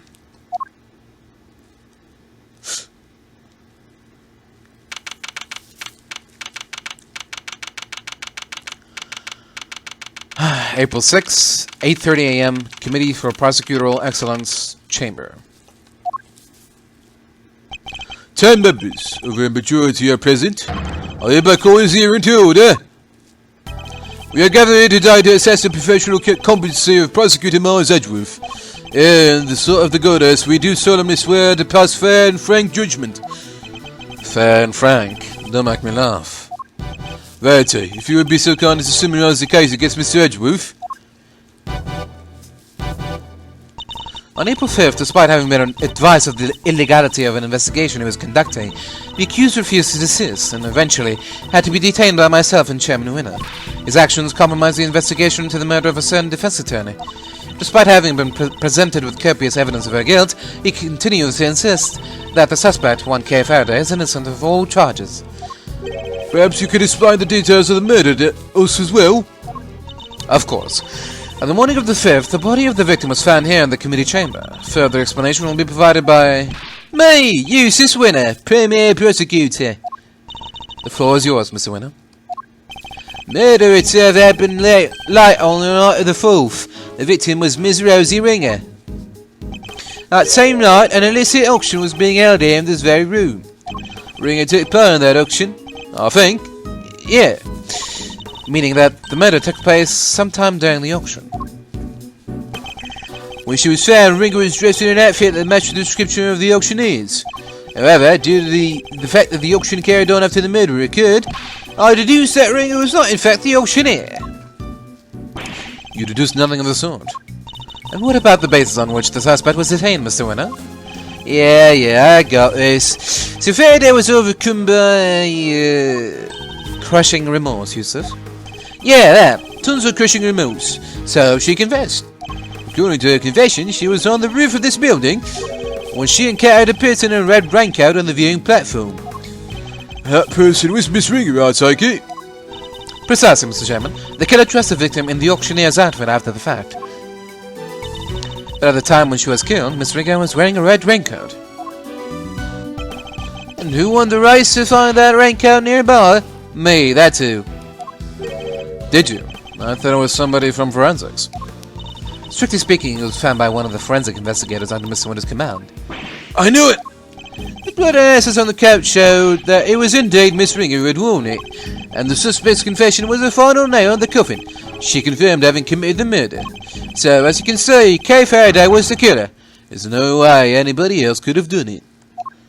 Alright, Miles, I expect you have some objections. Let's get them out of the way, shall we? I have no objections, Chairman Winner.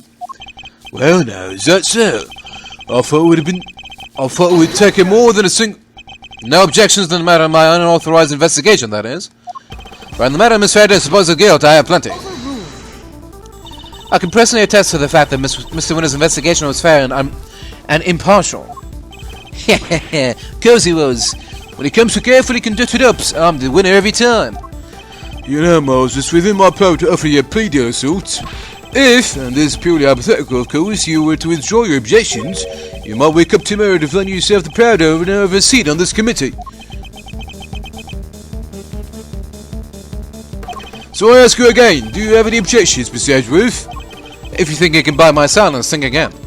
You'll watch your mouth. Only if the chairman watches his. I didn't come here to talk about committee seats. I came here to talk about the murder case.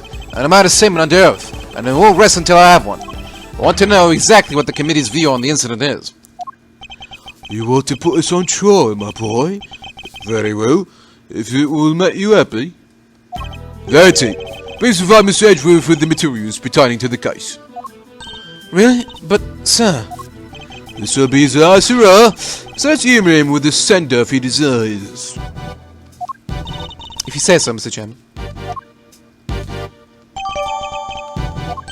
You have no objections to Verity representing the committee, I assume?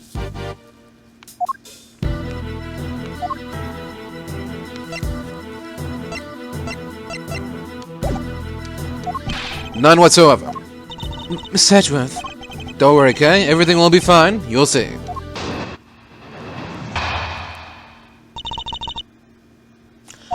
Miss Ringer attended the auction as a potential buyer. The red raincoat was one of the items up for sale. So our assumption is that after winning and paying for it, she left the auction with that purchase. The only exit from the storeroom was, of course, the hatch leading up onto the roof. After she'd emerged onto the viewing platform, that's when Miss Ringer was attacked by Miss Faraday. Shortly thereafter, her flame went out, and thus concludes the committee's view of the case. The raincoat was on offer that night. Is that really true? We believe so, yes. You remember the failed assassination attempt on the president of Zhangfei, so the raincoat is a piece of evidence from that case. It should, of course, have remained safely under lock and key in the appropriate facility, but our inquiries revealed that it did in fact go missing under mysterious circumstances. It wound up on the auction along with everything else. That makes sense, I suppose? Wonderful work, Verity, just wonderful. Crystal clear as ever. You flatter me, sir. Now, Miss Edgeworth, perhaps you could save us all some time and simply admit defeat. I'll do no such thing, thank you very much. Very well. It's good to know that you still have some fight in you. It is? Why? Come to think of it, she said some strange things when she visited me this morning, too. What exactly is she up to?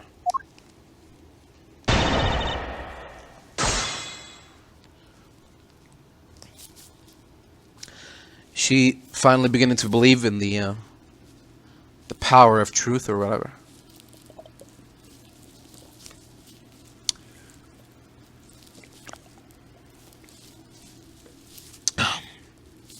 Just like Phoenix made us go into a different path in life, maybe we did the same for her. Miss Ringer attended the auction as a potential buyer. Hold it! In other words, a member of the committee was actively involved in the illegal evidence trade. It is unfortunate. I don't know what else to say. And of course, we'll be looking into any such activities just as soon as this hearing is over and done with. I commend your decision to pursue the matter further, Mr. Chairman. Oh, don't be silly, Verity. It's the least we could do, really. Not that it's any of your business, Miles. Not anymore. Only had remained a prosecutor, but you didn't. Now, for quite done making an old man cry over this old sad affair. Very well, allow me to continue. The red raincoat was one of the items up for sale. Hold it! So the raincoat really was one of the auction lots? That's correct. I believe it originally belonged to a Mr. Shelley the Killer. Considering its size as a piece of evidence, it's an only logical conclusion. It's from when he made his attempt on the president's life. There was an unexplained mannequin standing amongst the other items on sale. It could well have been used to display the coat prior to the auction. Do we know how the items were being smuggled in? That is still under investigation, and is entirely unrelated to the matter at hand, especially considering that he will soon officially be a prosecutor no longer, Mr. Edgeworth. Sounds like the outcome of this hearing is a foregone conclusion. No surprises there. My present circumstances are important right now. Please, continue, Your Honor. As I was saying, the raincoat was one of the items up for sale. So our assumption is that after winning and paying for it, she left the auction with her purchase. Hold it! Why did she leave so soon after making her purchase? Because of the auction house rules. Winning bidders are expected to pay for their items immediately. Miss Hart told us pretty much the same thing. Miss Ringer, having paid for the raincoat, probably left immediately afterwards in accordance with the rules. The only exit from the storeroom was, of course, the hatch leading up onto the roof. Hold it! Miss Ringer was a member of the committee. Could she not have left the committee chamber via the main door? While the auction was still underway, that would risk exposing its existence to those outside the trusted circle of attendees. Given that Miss Hart found out about it, I think its existence is already well exposed. The rules of the auction stated that attendees were to enter and leave via the hatch on the roof. Miss Ringer had no reason not to follow those rules, and given where the murder took place, we know that she must have done so. After she emerged onto the viewing platform, that's when Miss Ringer was attacked by Miss Faraday. Hold it! But why? What possible motive could Kay have had? That is exactly what we are hoping to establish in our upcoming interviews with Miss Faraday. Coercive interrogation after the fact, something you seem to specialize in. If the murderer knew that the attendees would all be leaving via the hatch, then the roof would have been the perfect place to lie in wait. So as I was saying, after she had emerged onto the viewing platform, that's when Miss Ringer was attacked. Shortly thereafter, her flame went out, and thus concludes the committee's view of the case. Hold it! Her flame went out. The flame of her life, Miss Edgeworth. Though perhaps her flame was stolen from her is more apt. Objection! But the candelabra that extinguished her life was one of the auction lots, meaning Kay had no way of getting a hold of it to begin with. Miss Faraday could not have lain in wait for the victim without knowledge of the storeroom's existence. She could easily have stuck on a ladder and stolen it while the auction was underway. Only we knew where the candelabra was during the auction. That would surely clear the matter up, no? Well, other view. Sadly, we don't have anything that could tell us much on that front at the moment. Forgive me, sir. This is something we are hoping to establish through further investigation. Well, isn't that a shame, Miles, my boy? Seems this line of inquiry is something of a dead end, then, isn't it? So the theory is that the victim and her killer met on the roof, and that's where the murder took place. In other words, it assumes the viewing platform was the scene of the crime. But is that really the case? I thought I had evidence that clearly shows the story of what happened that night. Time to double check.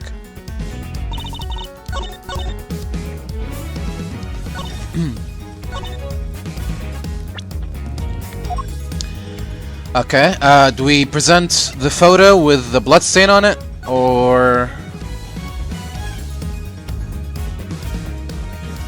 Yeah, it even has the statement with it, so... Objection! Yeah, there you go.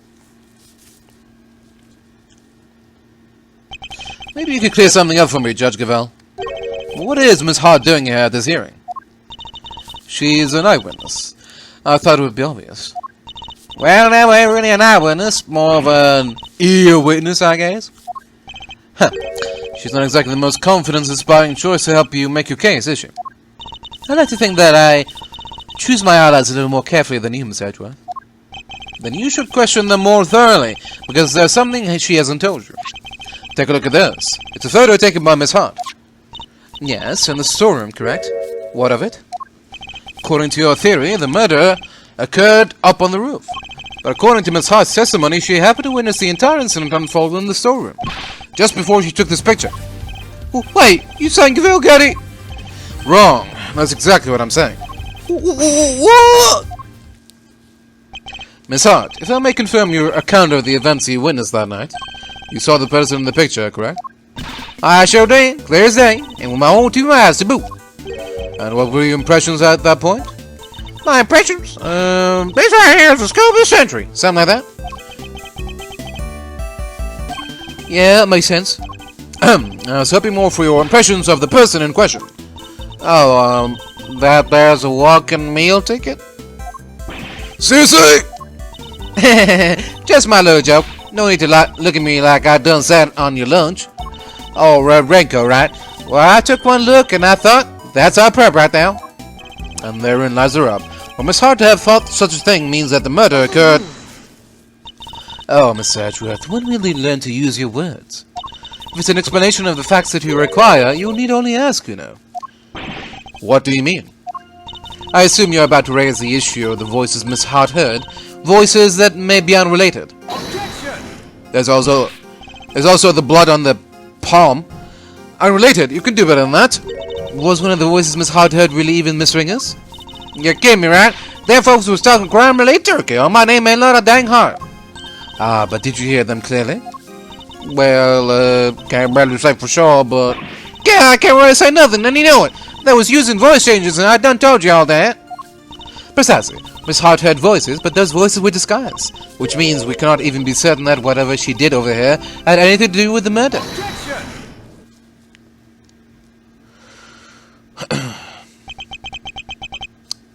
It was a scream, by the way, but sure. Huh.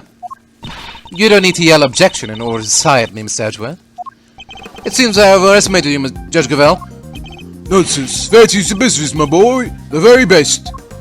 And yet she believes that what Miss Hart heard might not have had anything to do with the murder. Even supposing that that's the case, it doesn't prove the murder didn't happen in the storeroom. The incident happened before the victim was able to go up to the roof. That much we can say for certain. And I can tell you why. This proves that the incident happened before the victim went up to the roof. Take that! We initially thought that the person in the red raincoat was the culprit. Yes, because Miss Hart said as much. Indeed, she told us about the blood she saw on this person's hand. And I doubt many people would have thought differently given her testimony. Ergo, if this person is the killer, then the blood we see would be from when they attacked the victim. But knowing what we know now, that this person is in fact the victim, it recontextualizes everything. The presence of the blood still shows that the picture was taken after the attack, but now it tells us something very important about the victim too. This picture tells us that the victim...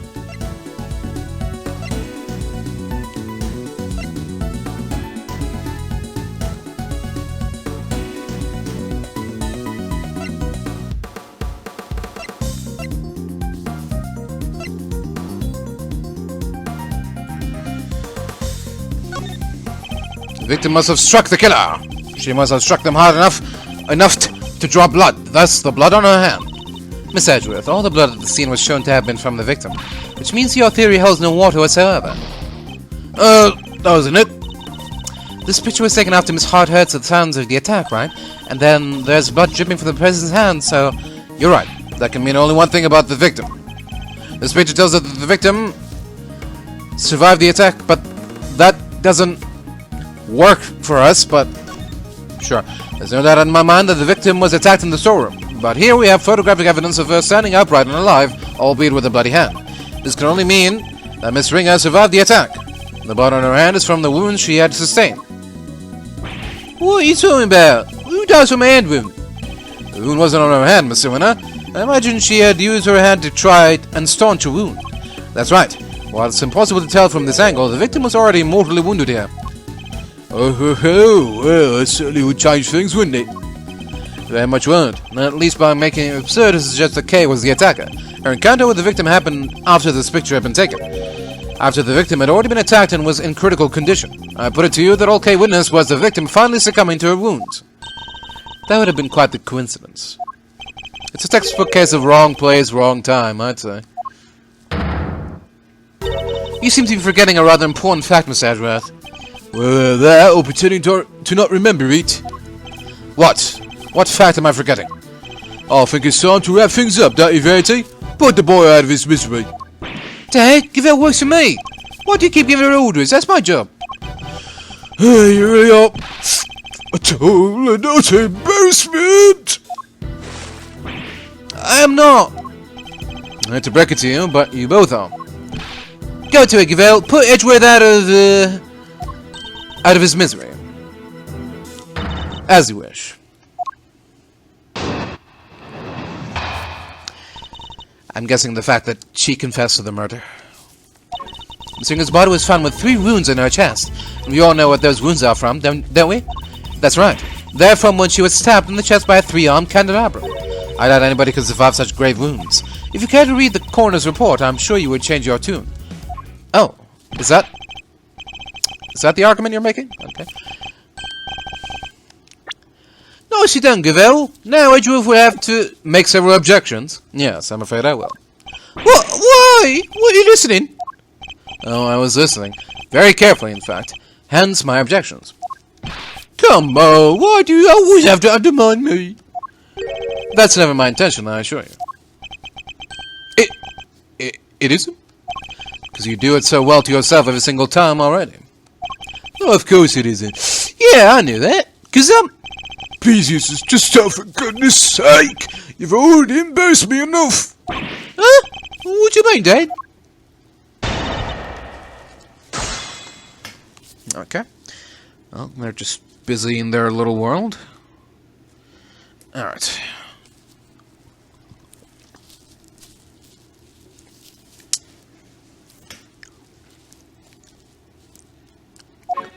Miss Ringer's body was found with 3 wounds in her chest. Hold it! 3 wounds. That kind of been pleasant? Yes. Which is why we must see that the perpetrator of this cruel act pays for their sins. Don't listen to her, okay? She's just trying to scare you. If you could please continue on, Judge Gravel. Very well. As I was saying, there were 3 wounds. And we all know what those wounds are from, don't we? Hold it! I do, but perhaps we should ask Mr. Winner. He does, I'm sure. Don't you, Eustace?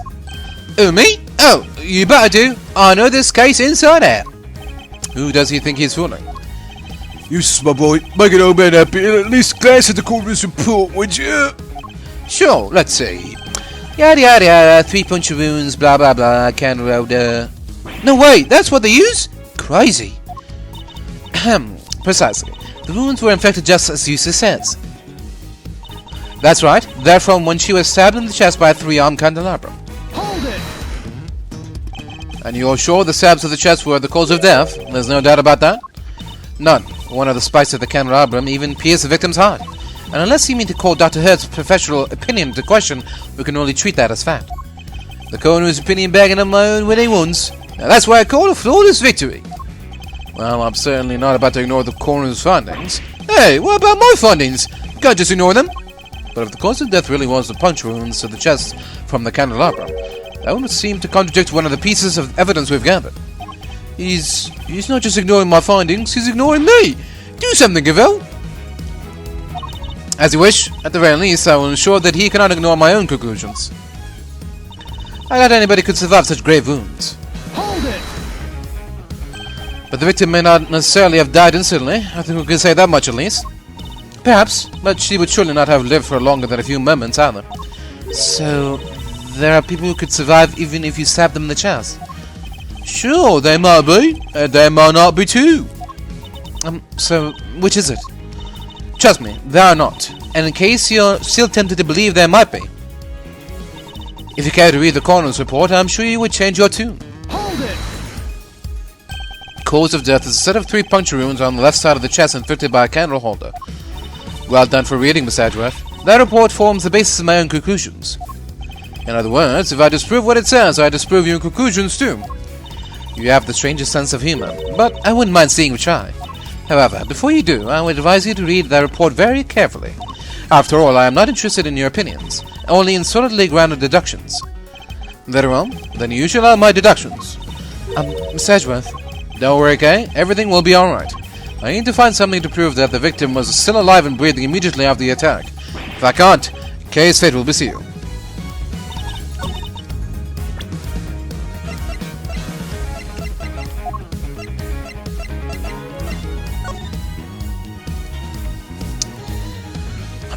Burn marks on the right hand.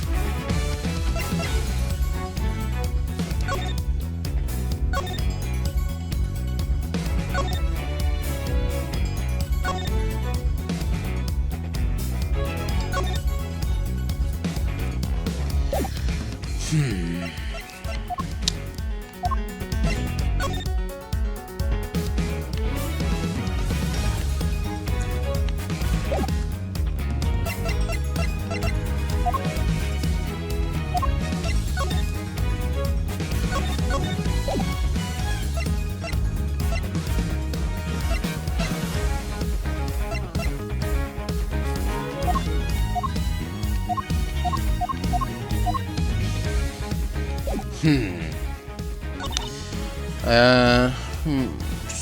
about 3 hours. Here the corners before I'm sure you would change your tune.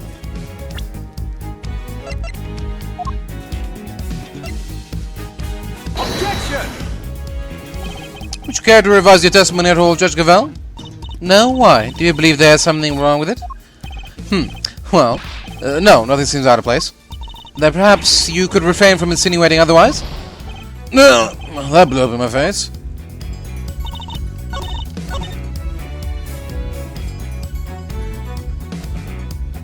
Hold it! So...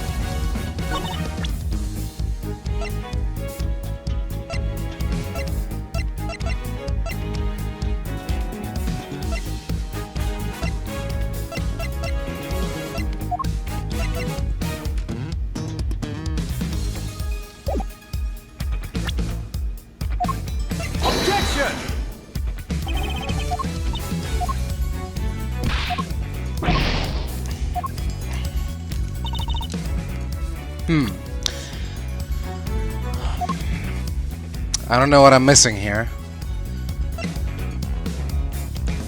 How do we prove that she survived the attack?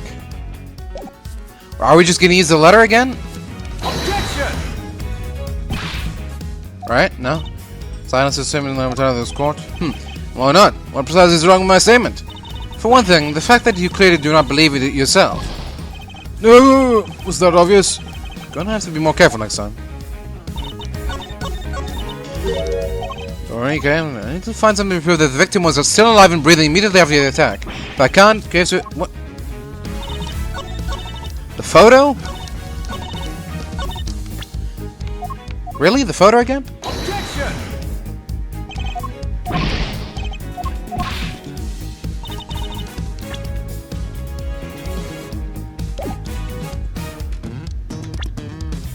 Huh.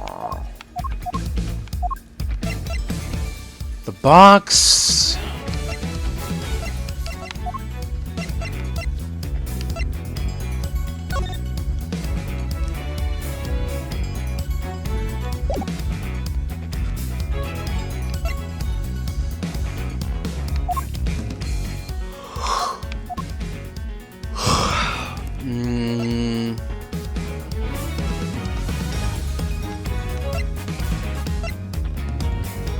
I doubt anybody can survive such grave wounds. If you care to read the coroner's report, I'm sure you would change your tune.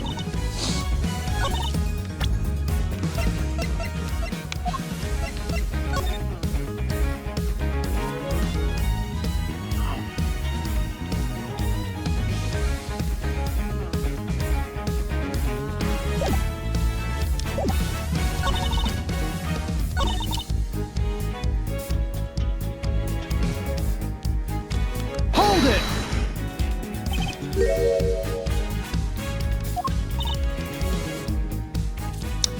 One of the spikes of the candelabrum even pierced the victim's heart. Unless you mean report. The cause of death really was the puncture wounds to the chest from the candelabrum. That would seem to contradict one of the pieces of evidence we've gathered. What?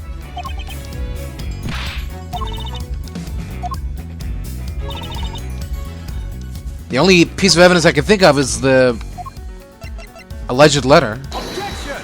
But we've already tried that. What? What else does it contradict?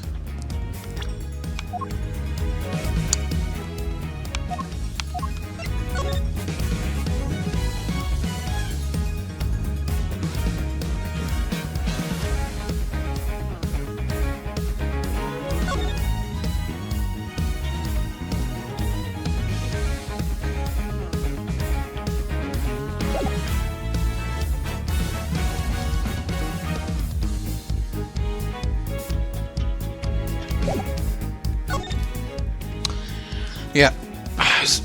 Sorry, I'm just drawing a blank here. I don't know what they want from me. I'm not sure I can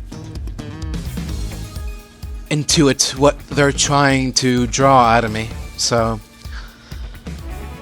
I'll be right back. Okay, interesting. This is something I never thought to...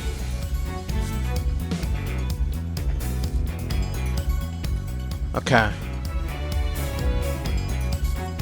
I guess that was my fault because I didn't read, but there's no blood on the hood. On the inside. In the little icon there, so that kind of threw me off. So we'll just call it a draw. Both the game was wrong and I'm wrong. But apparently that's what's wrong. And then we're supposed to present it here on the third statement. Objection! Sure. Okay, that's a little bit of a reach. Because sure. Well, whatever. Just the fact that there's blood on the hood means that she was hit before she was killed, but she could have been hit after she was killed too. Blood doesn't stop flowing immediately after death, does it? Pretty sure that's not the case. So, whatever. Gentleman winner, you know what this is, of course. Red Dranko. That's right, isn't it, Verity? Yes, sir. The one Miss Ringo was wearing. A warning, Miss Edgeworth. You will not be thanked for retreading old ground here.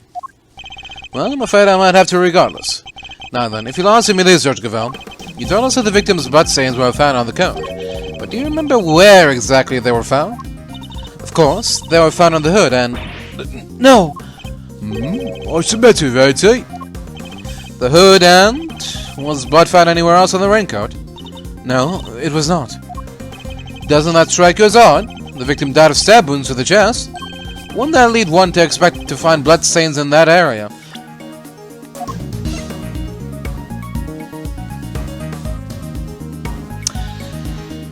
Okay, yeah. Alright, fair enough. Fair enough, that makes sense. Alright, I'll take the L on that one, sure. And yet, there was blood only on the hood. That's a glaring contradiction if I ever saw one. The head wound the victim suffered wasn't just some incidental injury. It was inflicted before the stab wound to her chest. Perhaps you are correct. Perhaps the victim did sustain the head injury first. As you said, if she had been stabbed first, there should be blood in the chest area of the raincoat. Therefore, Miss Ringer cannot have been stabbed before the head injury had been inflicted on her. But even if we concede this point, that the head injury came before the chest wound, what difference would it make? How does it change our understanding of the case? I'd say it changes things a great deal. In fact, it raises an even more fundamental contradiction. That is quite the bold claim, Miss Edgeworth. I have to admit, you have me intrigued. Perhaps you could show us this fundamental contradiction? With some evidence? Which piece of evidence best demonstrates the contradiction in the order of the injuries revealed? Take that! This is Dr. Hurt's preliminary findings, according to which the victim suffered a head injury post-mortem. But the order suggested by the bloodstains on the raincoat is exactly the opposite, yes. Bailiff, this court hereby subpoenas Dr. Hilda Hurst to the committee chamber with all due haste. Until she testifies, this case cannot be brought to a close. Yes, Your Honor, I'll go fetch her at once. Unfortunately, Dr. Hurst is a very busy woman. I doubt she'll be able to come immediately. In the meantime, there's another important angle I would like to explore. Frankly, something has been bothering me about the person at the heart of this case. The so-called ringleader. Who exactly are they? Yeah, good point. We never looked into that, eh? Despite having been mentioned repeatedly in this hearing, we still don't know even the most basic facts that might help us uncover their identity. Well, Miss Edgeworth, do you have any thoughts on the matter? We've seen nothing that might serve as clear evidence of the auctioneer's identity as of yet, but there is someone involved with the case that I can name. I suspect that at the very least, they might be able to point us in the right direction.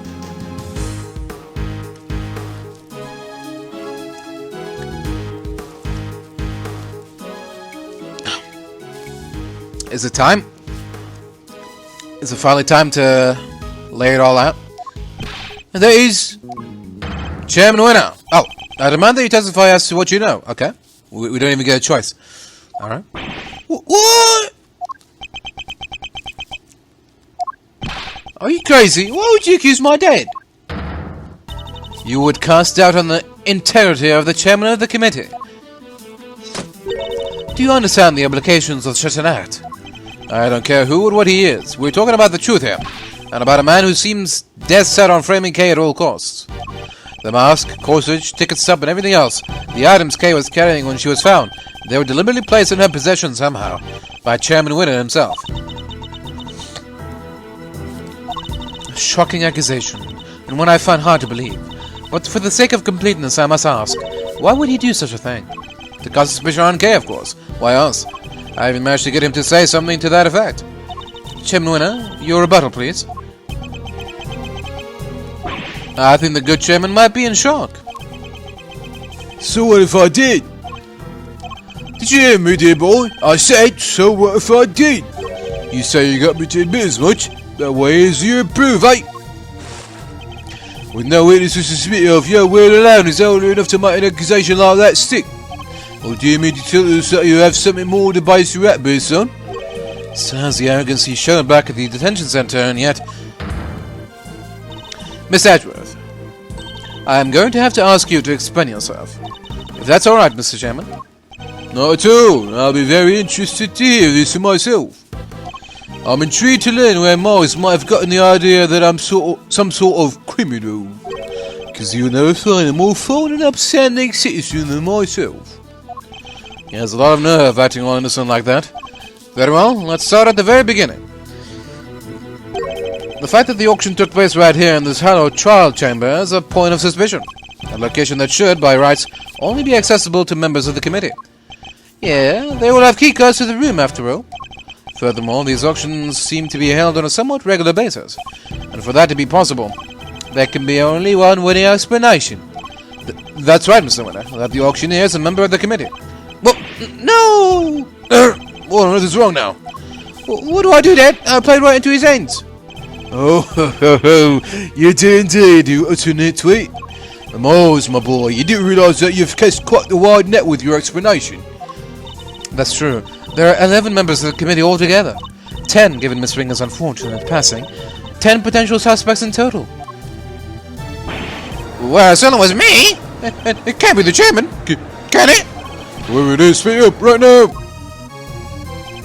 Calm down, all of you, please. Well, Morris, is that all the proof you've got against me?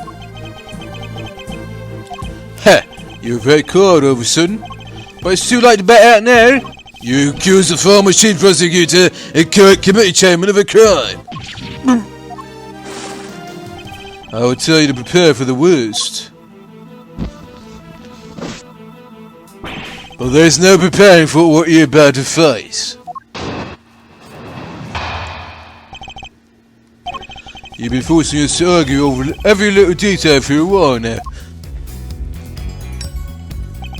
Where the murder happened, the order of the victim's injuries, some other things I even remember. But you needn't have bothered, my boy. This is all irrelevant in the end. Think about it. The suspector herself has already said she did it. That's all that matters at the end of the day, and her sentence will be lighter for it. So rejoice. And there you have it. Feel free to pick holes in it as you see fit. How can I? Well, that was barely a testimony to begin with. That man, he's a very powerful person, isn't he? It's okay, Miss Edgeworth. Please, just let it go. I did it. I'm the murderer. I even remember doing it. You saw a flash of something half remembered, Kay. Nothing more. If you must believe in something, believe me when I say you should believe in your own innocence instead. But I'm up against the head of the committee here. This isn't going to be easy. But he seems to think he's already won. Perhaps I can use that against him.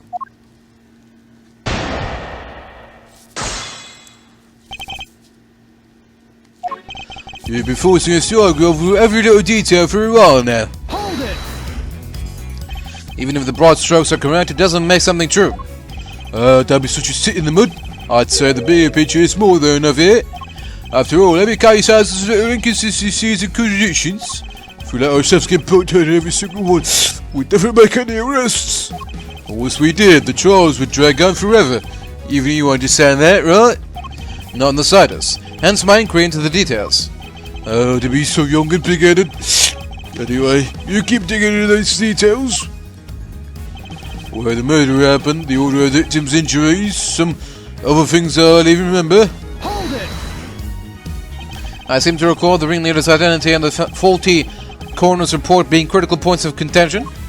Yes, I was listening, my boy. But critical is a matter of opinion. How can he possibly suggest that such fundamental issues are not important? Perhaps it is your ability to make sound judgments that should be on trial here today. Oh, bravo, my young Ed. Wonderfully cutting stuff. You do like to try that, don't you? But you needn't bother, my boy, because it's all irrelevant in the end. Oh, oops. Hold it! There's no way any of what we've discovered today, what we've discussed today is relevant, not unless you intend to bear the truth. But none of it is relevant, dear boy. The only reason you keep trying to make it relevant is because otherwise you're up a creek without a pedal. Think about it. The suspect herself has already said she did it. Hold it! Just because she confessed to something doesn't make it the truth. Kay is suffering from amnesia, so any statement she makes should be taken with at least a grain of salt. Objection! Even so, doesn't exactly solve anything for us, does it, dear boy? And it would be nonsensical to dismiss her confession outright. I'll tell you what, why don't we ask her one last time? Though I'm sure she'll just say she did it again. Fine, let's do it. Let's ask her again. We'll see if she really believes herself to be the culprit. Huh? You mean me? Is this really what you want, Miss Edgeworth? If it goes badly, it could significantly weaken your position. I know, but there's no other way. I only request that I be the one to question her. You ain't had took an old man's heartstrings, you know? But fine, ask away. On one condition. If this turns out to be a waste of time, that's it.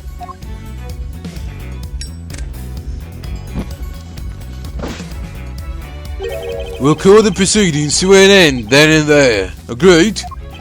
Call the proceedings to an end? You mean the hearing? Yes, dear boy, that's right. Perhaps you're on a complete muddle after all. Now, just so we're clear, if we ask again, and all that happens is the girl confirms her guilt, she is officially declared guilty on the spot. Yes, that sounds like a great plan if I do say so myself. Is he following the... Okay. That's it? You just declare her guilty just like that? That's the gist of it. It's a big risk, but he's going to find a way to condemn her either way if you don't do something. Okay? Yes? I know it's a lot to ask, but I need you to think. Do you remember anything else about what happened on the day of the murder? Anything that might help us prove your innocence? Why? Why are you still fighting him, Mr. Edgeworth? It's no use. I can't be of help to you. I'm sorry. I'm too scared to try and remember anymore. What if I remember something even worse? And if I did, I'd just be making more trouble for you. Please, just accept it. The Kay you thought you knew is a dangerous criminal. A criminal who let you down and betrayed your trust. Don't worry, Kay. You have nothing to be afraid of. I might not have known you for a very long... What? I may not have known you for very long, but I know you well enough. And right now, I'd say I know you better than you know yourself. You would never commit a murder. You could never. Because this is who you really are. Take that! You're the great thief Yatagarasu, a noble outlaw who would never stoop so low as to kill.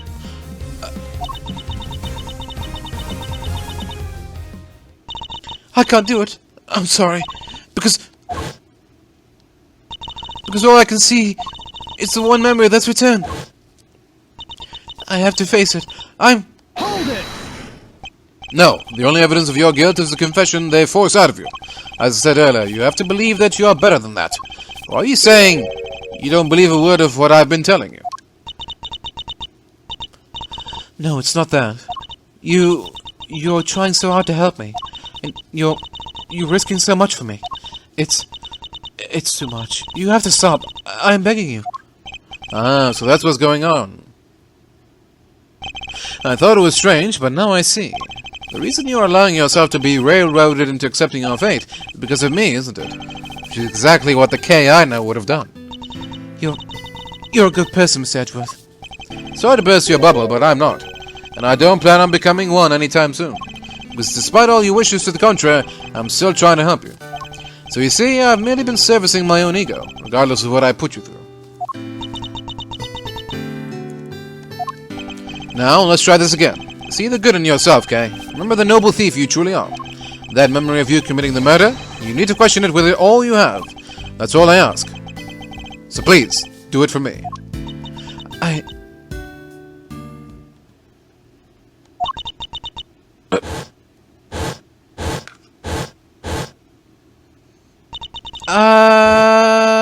Okay.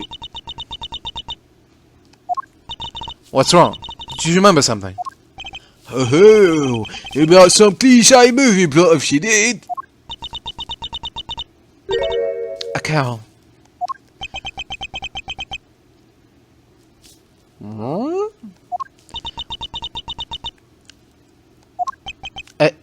A cow? Miss Edgeworth, if you could perhaps ask her for a few more details? Well, okay. What can you tell us about this, cow? I remember now. The person in the red raincoat. She had it in her hand. A stuffed cow. I can see it so clearly now. Are you sure, Mr. Faraday? Are you sure, Miss Faraday? Are you absolutely certain? Yes, I'm sure. Then this court acknowledges the defendant's latest statements as new testimony.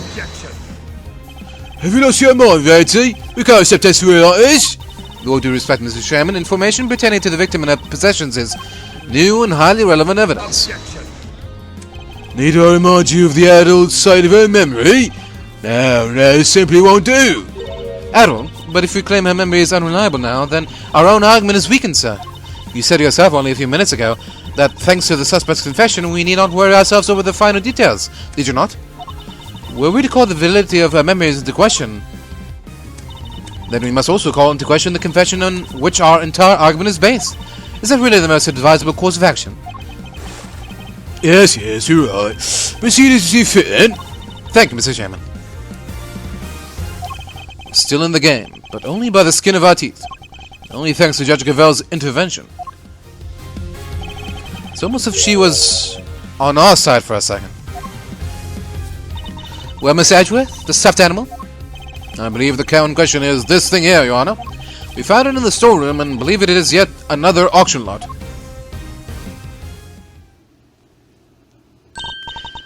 Wait, that's... Do you know something, Gavel? No, it's just not what I imagined. I suppose it is a rather odd thing for the victim to have been carrying. I should look into it. Oh, I should look it over carefully.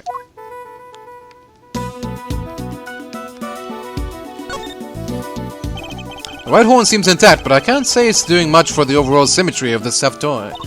Look, Miss Edgeworth, it moves. It does?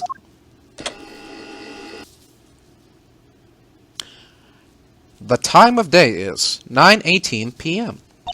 Sounds like sand being crushed. It would seem there's a recording device hidden inside.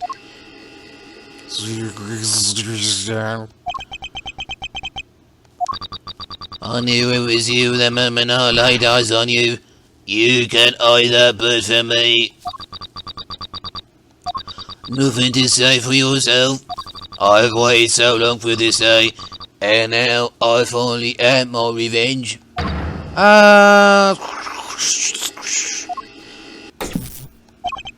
Could this be the moment of the murder? Someone made a recording of it.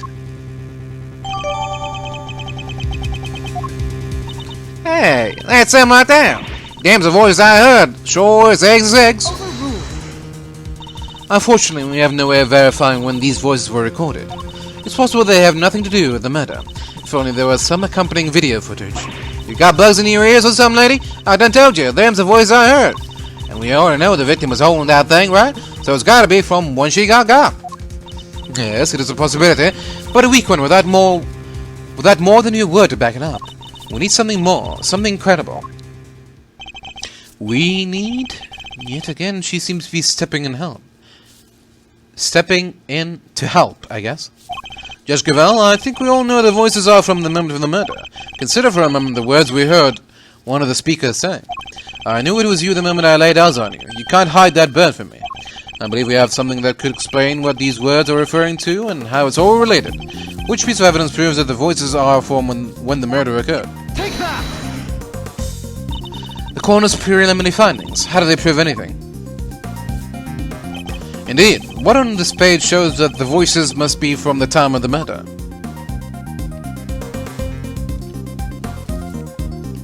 Take that!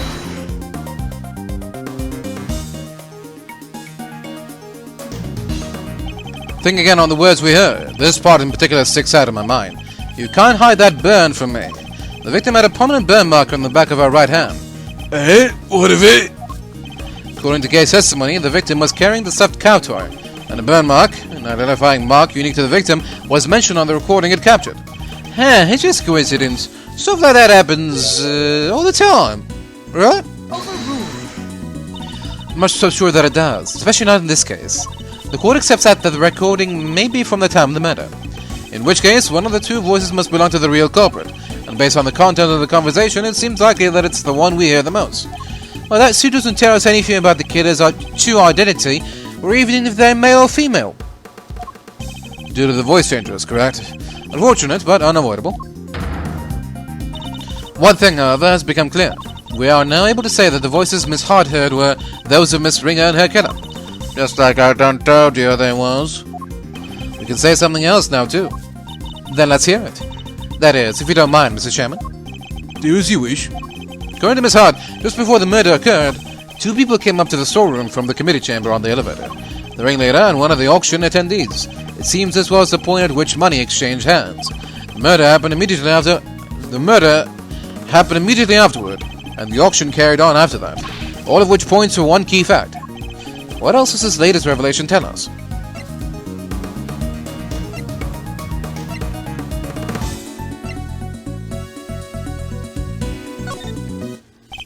Since the ringleader was the auction's sole auctioneer, then it follows that they cannot be the victim. Hey, Gavel! Not right now, Eustace. There's a good boy. And if they were the victim, then they can only have been the killer. A compelling argument, but highly conclusive. I am fully aware of that, Your Honor. I was merely warming up for the main event. There were certain traces left on the scene that seemed to suggest that the ringleader was the killer. Then please hurry up and show us. What is something that was placed on the scene that points to the ringleader as having been the killer? On the scene?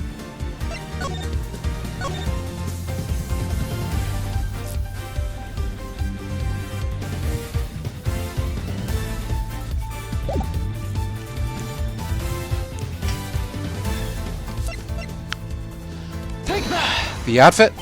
This evidence clearly shows that the ringleader was a murderer. I don't get it. No surprises there, but I'm sure the rest of the room will see what I'm getting at. For once I agree with my idiot boy. How can that be? The ringleader was the killer. There's something they would have wanted to hide. I need to present a piece of evidence that suggests just that. Miss Edgeworth, if you wish for us to believe your assertion that the ringleader was the killer, we will need to see some evidence to that effect. I understand, Your Honor, and I'm about to show you just that. What is something that was placed on the scene that points to the ringleader as having been the killer?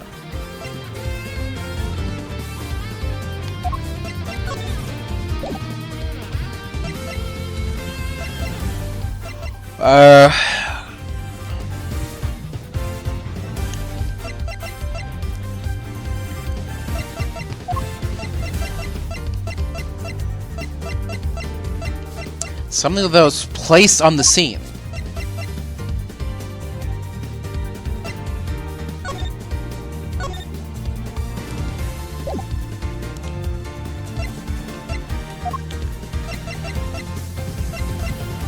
I mean, there's multiple things, but I don't know which one would prove that the ringleader was the killer. Candelabrum? This evidence clearly shows the ringleader was the killer. There's something they would have wanted to hide. I need to present a piece of evidence that's just that. Something they need to hide. What is something that was placed on the scene that points to the ringleader as having been the killer?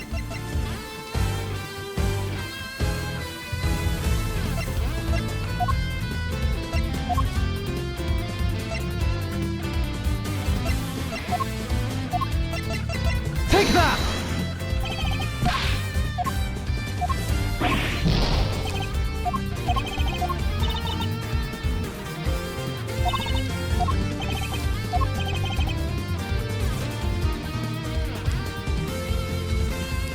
Alright, hold on a minute.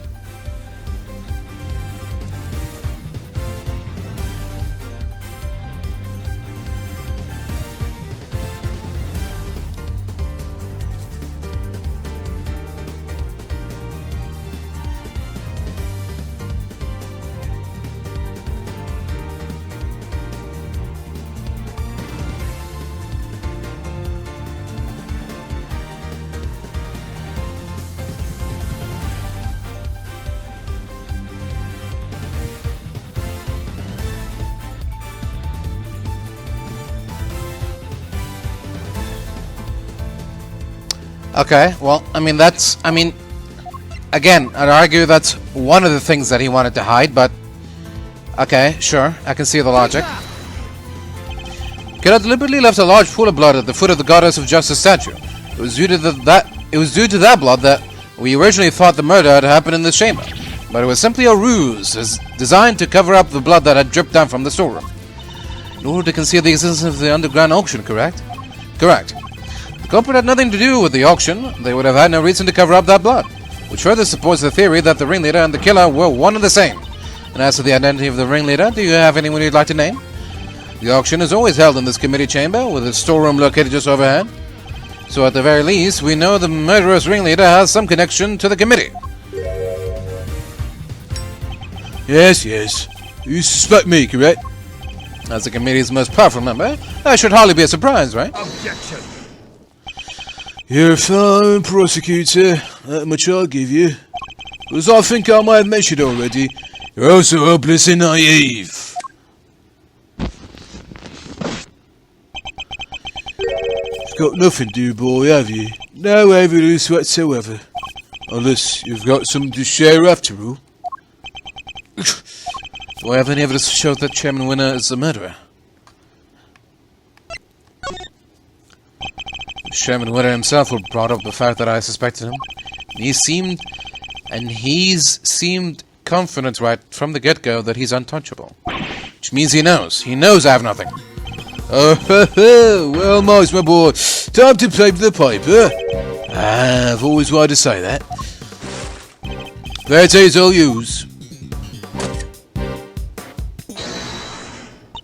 Wait, dang it, I just remember something. Huh? Did you have amnesia too? No, it just done came to me. Flash of inspiration, you know how it is. Very well, say your piece. Objection. What are you doing, Verity?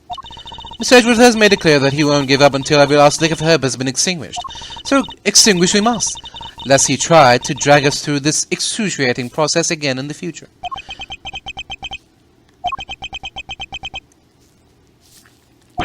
Yeah, what she said. I don't quite get it, but it sounded pretty cool. Don't worry, Dad. I'll help bring this to a winning finish. We shall have my wrong there. Fine. Let's see what the witness has to say. You're the chairman, Miss Hart. If you would be so kind. Well, all right then. Here goes none. The facts, Miss Hart, and nothing but the facts, please. Don't you worry your pretty little head on that front. I'm a journalist. Choose my middle name. Calling me officially worried. So the ringleader's the killer, right? Which makes the victim one of them auction goers. Thing is, that don't add up. I kinda loving people coming down that hatch, see? And then the murder happened, and then the auction started back up again. Now I had me a look back downstairs right after that. No. And would you know it, there were 11 little duckies all lined up in a row again. Oh! And you're sure of this, Miss Hart? Sure as sure can be, you're a gabbleship. So I'm with my own two peepers. So, 11 before the murder, and 11 again right after means... Wait, that's a thingy! A congratulations, you try to keep up. Miss Hart, did nothing really change at all? I just told you alright, they cared brought on again like nothing never happened. Oh, except for, it wasn't nothing much, but... What is it? That little old melon doodad. Can't have yourself an auction with that one. Kinda like the one Missy over there's got, but different. The auctioneer's hammer. That's the bunny. I done heard that thing bang and clang right the way through then nothing. Just like that. So the noise of the hammer stopped midway through. Could it have something to do with the murder? going as hard as telling us is true, we have something of a problem. Namely, that if the victim is neither the auctioneer nor one of the attendees, your entire theory cannot stand, Mr. Edgeworth. Short one up for justice. Ain't that, Edgeworth? See, Mr. Edgeworth, There really was nothing we could do. no, there must be something we're overlooking, something we still don't have an explanation for. I just need to think. If I can't, case. Alright, kids, do we finally have all our answers now? If so, then I expect you to make good on... One moment, sir. I worry that it might still be a little early to pass judgment. After all, we have one more matter yet to resolve.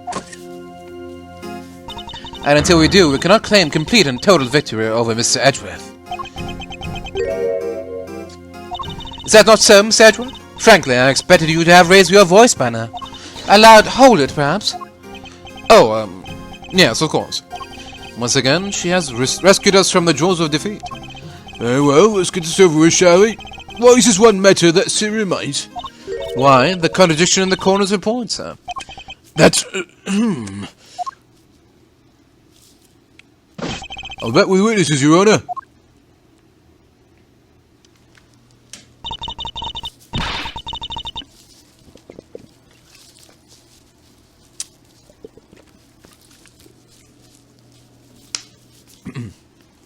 Well, what's this all about? Why'd you call us back down here? If somebody suddenly fall ill, I'll have the compress ready and douche out. This better be good. Somebody else drop dead. Well, they might soon wish they had. Dr. Hertz, Miss Lindbergh, thank you for coming on such short notice. Let me assure you, this won't take long. Quit trying to burn me up and cut to the chase, will you? Of course. We summoned you here to confirm something. What is Judge Gavin up to? Dr. Hertz, this court asks that you provide the unabridged truth regarding the following. Do you stand by your preliminary findings? Can you vouch for their complete and total accuracy? Grandma doesn't make mistakes, ever. That's strange. Huh? What do you mean? In the course of this trial, an error was indeed found in her report. And so I ask again for the truth, Dr. Hertz. Did you alter, tamper with, or in any way falsify your findings? That's awful. How can you even say that? What are you asking me for? Why the heck would I want to do that? To help the true culprit, of course. As if I know anything about all that. I just know I didn't do nothing of the sort. Now that seems doubly strange. What other explanation could there be for the discrepancy in your report? Miss Edgeworth?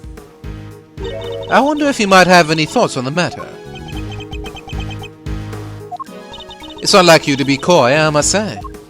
Why does she keep taking charge and helping me? Still don't know what she's trying to do, but I'll happily take what I can get. If everything was recorded accurately and then handed off to Mr. Winner according to protocol, then the report shouldn't contain any mistakes.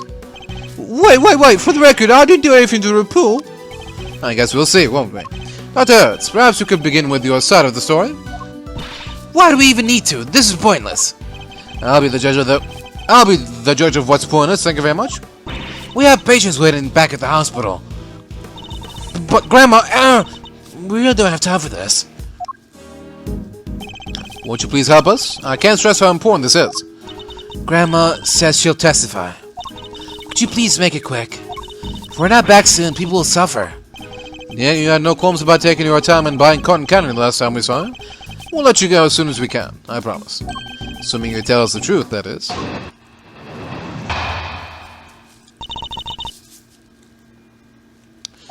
No way there's a mistake in Grandma's report, not ever. I've been dealing with the dead longer than you've been alive, Sonny Jim. Me writing something wrong is all but as likely as... And what the heck do you think I'd stand to gain by a doctor in the file, Don't make a lick of sense. And that's all she has to say. Nothing funky here. See, this is our fault. There's no chance to go to her findings. You swear by the Holy Goddess that this testimony is true? Of course, Grandma's never told a lie in her... Objection! Your opinions are not necessary, Nurse Needler. Your grandmother is the subject of this inquiry, not you. Not necessary? That's not fair. I'm the only ally poor Grandma has. Go ahead and shout objection left and right, but you best prepare then, Mr. Ex-Prosecutor. I'm more than prepared. I'm ready to expose the truth behind the error in the report.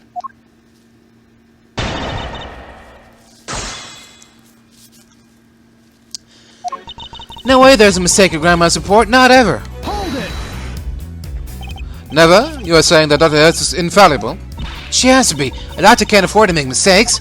Even a veteran like Grandma would be out of a job if she messed up even once. So there's no way she, of all people, would... I got a whole hospital relying on me. Might be you can bungle your work and survive, mister, but I can't.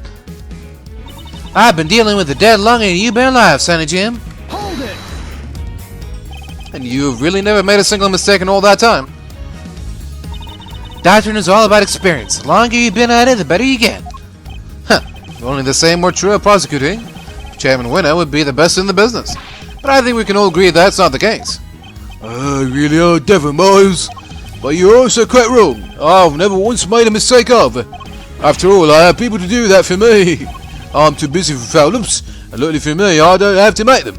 Isn't having people just grand? Don't you go trying to make doctor and lawyer sound the same. They ain't nothing alike. Nothing alike, I tell you. Me writing something wrong is about as likely as... Oh. Hold it! The victim appears to have put this raincoat on after sustaining the head injury, and yet there was not a single drop of her blood in the chest area of the raincoat. Therefore, she must have been hit in the head before she was stabbed in the chest, making a pre-mortem. Oh, that's... Ow! I don't need you to teach me how to suck eggs, young man. My dang report already says what you just said, don't it? Objection! Your report states that the head injury appears to have been sustained post-mortem, which is the exact opposite of what I just said.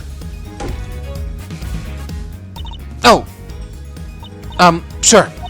I diligently dictated that report to Florence here, and she wrote it all down just like I said it. If something happened to it after that, weren't nothing to do with me. You dictated it? If you could please tell me more. I diligently dictated that report to Florence. Anything after that weren't nothing to do with me. Hold it! Just so we're on the same page, what were your conclusions regarding the body? Well, like I said... Oh! Sorry, it was, death from a good hard knock to the noggin. And can you say for certainty when that knock happened, Dr. Hertz? Pre-mortem, of course. Just what happened after the poor girl died. I told Florence that, and she wrote it right down. So that's what it says in my dang report. Huh. Signed Hilda Hertz. She signed it, so she must have read it. That may be what you told her, but I think we're finally getting to the truth. What the heck do you think I stand to gain by doctoring the file, Don't make a lick of sense. Hold it! You may not have stood to gain anything from it, but what about your granddaughter? Me? I didn't stand to gain anything either. Never mind her. What about your little friend over there, She stand to gain something for sure. Look at you trying to accuse my sweet innocent Florence of wrongdoing. Yeah, you ought to be ashamed of yourself. We should tell that to Chairman Winner. Anyhow, nobody doctored that report, you hear? Nobody. And that's all she has to say. Nothing funky here. Hold it! Did anything stand out as strange to either of you when you were examining the body?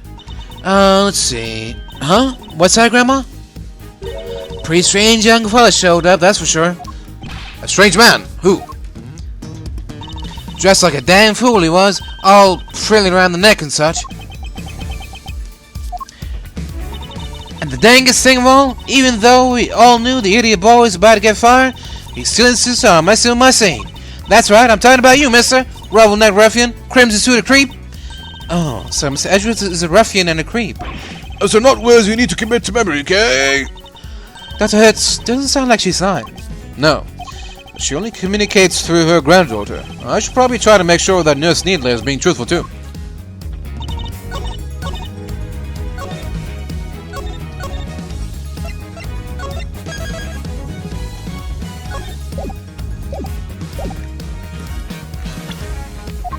Objection!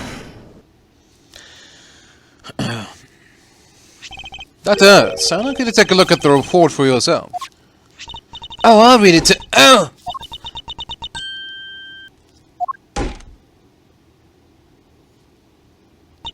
This ain't what I said. This ain't what I said at all.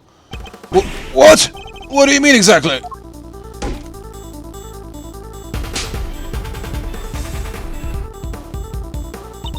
I don't know. But, I can't say, man. Oh. Miss Needler, if you are attempting to bury Dr. Hurt's truth, I will gladly hear her confession myself on behalf of the Goddess of Justice. Dr. Hurt seems to be telling Judge Gravel something in private. What? I see. Very well. Allow me to relate to everyone what you have just told me. Ain't no doubt about what I said. I dictated my findings to Florence just like I told you I did.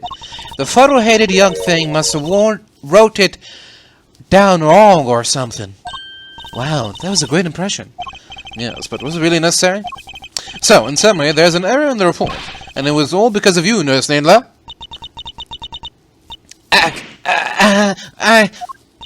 The true facts have now been shown to be that the head injury occurred prior to the chest wound. The question now, Miss Needler, is why did you introduce such an error? Just a minute, Verity. You made it say that Pugger did it deliberately. Whereas it seems to me she just made a little mistake. Pre-mortem, post-mortem, practically the same word, do you think?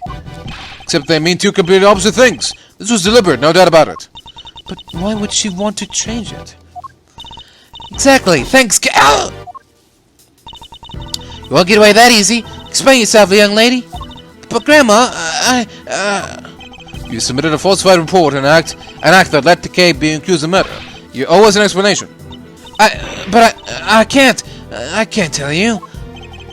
Don't want to, but can't? It's really rather unpleasant, don't you think? Getting up on this poor, considerate girl is only look after her grandmother. She has nothing to do with anything. She simply made one tiny mistake, so why not leave it there? You'd like that, wouldn't you? Because the only person in her testimony would hurt is you. What on earth do you mean, my boy? Seeing as you're now a de facto ex-prosecutor, you're going to explain yourself better than that. I'd be happy to. I'll even spell it out for you. Nurse Nina's role in this crime was very important because...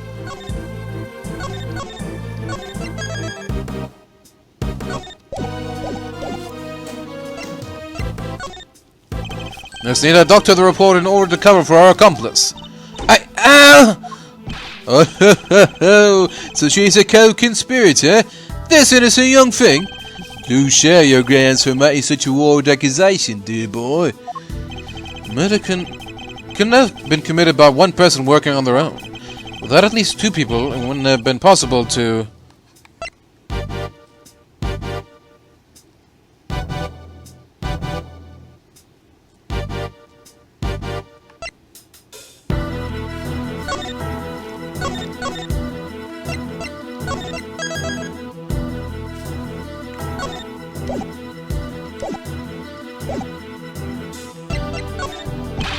The murderer couldn't have falsified the report on their own. It might have made things harder, sure, but I feel like that's a pretty weak reason to think there was someone else involved. No, it can't end like this. And yet, there's nothing more I can do. And with that, the truth receded into the darkness. And that's how my story ended. Really? Okay, so I was thinking that... Okay, well, in my headcanon, in my theory, was that the reason that 11 people were still there after the murder happened was because... What's-her-face? Rosie Ringer was not an attendee, but like an undercover agent or something. She wanted to catch them in the act, and... the ringleader found her first and murdered her, but apparently she was a member. But then the nurse took her place? The auctioneer was a murderer and the victim was one of the attendees. The fact that a witness testified to there being 11 attendees even after the murder doesn't make sense. Hey, watch it. Y'all call my good word into question now too? That's not what I meant. In fact, it's quite the opposite. I'm taking you at your own word, which means there must be a co-conspirator. I know it's hard, my boy, but sometimes you just have to accept that you were wrong. Objection! I wasn't wrong. I just hadn't considered the possibility of the killer having an accomplice. But as soon as we do, things start to fall into place. If the killer's accomplice returned to the auction room in place of the victim, there would indeed have been 11 attendees both before and after the murder. Well, so that's your thinking, is it? Certainly an intriguing theory. But surely the imposter would have been spotted right away. I don't imagine that Nurse Nina looks strikingly different from the victim in build and stature. With the help of a mask, she could very easily have replaced Miss Ringer without anybody noticing. Well, Nurse Needler, is that what happened? Did you take the victim's place at the auction? I wouldn't do something like... Now tell us. The ringleader, who were they? I can't tell you. I just can't. It'd hurt Grandma, too. But Grandma... Don't you worry about me. I can take it. You just tell me everything, child. But... Grandma!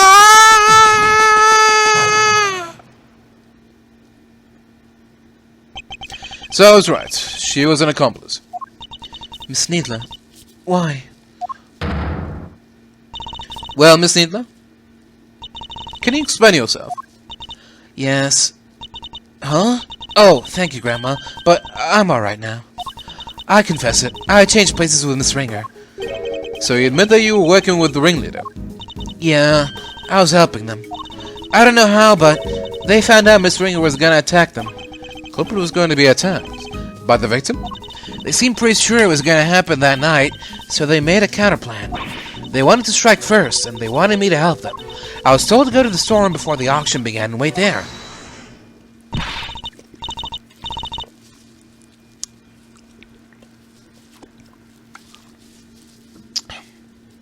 Now hold on right there, Missy.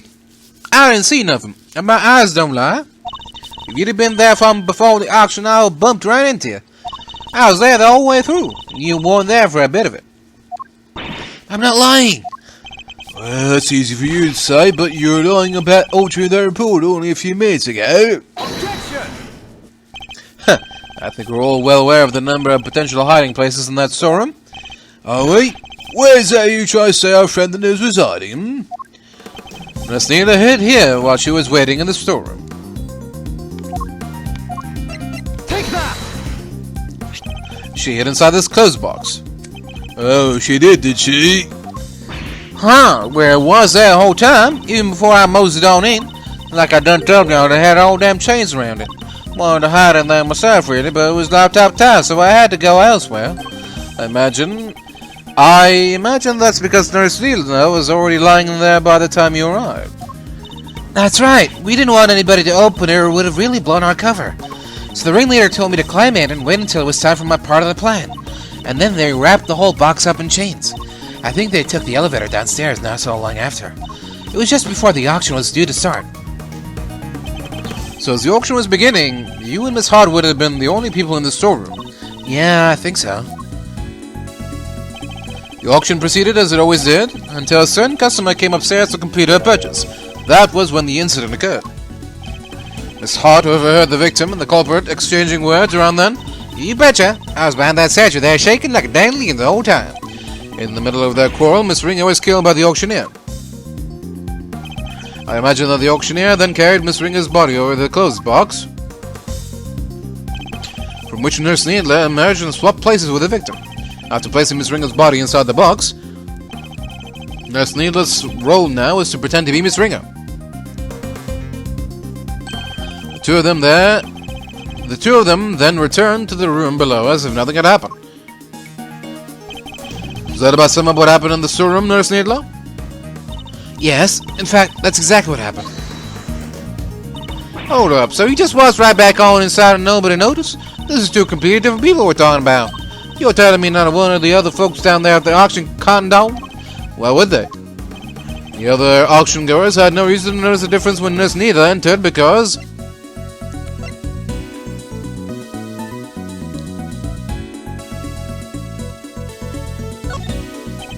As we've seen, Miss Ringer and Nurse Needler are about the same build. What's more, the auction rules requires attendees to wear their masks at all times. If Nurse Needler were wearing the same clothes as Miss Ringer, nobody would have been any the wiser. No, and they weren't. I borrowed Miss Ringer's clothes and... Ow! And left the poor child in her smalls? Have you no respect, girl? No, Grandma, I thought the same thing. It wouldn't be nice to leave her like that. So when the ringleader wasn't looking, I put that raincoat on her. So that's how Miss Ringer came to be wearing it. Thus, the auction was able to carry on as before. Guess the part where I caught the red raincoat on film came just after. Yeah, it must be. Then it all makes sense. Right after that was when I went on over and looked downstairs through the gap in the elevator.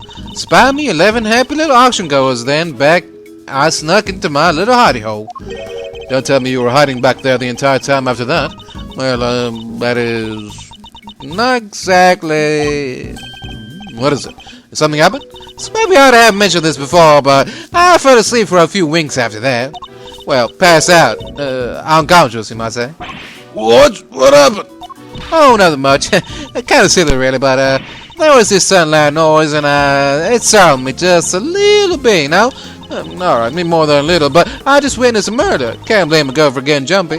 Yes, I got my heart shook and my head faint, for I knew it, I was out like a lion. By the time I came to, it was next to the dang day, and there y'all were clanking down that ladder. I see. So you were startled by a loud noise and fell unconscious. Suppose that means you don't know what happened after that? Not per se, but, well, after the auction was over, all the masks were back on the rack. So I reckon the guests done finished up and filed out one by one like they was supposed to. Nurse Nila, once the auction had restarted, what exactly were you doing? I was pretending to be Miss Ringer and placing bets just as the ringleader wanted. I had to win the clothes back. I had to win the clothes box as I'd been instructed. Yeah, dead body inside, after all. Imagine if somebody else had won it. We would have been in real trouble then. So you had no idea that the victim had vacated the box in the meantime? No, not until we came back up so I could pay for it. That was when we noticed. The ringleader told me to go look for her right away. Except, I found some other girl collapsed at the foot of the ladder instead. Okay. Yes, she must have fallen from up on the roof and had been knocked unconscious. Guess the victim must have left that hatch wide open, huh? That would explain it. Kay would have been so shocked by seeing Miss Ringer fall motionless right in front of her that she wouldn't have seen the open hatch and fallen right through it. That explains the noise that caused you to faint as well, Miss Hart. It was the sound of Kate crash landing onto the storeroom floor. Yeah, I suppose. Can't believe something like that done knock me out for so long, though. So in summary, by the time Miss Needler found Kay, you were already sound asleep behind the statue. I think we've got a good grasp on what occurred up to this point now. Nurse Needler, if you would continue. Sure, so I found Kay, and next I found Miss Ringer, and I put them both in the clothes box. We couldn't risk any of the auction goers seeing them. That would have caused a real hullabaloo. Was that your idea, or the ringleader's? Theirs. But putting the raincoat on Miss Ringer was my own idea, so I tried to get rid of it before they found out what I'd done. I imagine they were none too pleased when it showed up as a surprise piece of evidence in this case. And lastly, the ringleader and I put her in an auctioneer's outfit we'd prepared. Of course, which completed the deception and made everyone think she was the auctioneer. All in all, the auction finished up without anybody noticing anything, and that was that. Now that we know the extent of your crimes, Nurse Needler, if you have anything further to share, I'd advise you to do so immediately. I wish I could tell you more, but I'm sorry. That's all I know. Oh, except for one other thing. It did seem a little strange, I guess, when I was borrowing Miss Ringer's clothes. I took everything I could, but I couldn't take her hair, obviously, so... Oh! You're dang right you couldn't take her hair. What kind of medical professional are you? That's where you draw the line? So taking her clothes was okay? Our hair was totally different. The style, the length, everything. I kind of panicked. But the ringleader thought of everything, including wigs. 2 of them, in fact. There was a straight one and a wavy one. They were both stashed in the clothes box. 2 wigs, but why? Right? I wondered that too. I thought maybe they were worried she might have changed up her hairstyle. Anyway, I took the straight one. That was the one that matched her hair on the day. Leaving a wavy wig in the box. And that's everything you know? There is nothing else you're forgetting? No? Huh? No, really, Grandma, that's everything. I take it that you really have no idea who the ringleader might be? Sorry, I only know that they were in charge of the auction. I didn't see them without their mask on. And they were pretty careful to keep their identity a secret from everyone. I can't get something concrete on them. Well, Miles, how are you about doing? You prove the news was part of the murder plot, but sadly for you, it doesn't change a whole lot. Because it does nothing to prove that Kay Faraday isn't the ringleader. Justice must prevail. We can't change the law, even for your sake. Is this it? Am I not going to be able to save Kay? Objection! Franziska, what are you doing here? As I told you before, Mars Adverse, but the case leads, I follow. Your dedication is an inspiration to us all. But don't go getting the wrong idea, little brother. I'm only here to deliver the truth regarding the suspect. I'm certainly not here to forgive you for abandoning the way as a prosecutor. I understand that. You should thank your former subordinate for what I'm about to share. In this desperation to help Kay Faraday, he gave me a valuable piece of information. That gumshoe did that? Prepare yourself, my Zajves, for the final piece of the puzzle. Rosie Ringel's head wound was the first of the injuries he suffered, not the second.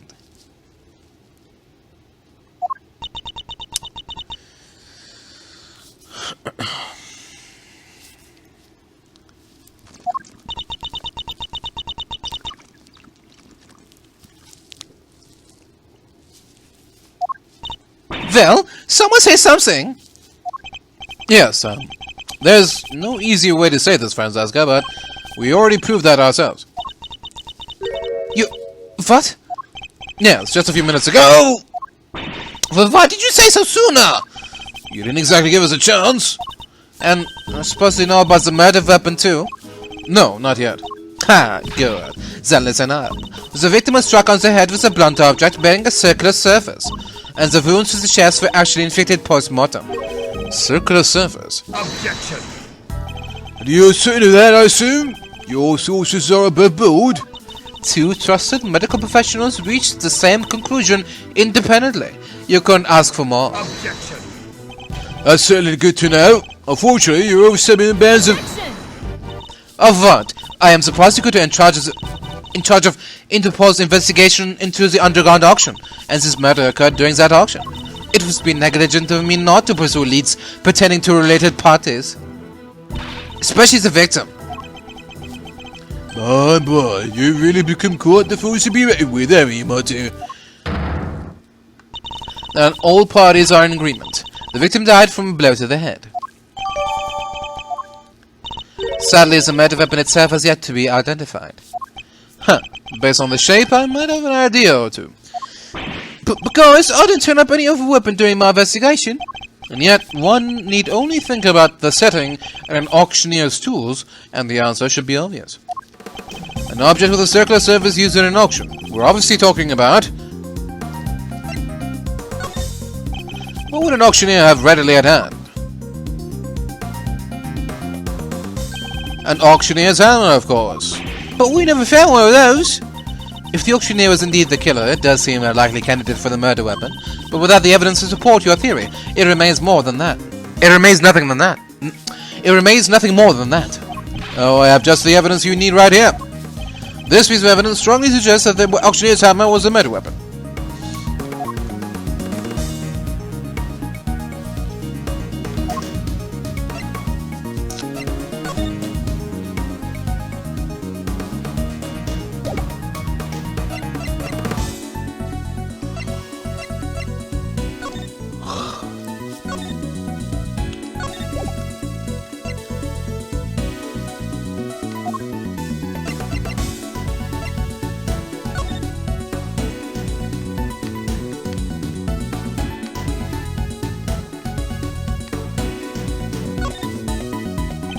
That horn is missing. Can't help but wonder where it went. Although, even if we were to find it, it might not be easy to fix up either.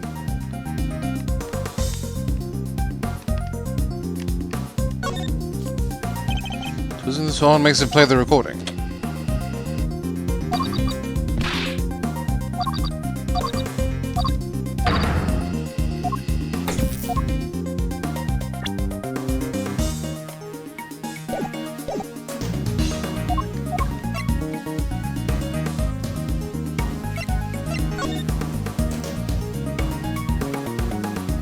Ah, could no longer be heard. There we go. Take that! The Tsar told us something very important about the auction after the murder occurred. She said that the very prominent sound of the auctioneer's hammer could no longer be heard. Now, why would that be? I'll tell you why. Because it had just been used in a murder and was covered in the victim's blood. It would need to be disposed of. Isn't that right? Chairman winner. I'll have our people look into this right away. Oh, you really are like a duck with a bone, aren't you, dear boy? If you can't dedicate yourself to a cause when you're young, when can you, eh? Seems very confident we'll never find it. Very well. A search for the murder weapon will be conducted. In the meantime, this court is in recess.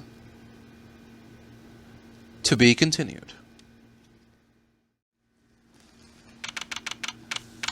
April 6, Committee for Prosecutorial Excellence, Chamber.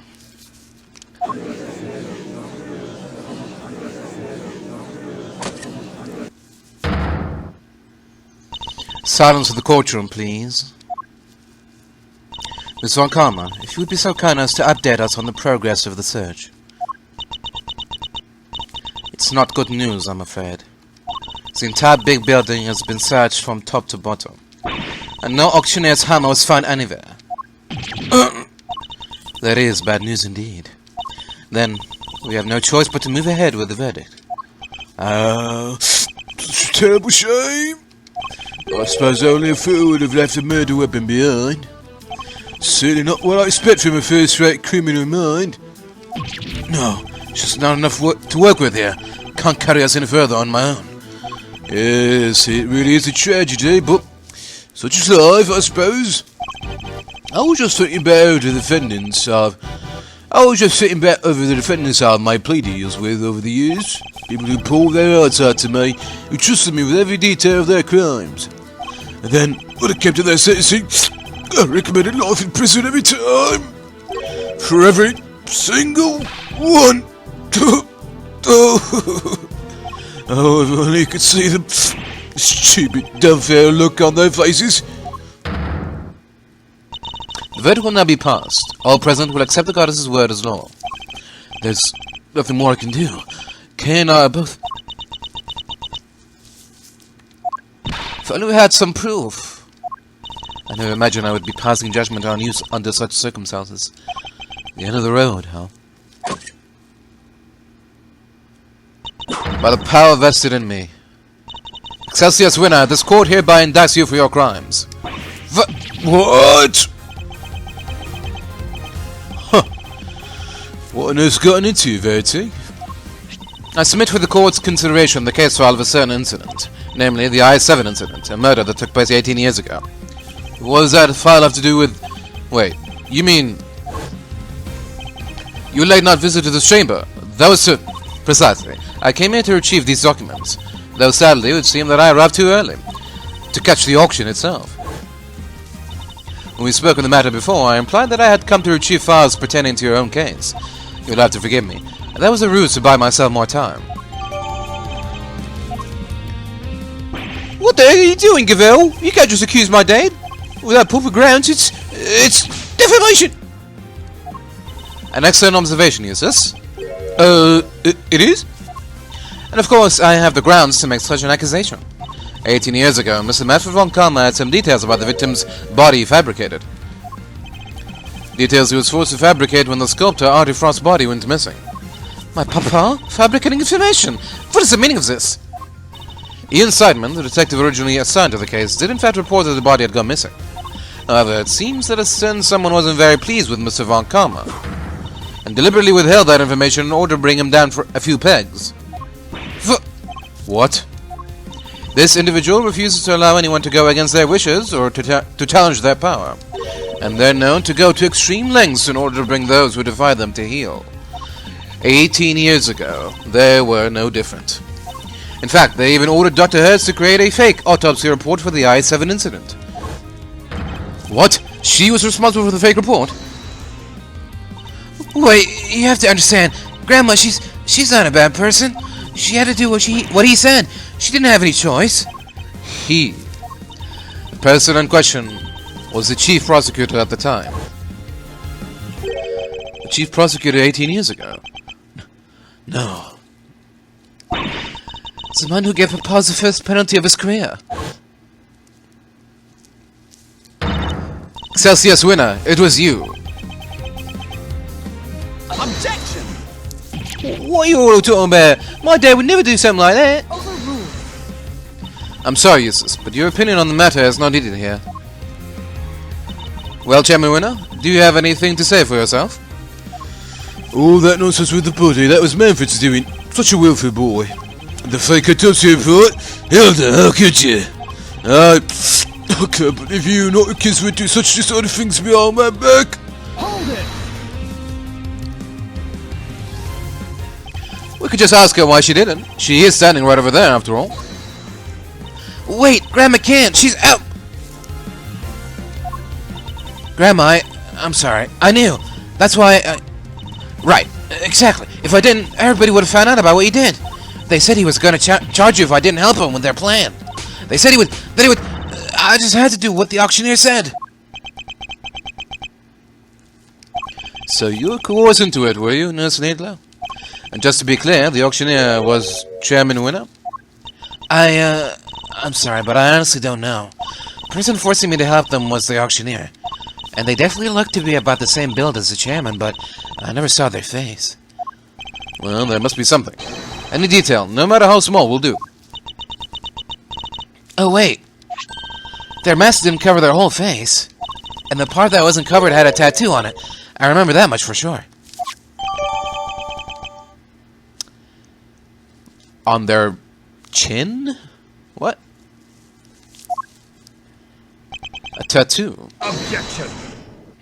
This all sounds very dramatic, but I really don't know what you're talking about. There's no tattoo anywhere on my face. I think I know if there was one, wouldn't you? Which means I can't be the ringleader no matter how much you might want me to be. I only hope you can figure out who the shameless manipulator might be. Overruled. Your contempt for this courtroom is an insult to the goddess. Are you sure it's not you who's feeling insulted here? I'm not the only one who has been trying to bring you to justice. Miss Ringer had been trying too. And I refuse to let her sacrifice be in vain. Young Rosie was ready to take me down, you say? But why? I barely knew her. I've always had a certain magnetic charm, but I don't remember ever catching that particular eye. You barely knew the victim. Why, I do believe that is a new statement. The goddess demands that you offer your full testimony on the record. So that's how this is going to go. You really have me till I finally break? Well, if that's the way you want to play it, fine. I'll destroy you all. Every last one of you. Mr. Edgeworth, please allow me to work with you on this one. I doubt we'll get another chance to put him on the stand. So let's make the most of this opportunity. Of course, Your Honor. I wouldn't have it any other way. Now, Chairman Winner, you will tell this court everything you know about Miss Ringer.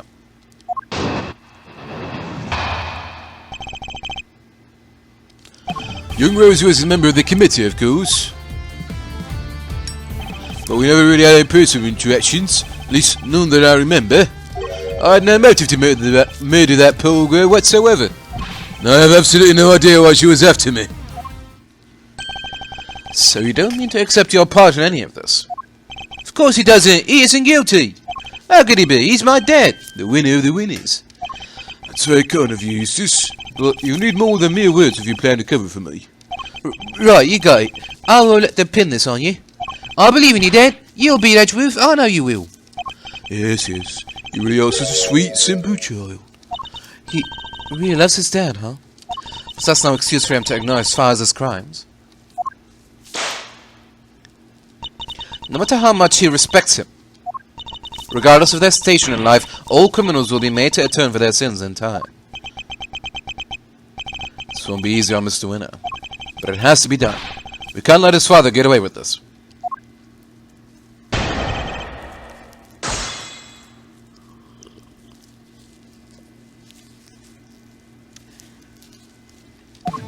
Young Roseway is a member of the committee, of course. Hold it! As a member of the committee, you must at least have been familiar with her face. Sure, but that's about all. I saw her every once in a while. But we never really had any personal interactions, at least none that I remember. Hold it! So you're saying you barely knew the victim at all? That's exactly what I'm saying, my boy, yes. Why, I never even knew about that burn mark on her hand. You didn't. I mean, what's the point? You get to know someone, but before you know it, they're gone. It's become such a pain to remember things about others. They're here one day and gone the next. Yes, because they dare to stand up to you and you make them disappear. If you could please add your remark about the victim's burn to your testimony, Chairman Winner. Why, I didn't even know about the burn mark on her hand. Hold it! You're sure you didn't know about the burn mark? You really don't let up, do you? I'm not in the habit of memorizing who has a scar on their hand and who doesn't. But this wasn't just any old scar. I'd say it's very noticeable, in fact. Perhaps under normal circumstances, but now that I think about it, Miss Ringer did always wear gloves. Truth be told, I wasn't aware of the burn mark until after the incident myself. The victim's hands were always covered by a pair of gloves. Makes sense, of course. People can be very self-conscious about such things. I can only sympathise, being something of a sensitive soul myself.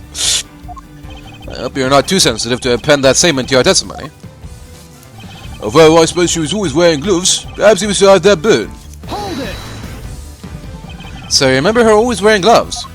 I mean, it was something of a trademark of hers, yes. Who knew it was to hide a burn mark? I always imagined it was just a fashion statement. Does your little friend there have something to hide under all those bandages, I wonder? Who, me? No, I don't have anything to hide. You don't? Not even the stony message of a cold-blooded murder, is it? Objection! If anyone here is hiding such a thing, it's you. And I'll expose your true face if it's the last thing I do. You never fail to entertain, my boy. Go ahead and do your worst. So Miss Ringer always wore gloves. That reminds me of something. I should look over all the evidence again. I had no motive to murder that poor girl whatsoever. Hold it! You never had any trouble with her professionally? Oh, don't be so silly, my boy. I'm far too important these days for such trivialities. And by all accounts, her work was unimpeachable. Besides, our difference in standing meant we hardly ever interacted. But that doesn't prove you didn't kill her, does it? Well, you would say that, wouldn't you? And if you'd have saved your little friend, eh? It certainly seems that Miss Ringer had some personal interest in you at least. Indeed, indeed. But I can't for the love of me imagine why. Too bad. So sad. With that motive, you can't logically get away into putting this on me. And I have absolutely no idea why she was after me. Hold it! You have no idea at all as to why she was after you. Let's see now. It's because there's a real catch. I suppose you could say that, yes. The admirers, they come, and then they go again. You couldn't even dream of being like my dad. Very true. I'd had many ordinary people who could quite match his achievements. It's remarkable, really, to have so many people come to our life and then for so many to leave it. I certainly won't complain. If you choose to leave, Verity, my dear. I think it's far more likely that you'll be the one leaving today, in handcuffs. Yes, yes, very droll, but if you think I'm finished, you will be sorely disappointed. I have to think back over what we know about the victim. If you're not sure how to approach this, take another look at the evidence. You just might find a new way to interpret all the information. Are you trying to help me, Franziska? I'm trying to help Kay Faraday. I couldn't care less about you. Nice to see she really is worried for Kay. In her own Franziska sort of way.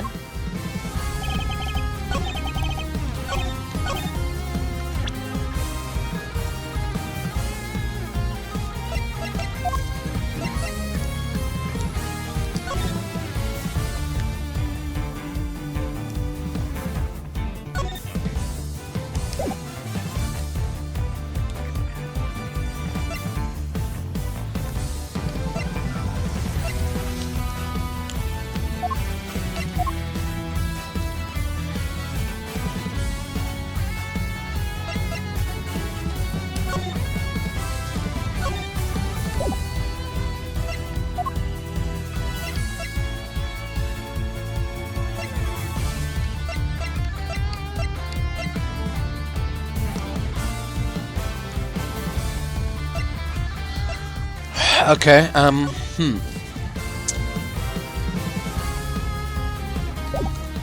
Are we supposed to prove that she wasn't wearing gloves at the time of death, or the fact that he knew about the gloves because he was the one that put her in the costume, or do we present the plushie to prove that the person who killed her knew about her scar? I feel like there are so many avenues to go through here. Who's you count that bird for me? Save herself. Wait along me to stand on fucking lunch.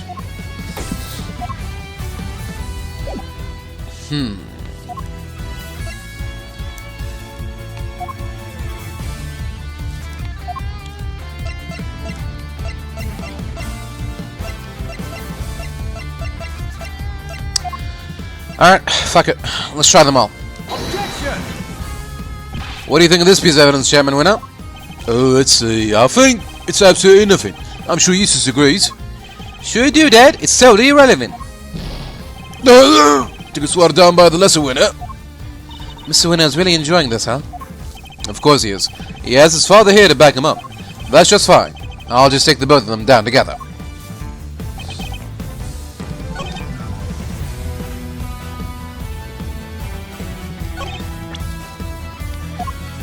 Objection!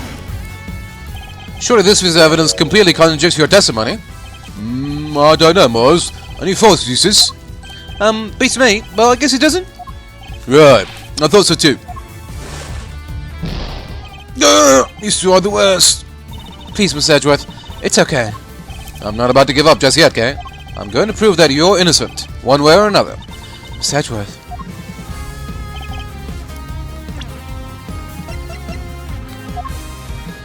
Objection! Okay. See? There are so many ways to go through this, but I guess this was the right one. So, Miss Ringer always wore gloves. She did. That raises a rather important question, and highlights quite a contradiction. Contradiction, you say? Really? If we listen again to the conversation that was captured by the stuffed cow, you'll soon see what I mean. Is he going to point out the fact that he knew about the burn mark before meeting her or something? So he's trying to say that the person who killed her knew about her burn mark, so he's someone who's acquainted with her, who knows her or something? What's the connection here? But let's see. And it was you the moment I laid eyes on you. You can't hold that bit for me. Nothing to say for yourself. I've waited so long for this day, and now I'll finally have my revenge. Could you be certain that what we just heard is the moment the victim was attacked? I knew it was you the moment I laid eyes on you. You can't hide that burn from me. We assume that those were the words of the killer. Where's the problem in that? It seems like a perfectly sensible assumption to me. Huh. I'm afraid not, Chairman Winner. Are they going to say that was Rosie's voice? And the burn mark? Oh, so he doesn't have a tattoo on his chin, but he has a burn mark on his chin? For you see, if the victim was always wearing gloves as you just testified, then the burn mark on her hand should not have been visible to a killer. Objection! Right. Speaking of gloves can't be easily removed, she could have taken them off during the auction. That's... But she hadn't. She was still wearing them when I changed places with her. So they must have been on her hands when she was being murdered too. What are you saying, my dear? You do know how much trouble you're in, don't you? I'm not scared of you anymore. I have Grandma on my side now. Now it's time for you to pay the piper, Winner, you dang devil. I see. So you're about ready to disappear, too? That can be arranged. Not this time, Excelsior's Winner. The only person disappearing will be you. Objection! Hey, you can't talk to my dad like that. Who cares if the band was covered up? What does that even matter? Objection! Oh, it matters. Because it turns our understanding of the burn mark on its head. What do you mean? What could the fact that the victim's burn mark was covered up possibly tell us?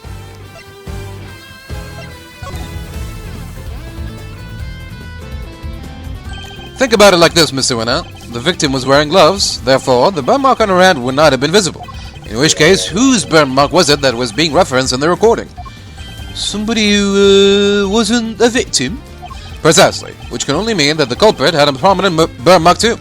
Or to put it another way, I knew it was you the moment I laid eyes on you. You can't hide that burn from me. Those words were spoken not by the murderer, but by the victim. No way! Objection! Eustace, my boy, would you mind stepping aside for a sec? Look, Mars, it's nice to see you having fun with your little fights of fancy, but let's get serious. So the murderer had a burn mark now? Really? Where? Your little theory will either take flight or die, depending on your answer here, I'm afraid. It's not messing around. I have to figure out where that burn mark was and fast. I wonder where it could have been. All of the auction people were wearing disguises, right? Yes, and each disguise was different. Yet, in spite of that, the burn mark was visible to the victim somehow. Which means... Well, shall we? Enlighten us, why don't you? Where was the murderer's burn mark? I assume you have some evidence?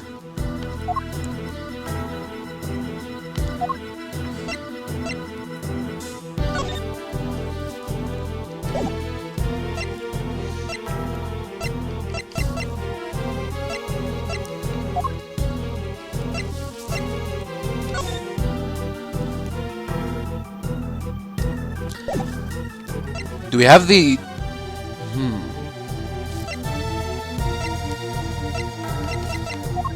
Where's the testimony where Needler said that the auctioneer had a tattoo on his face?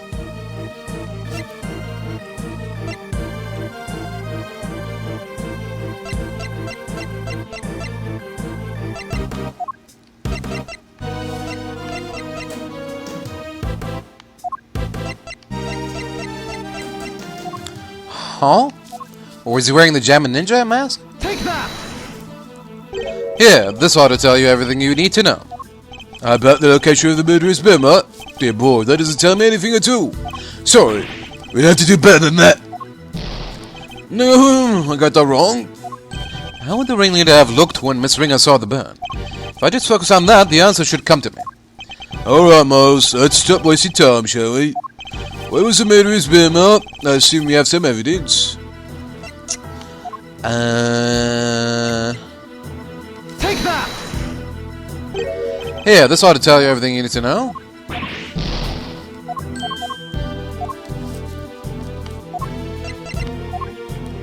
I think I know the answer, but I just don't know how to... I just don't know which piece of evidence is the relevant one.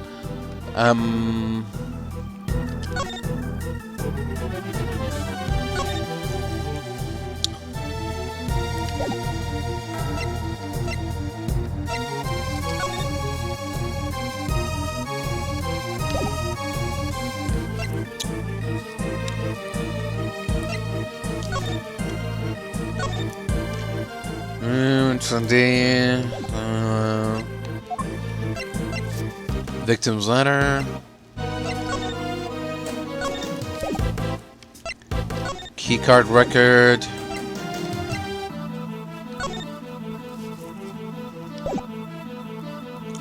Take that!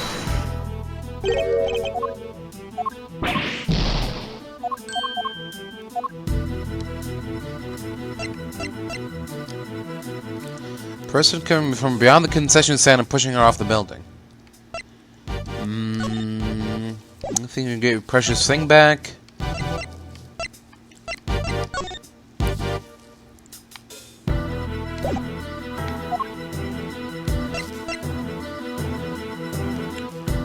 Having the murder weapon. Oh! Take that! It's in here for some reason? Okay. Here's my evidence. The outfit that the ringleader was wearing throughout the auction. Or rather, the outfit you were wearing, Chairman Winner. Oh,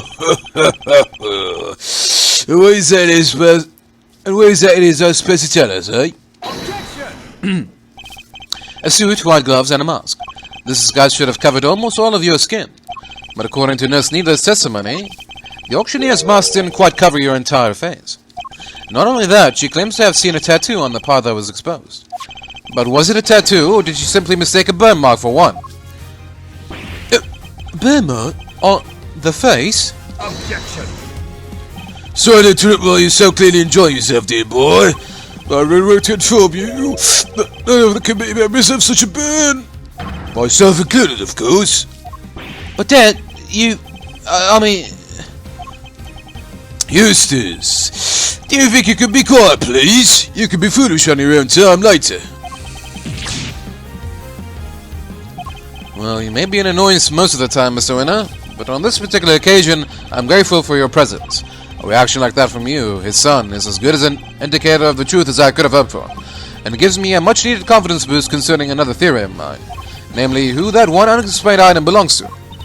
What's the matter with Mr. Winner? I think he might be in shock. After all, he is usually the last to figure things out, but in this case, he seems to have gotten there all too quickly.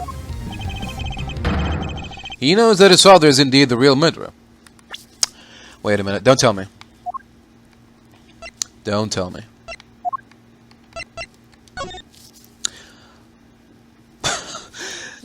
A straight wig and a wavy wig. The wavy wig wasn't blonde, was it? Is he just wearing a big long wig over his face? Is his beard just an upside down wig? What? Huh? Yeah, and it's strapped down by the goggles. He's sad because he knows the truth. So, it's better not to know the truth at all? No, Kay. It's what we came here for. It doesn't matter how we get there. The important thing is finding the truth. You yourself told me that once, right when I needed to hear it the most. And now it's time for me to repay the favor and show you the truth of your innocence. I want to know, too, the truth of what really happened. So please, Miss Edgeworth, won't you show me? I very much intend to. You don't know when to give up, do you? Where is this bear, then? Perhaps you can point it out to me. But you can't, can you? Because there's nowhere to be found. Just like your evidence that I'm the killer. Yeah, on for contradictions only, like, you won't find any. Because he's my dad. I want it through and through. I understand, Mr. Winner. I completely understand why you don't want to believe it's true. But if you ignore the truth now, you'll regret it for as long as you live. Dad, what do I do?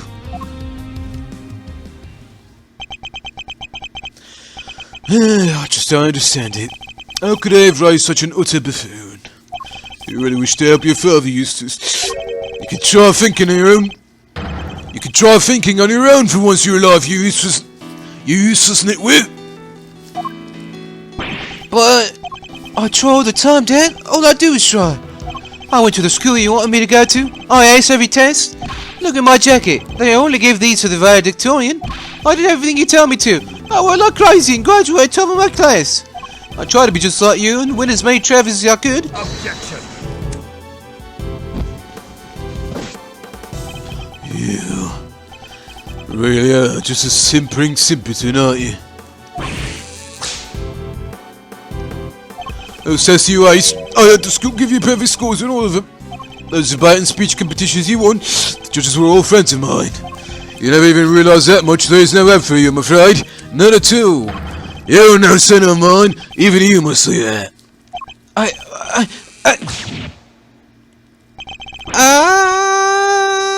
Father! Why?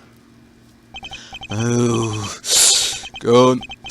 My old son. They all leave in the end. No! I mean, boo! Even when he was trying, he was failing, and he did it all for me. He should have tried harder. You're a disgrace. You don't deserve to be a father, and you certainly don't deserve to be chairman of this committee. Even I feel sorry for the boy now. Poor Mr. Winner. Explain yourself, Chairman Winner. Just what do you think your son is to treat him in such a way? An utterly useless pawn, sounds about right.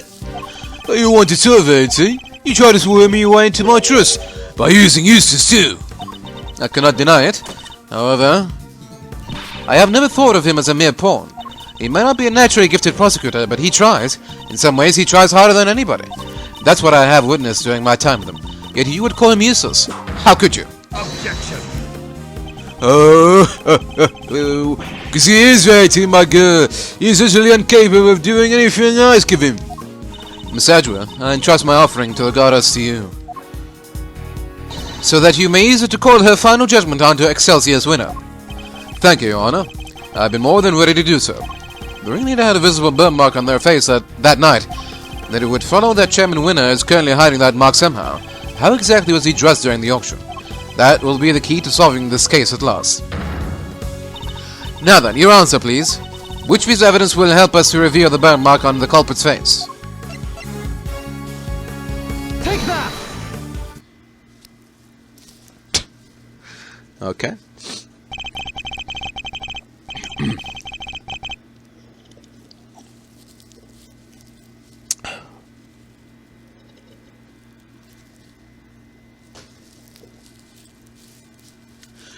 Recall Nurse Needler's testimony, if you will. There was one thing we never quite resolved. The second wig, the one that wasn't used. I seem to remember it being wavy? What are you two talking about? Nurse Needler apparently found some very interesting items when she went to swap places with the victim. And what does it have to do with the burn marks? What she found were two wigs. One was intended to make her look more like the victim, but what was the other one for? I don't suppose it was meant to be a spare. It doesn't take a huge leap of imagination to see the truth. Compare Chairman Winner's current appearance to that of the ringleader as it was described to us. Stop it! Stop staring at me! One very prominent difference presents itself. His face, or rather, what's around it. You mean... it wasn't a wig after all? Indeed. Not a wig intended to go on the top of the head, in any case. It was a fake beard all along, wasn't it, Excelsior Winner?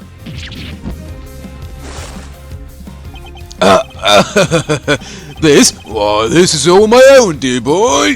Very unkind of you to suggest otherwise. Objection! We saw how your son reacted when he realized the truth, and now he desperately tried to cover for you, even in the light of his realization. Yet you still feared that he might expose you. So rather than take that risk, you bullied him until he couldn't take it anymore. Because he knew that your beard hides a prominent burn mark. Chairman Winner, I insist that you remove your beard this instant.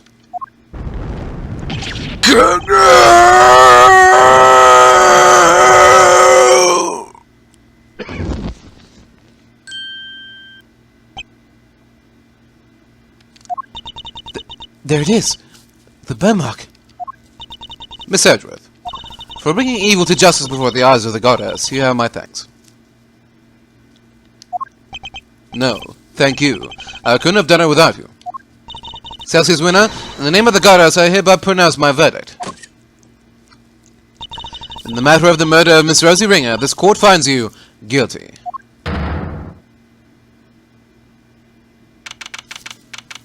Wow, really?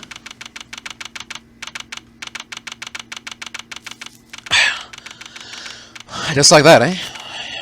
There's usually like one last desperate attempt, a last stand to make, but no. I mean, I guess there's nothing more to it than that. I mean, prominent burn mark, yeah. Case closed. Sure. Yeah, I'll take it. April 6, 9:44 a.m., Committee for Prosecutorial Excellence Chamber. Miss Edgeworth, I can't thank you enough. You never gave up on me, even when I gave up on myself. That was very kind of you. So you need to thank me. As a prosecutor? No. As a friend, it was the least I could do. Miss Edgeworth, rejoice. I've learned that Chairman Winner has been safely delivered to the Detention Center. The search for the missing auction hammer continues. However, we are talking about Chairman Winner here, so it's highly likely that it has already been destroyed. In addition, there's one other matter I must inform you of. My chairman made a rather strange statement. According to him, the letters were not part of his plan. What? How could that be? He claims that he and Miss Needler found this letter on Miss Ringer's person, and that they then found a second letter on Kay's unconscious body. From their contents, the letters seemed to ones of correspondence, so he leapt to the conclusion that they must have been working with each other. That's quite the conclusion to jump to. As he read the letters, that's when he came up with the idea to frame Miss Faraday for Miss Ringer's murder. So he decided to place the victims in a very conspicuous place. Namely, in her left chest pocket. Sounds to me like he's just trying to make excuses for himself. Yes, I certainly thought the same. Perhaps it was some sort of last-ditch ploy on his part. But it matters not. He will answer to the goddess now. And under her scrutiny, such strategies cannot hope to succeed. He will not escape justice.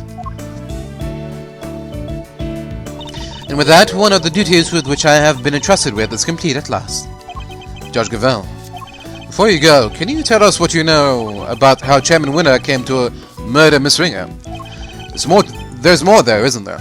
Yes, and I suppose you have earned the right to the whole truth. Miss Ringer once had a lover, a press photographer. He was investigating the underground auctions as a freelance journalist. But before you could uncover the truth behind the auctions, he was disappeared. All Miss Ringer was left with were the memories and personal effects of her lover. And so, seeking revenge on Chairman Winner, she made her appearance at the auction. Unfortunately for her, her opponent struck first. I see. So that's the story behind this case. While the goddess does not condone acts of wanton vengeance, Miss Ringer's actions have exposed Chairman Winner's crimes at last. That was your real goal. You were tasked with exposing Excelsior's Winner and the corruption at the heart of the committee. Does anyone know what happened to Mr. Winner? I'm afraid I haven't been able to get in touch with him. Do you have any idea why? Probably because I wasn't there for him just now when he needed me most. Oh, I really feel bad for him. Well, don't pity him too much. At least he knows the truth now. And no matter how hard it might be, he'll need to learn to accept it. If he can't, he'll never be able to move on with his life. Trust me. Father's influence isn't easily erased, but in time he can hopefully try and change his ways. You're right. You've got to be. Can I change too, I wonder? Can I move on with my life? Are you okay, Kay? How's the head feeling? I'm fine. Thank you. I'm so sorry, Kay. You were my patient. I had a responsibility to you, and instead I let them accuse you of— Oh! Dang right. We ain't just in the business of fixing bodies, Missy. The mind's where it all begins. You're right, Grandma. Speaking of which, how's your memory? It's like, with a little more time, maybe I'll be able to remember some more. Please forgive me, but I had better be on my way. I am to preside over the trial of Fifi LaGuardia in a bit. The Bronco Knight case, huh? Who's the defense attorney? It was supposed to be Miss Ringer, but as she is no longer with us, we are still in the process of finding her replacement. Miss Ringer is scheduled to represent Warden LaGuardia. And of course, until we find Eustace, there is nobody to add for the prosecution either. In any case, I must take my leave. Wait, please. What about Mr. Edgeworth's badge? What's going to happen to it now? With its chairman under arrest, the committee's activities have been suspended for the time being. So to answer your question, it's complicated. It's all up to the goddess now. But don't worry about it, Kay. It's a consequence of my own making. And I assume you do not mean to change your mind? Of course not. I chose the path of the truth, and I chose it willingly. With Chairman Winner out of the picture, justice is in the hands of the righteous once more. If you did wish to follow the path of the prosecutor again, Miss Edgeworth, I would be more than happy to facilitate such a decision. It's very kind of you to offer, but I can't accept your help at this time. I can't ask for my badge back when I'm not even sure if I want it anymore. I see. Seems we are destined to continue on different paths, then. Well, I trust you'll keep my badge safe until they converge again. With all I have. In the meantime, I have here a token of the goddess's mercy. You may return this notebook to its rightful owner. Case Promise Notebook. Seems it was due to be sold in the auction, and with the name K written on its cover, Chairman Winner made the connection immediately and knew who it belonged to. It was the same name as the one in the letters, after all. The letters he claimed to know nothing about? Suppose he insisted he didn't prepare them? Yes, he also had something else to say. Apparently, he thought that Miss Faraday was after her notebook and that Miss Ringer was after his life, and that their respective goals are what led them to cooperate and infiltrate the auction together. Unfortunately for him, he misread the situation completely. It was all just happenstance. What happened to the friend she was meeting?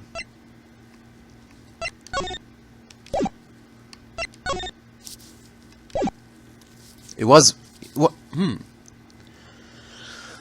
Okay, so... Okay, so... The letter to Rosie might have been planted, but Kay did receive a letter from Rosie, and that's what made her go to the big building in the first place. So was it like an insurance policy by Rosie to make sure that there's a witness in case something happens to her? If Kay had known a defense attorney who was also a member of the committee, there's no way she wouldn't have told me. That just isn't like her. Haha, your belief in her is touching. While the notebook did become part of the Chairman Winner's cover-up crime... What? While the notebook did become part of Chairman Winner's cover-up scheme, it is also a treasured possession of Miss Faraday's, which is why I would like for her to have it back, as I am sure would the goddess. Thank you. I pray that it helps her to recover her lost memories.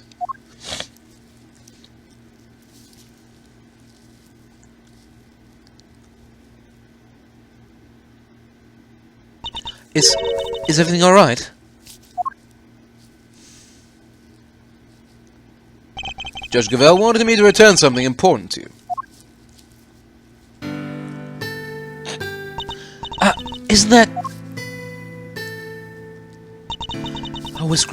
Always greet people with a smile, even people you don't know. Never cry in front of strangers. Daddy, I wrote them all down, Daddy. Yeah, I'm gonna keep all my promises and be a real hero when I grow up, just like you. Oh, wait, I forgot to write one down. The most important promise of all. Promise number 5. Always try your hardest to learn about things you don't understand. Hee hee, I'm a bit just how you said it. Now I'll never forget it.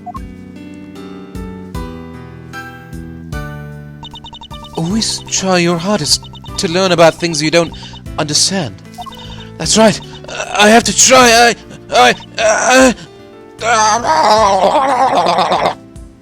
What? Okay.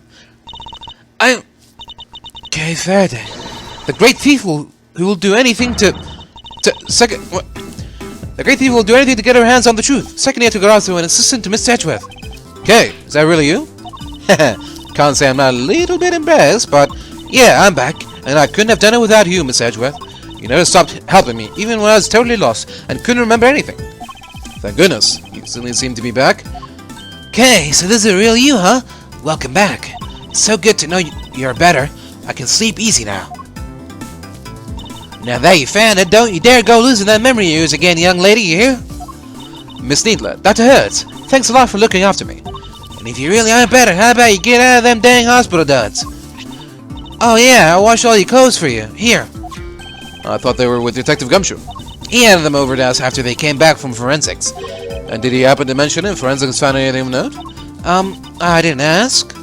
Anyway, never mind that now. Put them on, Kay. I want to see. Wait, what about her bandages? Surely it's too soon to remove them. Oh, it's probably fine. She may have taken a big old bump to the head, but she wasn't really hurt otherwise. But then, why all the bandages in the first place? Prevention is better than cure. A stitch in time saves 9. Those are just a few mottos. Both of which sound like painfully annoying practices for your patients. Okay, Kay, transformation time. Okay. So is she wearing them over her clothes, or did she take everything off in front of us? Yeah, now this is what I'm talking about. Fits like a stolen glove. That smile suits you better too. As it always did. Thanks to you too, Miss Von Karma. I'm so glad you showed up when you did. I simply came when Scuffy asked me to. I'm sure he'll be very happy to see that you're back to your old self too. Speaking of Gummy, where is he? Who knows? Perhaps the veil of his devotion ran dry when a certain someone threw away his badge. Detective Gumshoe? Detective Gumshoe. Anyway, I have to be going. And I'll be taking those two with me. Wait, what's going to happen to them? Acting as an accomplice in a murder and forging an autopsy report 18 years ago, their crimes can't be allowed to go unpunished. but the fact that the associates within a course them into cooperating will of course be taken into account. Don't worry about us, Kay. As long as Grandma and me are together, we'll be alright. Take care, Kay Faraday, until we meet again. So, Kay, I know you only just got your memory back, but I need to ask you some questions. Sure, ask away. What happened the day you lost your memory? What were you doing? Let's see, somebody asked me to meet them at Gold Lake. But I didn't know who it was. So there I was, just looking up at the moon, when somebody in a red raincoat started walking toward me. They must have drugged me somehow, because that's when I fell unconscious. What? I'm not sure I follow. Kay was at Gold Lake looking up at the moon. Anyway, when I came to, I was on the roof of this building. I was in a daze and stumbling around up there when I saw the person in the red raincoat again, but they were lying on the ground. I was so surprised I stumbled backward. And then I was falling and everything went dark. When I came to the second time, I couldn't remember anything. The person in the red raincoat, who in the world were they? I'm sure they were walking in midair. Thinking about it's making my head hurt. Just breathe, Kay. You only just got your memory back. You are still confused. I imagine the root cause of your confusion is...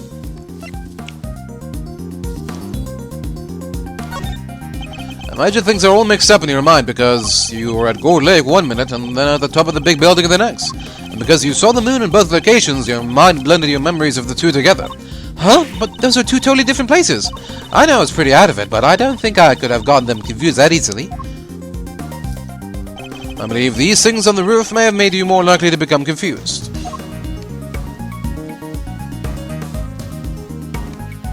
The concession stand? There are two key similarities between the scene down by Gold Lake and here on top of the big building. Cherry blossoms and food stands. Wait, you're right. Those similarities are what caused your memories of both places to overlap. The person on the red raincoat wasn't walking in midair, they were walking toward you from across the park. But in your blurry memories, that same sight played out over the viewing platform instead. No way. Who steals a great thief's memories, huh? That's just cheating. Even still, this doesn't answer the question of who attacked Kay in the park. Was it the person in the red raincoat he saw? Do you hear that? It sounds like it's coming from up in the storeroom. Come on, let's go take a look. Well, hell, wait, I smell another scoop in the oven. You still here?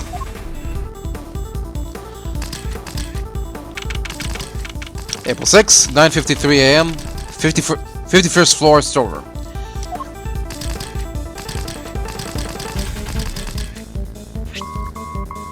It's coming from this little gadget here, Miss Edgeworth.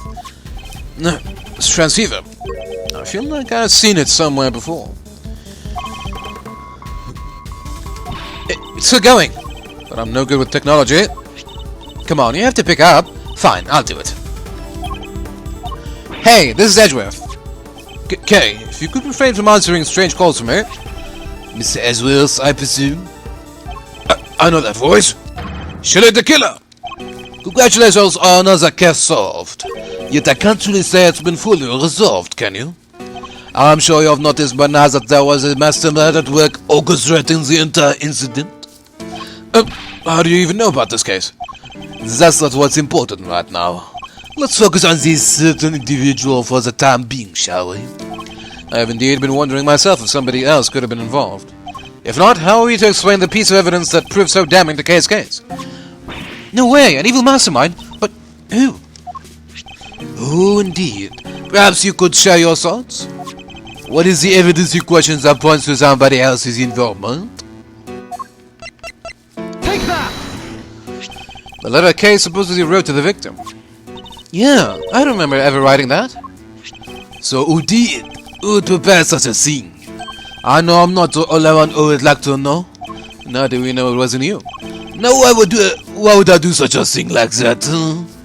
I believe the truth can only fully come to light in a court of law.